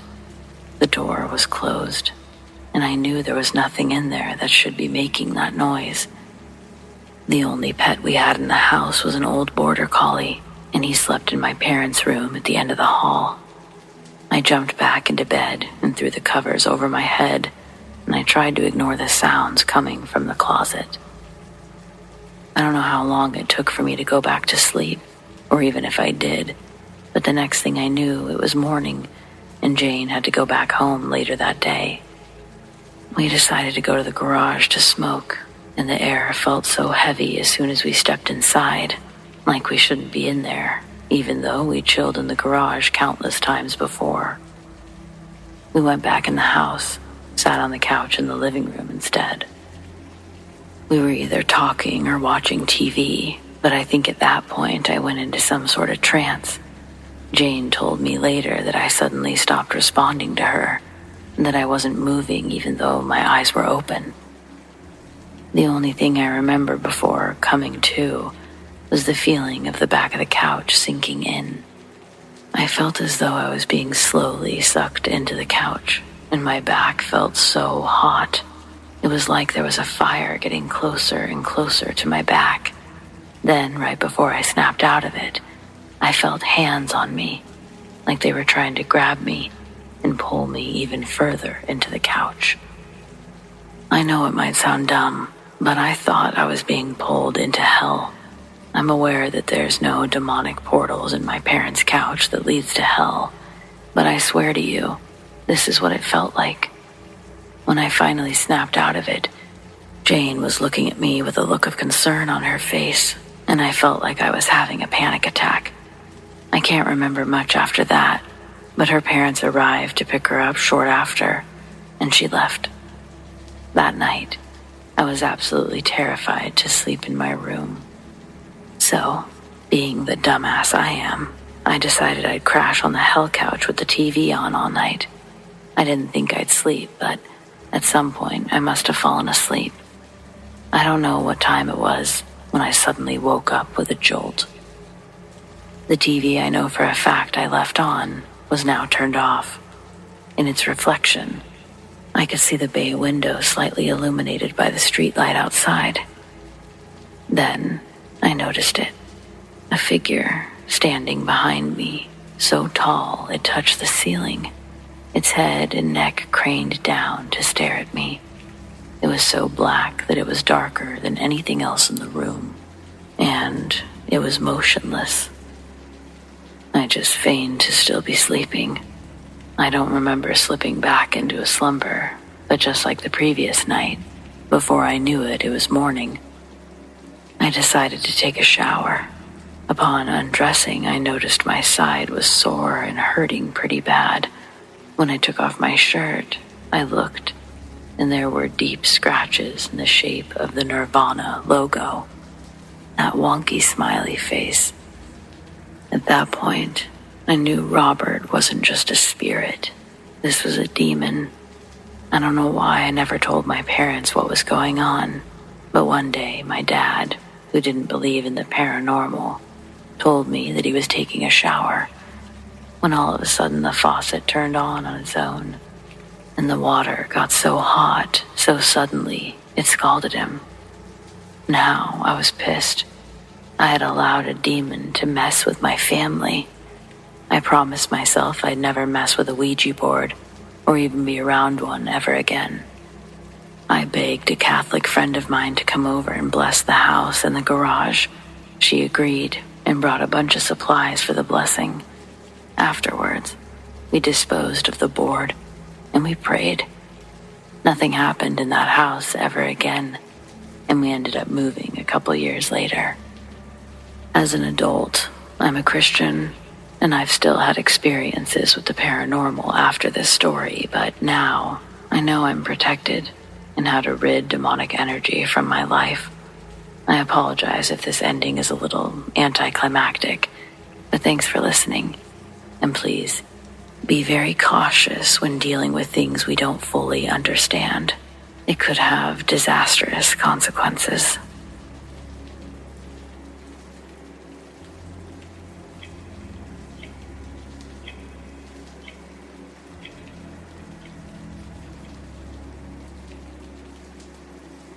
A story from my shameless youth. I grew up in Portland, Oregon. Every pawn shop knows me from those days. All of us go way back. If I walked into any of those places and the same people were still working there, they'd look upon me with a familiar, light-hearted gaze. They'd see through the wrinkles I've acquired over time. They'd remember my bright blue eyes as I batted my lashes, trying to act cute while haggling over a couple dollars difference when the man behind the counter lowballed the 4 VCRs my boyfriend recently shoplifted. I think I got $30 that time. Shoplifting at the mall wasn't all my boyfriend did. His main gig was parking lot smash and grabs and the occasional home invasion. He didn't usually share how he acquired the things he stole. Our little apartment was filled with the useless shit we couldn't pawn. Some nice things we wanted to keep, but most of our surfaces were cluttered with junk. Incomplete sets that would be worth triple if one more piece was found. Machines a few parts short before they'd be back to new again. That kind of stuff. A lot of it. He once came home with a beautiful pearl necklace that, to this day, I believe was haunted. Something had attached itself to that necklace, and it wasn't happy about us being the new owners. The pearls were placed in a vanity drawer that I would find fully opened again and again after consciously knowing I closed it the time before. It was a drawer that I never used, and yet I'd leave the bathroom and it would be open by the time I returned. The incidents didn't stay isolated to the pearls, because once the presence was acknowledged, it became real. I got home from work one night. Boyfriend was sitting on the porch, freezing cold, smoking a cigarette. I asked what he's doing out there. He looked even more disheveled than usual. I jokingly asked if he got a lace joint, trying to break the weird silence and get him to open up. He tells me why he's standing out there, but his stoic face didn't melt. He had rings under his eyes like he'd been crying, and his eyes teared up again when he told me what happened. He'd only gotten home about 10 minutes earlier. When he walked inside, our bedroom door on the opposite wall was open, allowing him to see directly into our room. He said he made eye contact with someone hiding under the bed. He thought it was me until the figure quickly crawled backwards, pushing further under the bed until it disappeared. Where it retreated to would have been impossible with the way that our bed was positioned against the wall. I don't know if his story made me paranoid, but a few days later, after I'd gotten out of the shower, I was toweling myself off near the bed, and I felt cold fingers grab one of my ankles. The cold grip surprised me, and its release was as sudden as its grab. I thought my leg had become tangled in cords at first, but after I kicked, I didn't feel a weight lifted away. It was like I was kicking out of something, rather than kicking something off to untangle. Like lifting your leg out of long, wet grass or mud. I felt the tension pull back just before it let go. I took the towel off my head and looked down. Nothing was near my feet that I could have unconsciously wrapped my foot in. I was rushing to work that day and didn't think anything past it being a minor inconvenience that I forgot about during the next preparation task.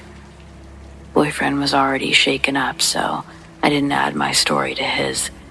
What he'd seen scared him enough to make him not want to go into our bedroom, unless absolutely necessary. We slept on the living room couch for a few nights after that, until I could convince him to use our bed again. Neither of us associated the pearls with what was going on yet. I believed something strange and was leaning towards something paranormal, especially with the vanity drawer, but the necklace hadn't been the obvious culprit until I wore it. There was a handful of times, I swear, it felt like it was snagged from behind and it pulled up to my neck, right under my jaw. I would also slowly develop a rash that resembled burn marks around the areas where the pearls made contact. When the welts formed, I treated it like an allergic reaction. Allergies had never been a problem for me, but there could have been a chemical on the necklace that irritated my skin. The rashes wouldn't clear up. No matter what creams or pills I used to treat the bumps, they had no effect. The pearls were tossed back into the vanity drawer, and I'd continue the routine of finding it open and closing it when I used the bathroom.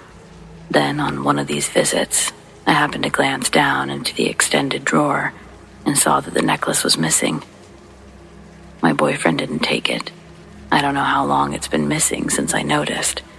Closing the drawer became such an absent-minded task, I usually just bumped it with my hip while I turned off the lights. Footsteps would trail around the apartment when we were alone and the other one was at work. It never felt like we were the only ones there. The apartment felt like a gloom had moved in that we'd never shared as a couple up until that moment. The atmosphere was depressing, with no obvious reason as to why we felt so down. I started waking up with migraines after experiencing extremely realistic and scary nightmares. My boyfriend's sleep was becoming interrupted, equal to mine. He was woken up when I started screaming in my sleep on account of the terrible dreams I was having. I'd either wake myself up from this or he'd have to jostle my body in order to stop my screams. We wanted to move, blaming all the misfortune on our apartment being haunted, but unfortunately, we couldn't break the lease. We were also broke. We needed to save up for these changes. A retail worker and professional burglar don't make as much as one may think. First and last month's rent couldn't be scrounged together or pawned overnight. Our living room walls were decorated with neon signs that would all flicker together. None of them had settings to do anything but stay glowing. So why were they doing this now? A smaller glass piece that was shaped into a baseball glove would fall off of its fastened hook and crash into the other signs like a house of glass cards. All but around 3 or 4 survived. The rest became sharp slivers in the carpet left of the front door. The hook that held up the neon glove was still in the wall, meaning this neon piece of art would have had to have been lifted straight up and over its hook in order to fall off. The destruction happened when we were sitting in the living room watching TV together. Boyfriend had been collecting these neon signs for years. He'd even had pieces that he'd paid for with his own money hanging on that wall. Our lease was up in 5 months. During that time, we waited patiently while our home felt more and more like a haunted house. It used to be nice coming home. Now we'd dread when the other one had to leave, and we'd never looked forward to going back after our shifts ended. A coworker of mine had a litter of puppies that she was trying to adopt off. Boyfriend and I thought about getting a puppy. We decided that it would brighten up the somber feeling we were having. The next afternoon, I brought home a little lab mix that we named Biscuits. He's a very energetic pup and insists on smelling around each and every corner of his new surroundings. Our attention and affection is spent all on Biscuits, and we can't help but feel cheerier the moment he enters the apartment. That night that we brought Biscuits home, he's wandering around in the bedroom. I'm out in the living room. Boyfriend goes to work. The TV's on low and I'm playing on my phone. I hear Biscuits whimpering, and his whimpering is becoming more strained, and I get up to see what he's gotten into. I make a couple loops around the apartment and realize this puppy is nowhere to be found. I started frantically crawling around trying to listen for his squeaks and barks to get an idea of where he was. I narrow it down to the bedroom and look under the bed to see Biscuit's neck tangled in something under there. I dive in trying to free him from whatever's strangling him. When I reach my arms far enough to free him, I feel a strand of round pearls wrapped around his neck. I pull Biscuits out and through the necklace on the bed. I'd been pacing for hours, so right when my boyfriend got home that night, I told him my theory on the pearls. I told him we needed to get rid of them. He agreed. They had to go, and so off to the pawn shop he went. But before he left, I told him, "Don't pawn them, don't sell them. Just take them back to wherever you got them or throw them away." Something felt wrong about selling them or giving them to some other person to deal with their own horrors. I have no idea what he ended up doing with them, but I was happy to have it far away from me. I never considered things being legitimately cursed until this. Oddly enough, everything stopped. Everything was back to normal. So much so that when the time came, we even signed another lease.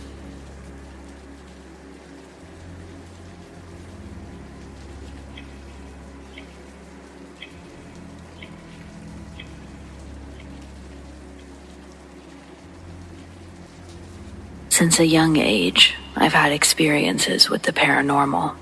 Most of them disturbing, but some have honestly been neutral or even peaceful. This specific instance is by far my most unpleasant personal experience with the paranormal, and it takes place when I was about 19. I'm 35 now. I slept with a nightlight in my room that cast just enough dim light to see vaguely in the otherwise dark room. It brought me comfort and honestly still does to this day. I slept alone in my bed in the middle of the room. It was probably around 1 or 2 a.m. if I had to guess, when I was abruptly startled awake for a reason I was initially unsure of. Was it a sound? A presence? I couldn't tell. Everything was hazy. As I came to, I slowly looked to the left side of my bed and saw a male figure standing silently over me. It was repulsive. Patches of stringy hair on its head, pale, rotting flesh peeling off of its face, big, cold black voids for eyes and sunken deep sockets, decaying and jagged teeth, and a look of utmost malice and hatred on its face that filled me with absolute terror. Suddenly, it reached out and with both hands began to strangle me, pushing me deep into the bed. I remember feeling its cold, dead hands wrapped around my neck. I remember gasping for air that I couldn't take in, writhing beneath its horrifically strong grip. I felt helplessness and fear as I had never felt before. I could feel tears streaming down my cheeks as I thrashed on the bed. What was likely seconds felt like minutes dragging on. I could feel myself becoming dizzy, my vision going blurry, and just as suddenly, it was gone. I felt the grip around my neck disappear, along with the figure itself. I went limp, body contorted into an unnatural position on my bed, and began sobbing. I stayed awake all night, shaking uncontrollably. I was horrified that it would come back for me. I thought initially that maybe I'd had a sleep paralysis episode, but that doesn't add up. I was moving the whole time, fully conscious, and not even remotely paralyzed. I try to find an explanation for it and just can't. Was it a spirit? A demon? Some other entity? Whatever it was, I hope I never experience it again. 16 years later, and I can still imagine those black, dead eyes glaring hatefully at me in the soft glow of the nightlight. It still sends shivers down my spine.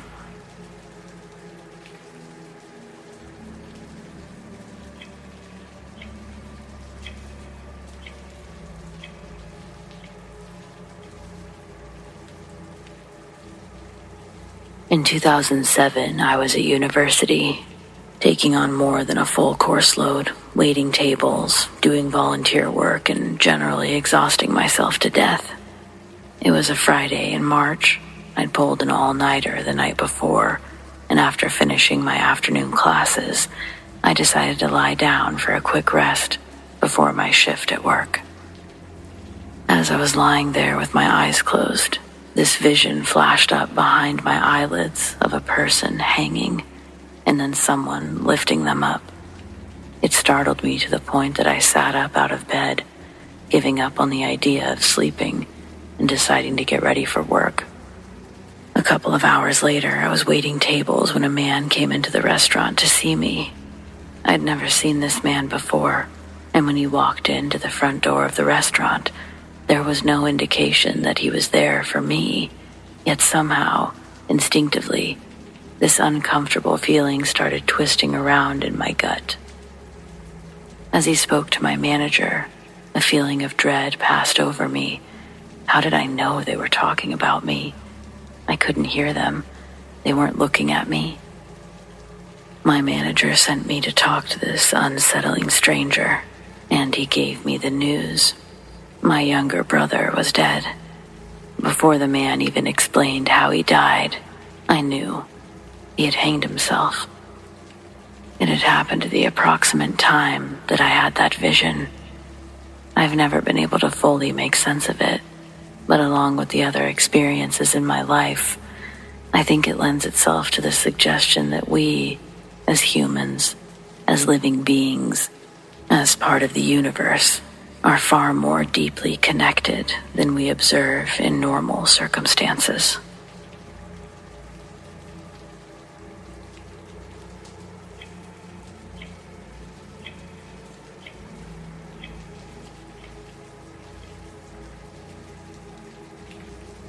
When I retell this, I'm going to speak frankly and matter of fact, because whether or not someone believes in its authenticity won't change how real it was for me. Family, friends, therapists, doctors, nobody I've ever confided in has truly heard this story and believed me. My sincerity only made the people I told more uncomfortable. I couldn't blame them. It's hard for me to say if I would have believed myself. I recognized how outlandish I was sounding. I stopped telling people. I stopped asking questions. I accepted this new life as real. The answer to my questions was that there was no question. When I was 11 years old, my brother Aiden and I were kicking the football around in our family's driveway. After a missed shot, the ball took a bounce off the corner of the garage and into the road. I wouldn't say we lived on a busy street by any means, but cars did fly up and down our road frequently. I see one of these cars cruising up 90 meters ahead. Initially, my concerns are on the ball getting popped. It wasn't the first time we'd watched one of our footballs get run over after rolling into the street. We did our best to chase it down before it bounced off the curb. The boundaries of our pursuits were outlined by our property and fiercely enforced by our parents. Both of us had received reprimands about leaving the driveway earlier that week chasing after a ball, and we would have been grounded if we did it again. When Aiden leapt off the sidewalk and followed after the ball, I couldn't believe he'd risk both of our summer freedom by disobeying the rules. I knew I'd be equally associated standing on the sidewalk, watching him dash out there like a fool. As he ran past me, my reflexes sprang my arms out for him, but my fingertips just missed his collar. Frantically, I started yelling his name. Aiden's completely unaware of the vehicle speeding his way. It was a red Ford Escort. The driver was looking down, but at the very last moment, before completely smashing into Aiden. The lady glances up and spins the steering wheel. The tires screech and Aiden turns with a jaw-dropped, shocked expression as the car comes within centimeters of hitting him. The back tires fishtail, sending the car up onto the sidewalk and heading straight towards me. It all happened too fast for me to react. When she hits me, the car goes straight over top of me. The woman crashes through our neighbor's fence into their garden. This causes our neighbors to run out and see what had happened. Parts of my body were crushed by the weight, and I can't feel my legs. Fading in and out of consciousness, one of the neighbors began CPR on me, while the other called an ambulance. The man becomes a muddled oval of dark colors as he's performing compressions over me. Then, the dark colors grew into a solid black when I felt my eyes close. When I wake up, I'm no longer in the amount of pain I was previously in. I can feel pressure from the wrap around my head. I try to move my arms and I notice that my left arm is in a cast.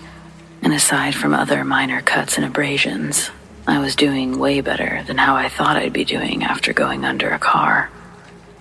I kicked my legs around under the white sheets.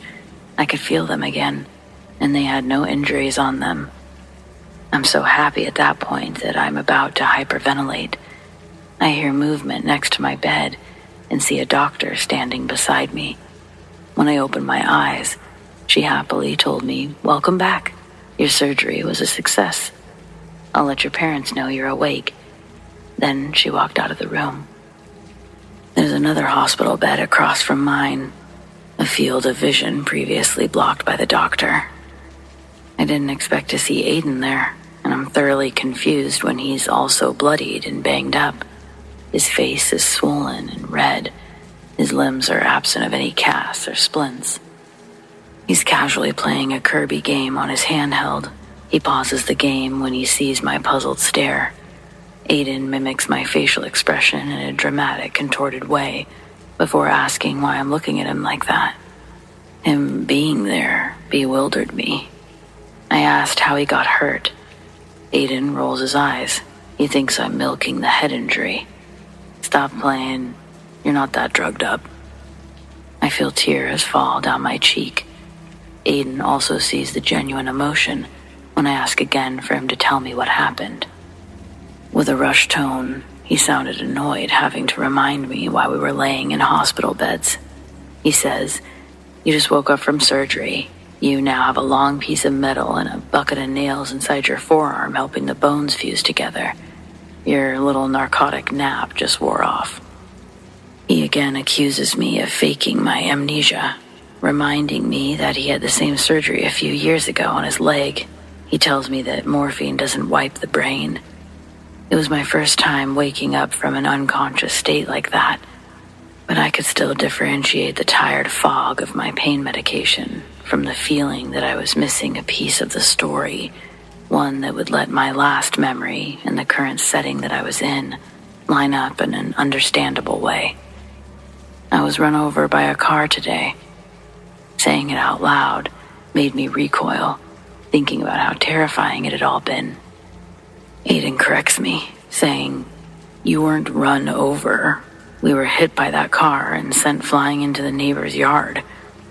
In his version of the story, Aiden didn't leave the sidewalk to retrieve the ball. Both of us stood on the sidewalk and watched the driver of the red car turn their head up and swerve. Aiden managed to push both of us backwards, and instead of the car hitting us head on, we were both hit by the left headlight and spun like rag dolls. I was out for a couple of minutes, but by the time medics arrived on the scene, I was already apparently up and walking around. I was put under once more so that they could do my surgery. I couldn't believe it, even though the evidence was right in front of me.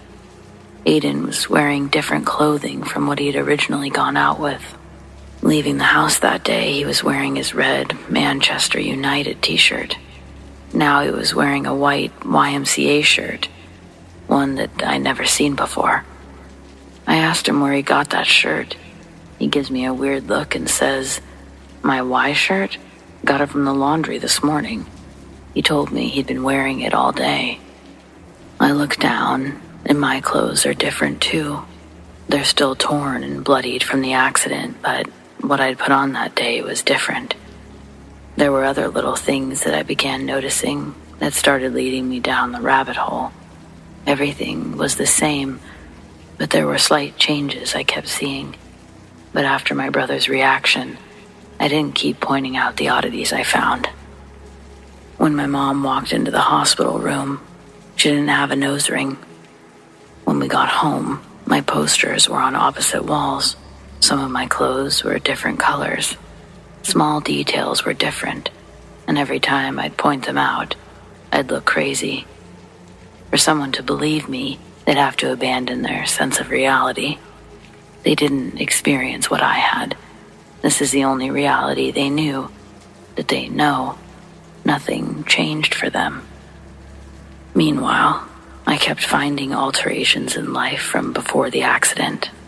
Over the years, it became less difficult to accept the new reality. From time to time, I'll still find a bit of information that seems wrong to me.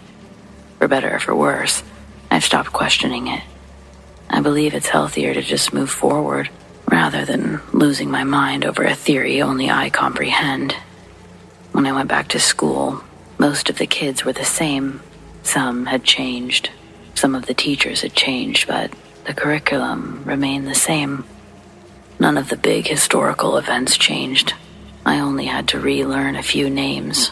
For example, the woman who refused to give up her seat on the bus to protest equal rights. Before the accident, we learned about a woman named Claudette Colvin. In this timeline, the torch was taken up by a woman named Rosa Parks.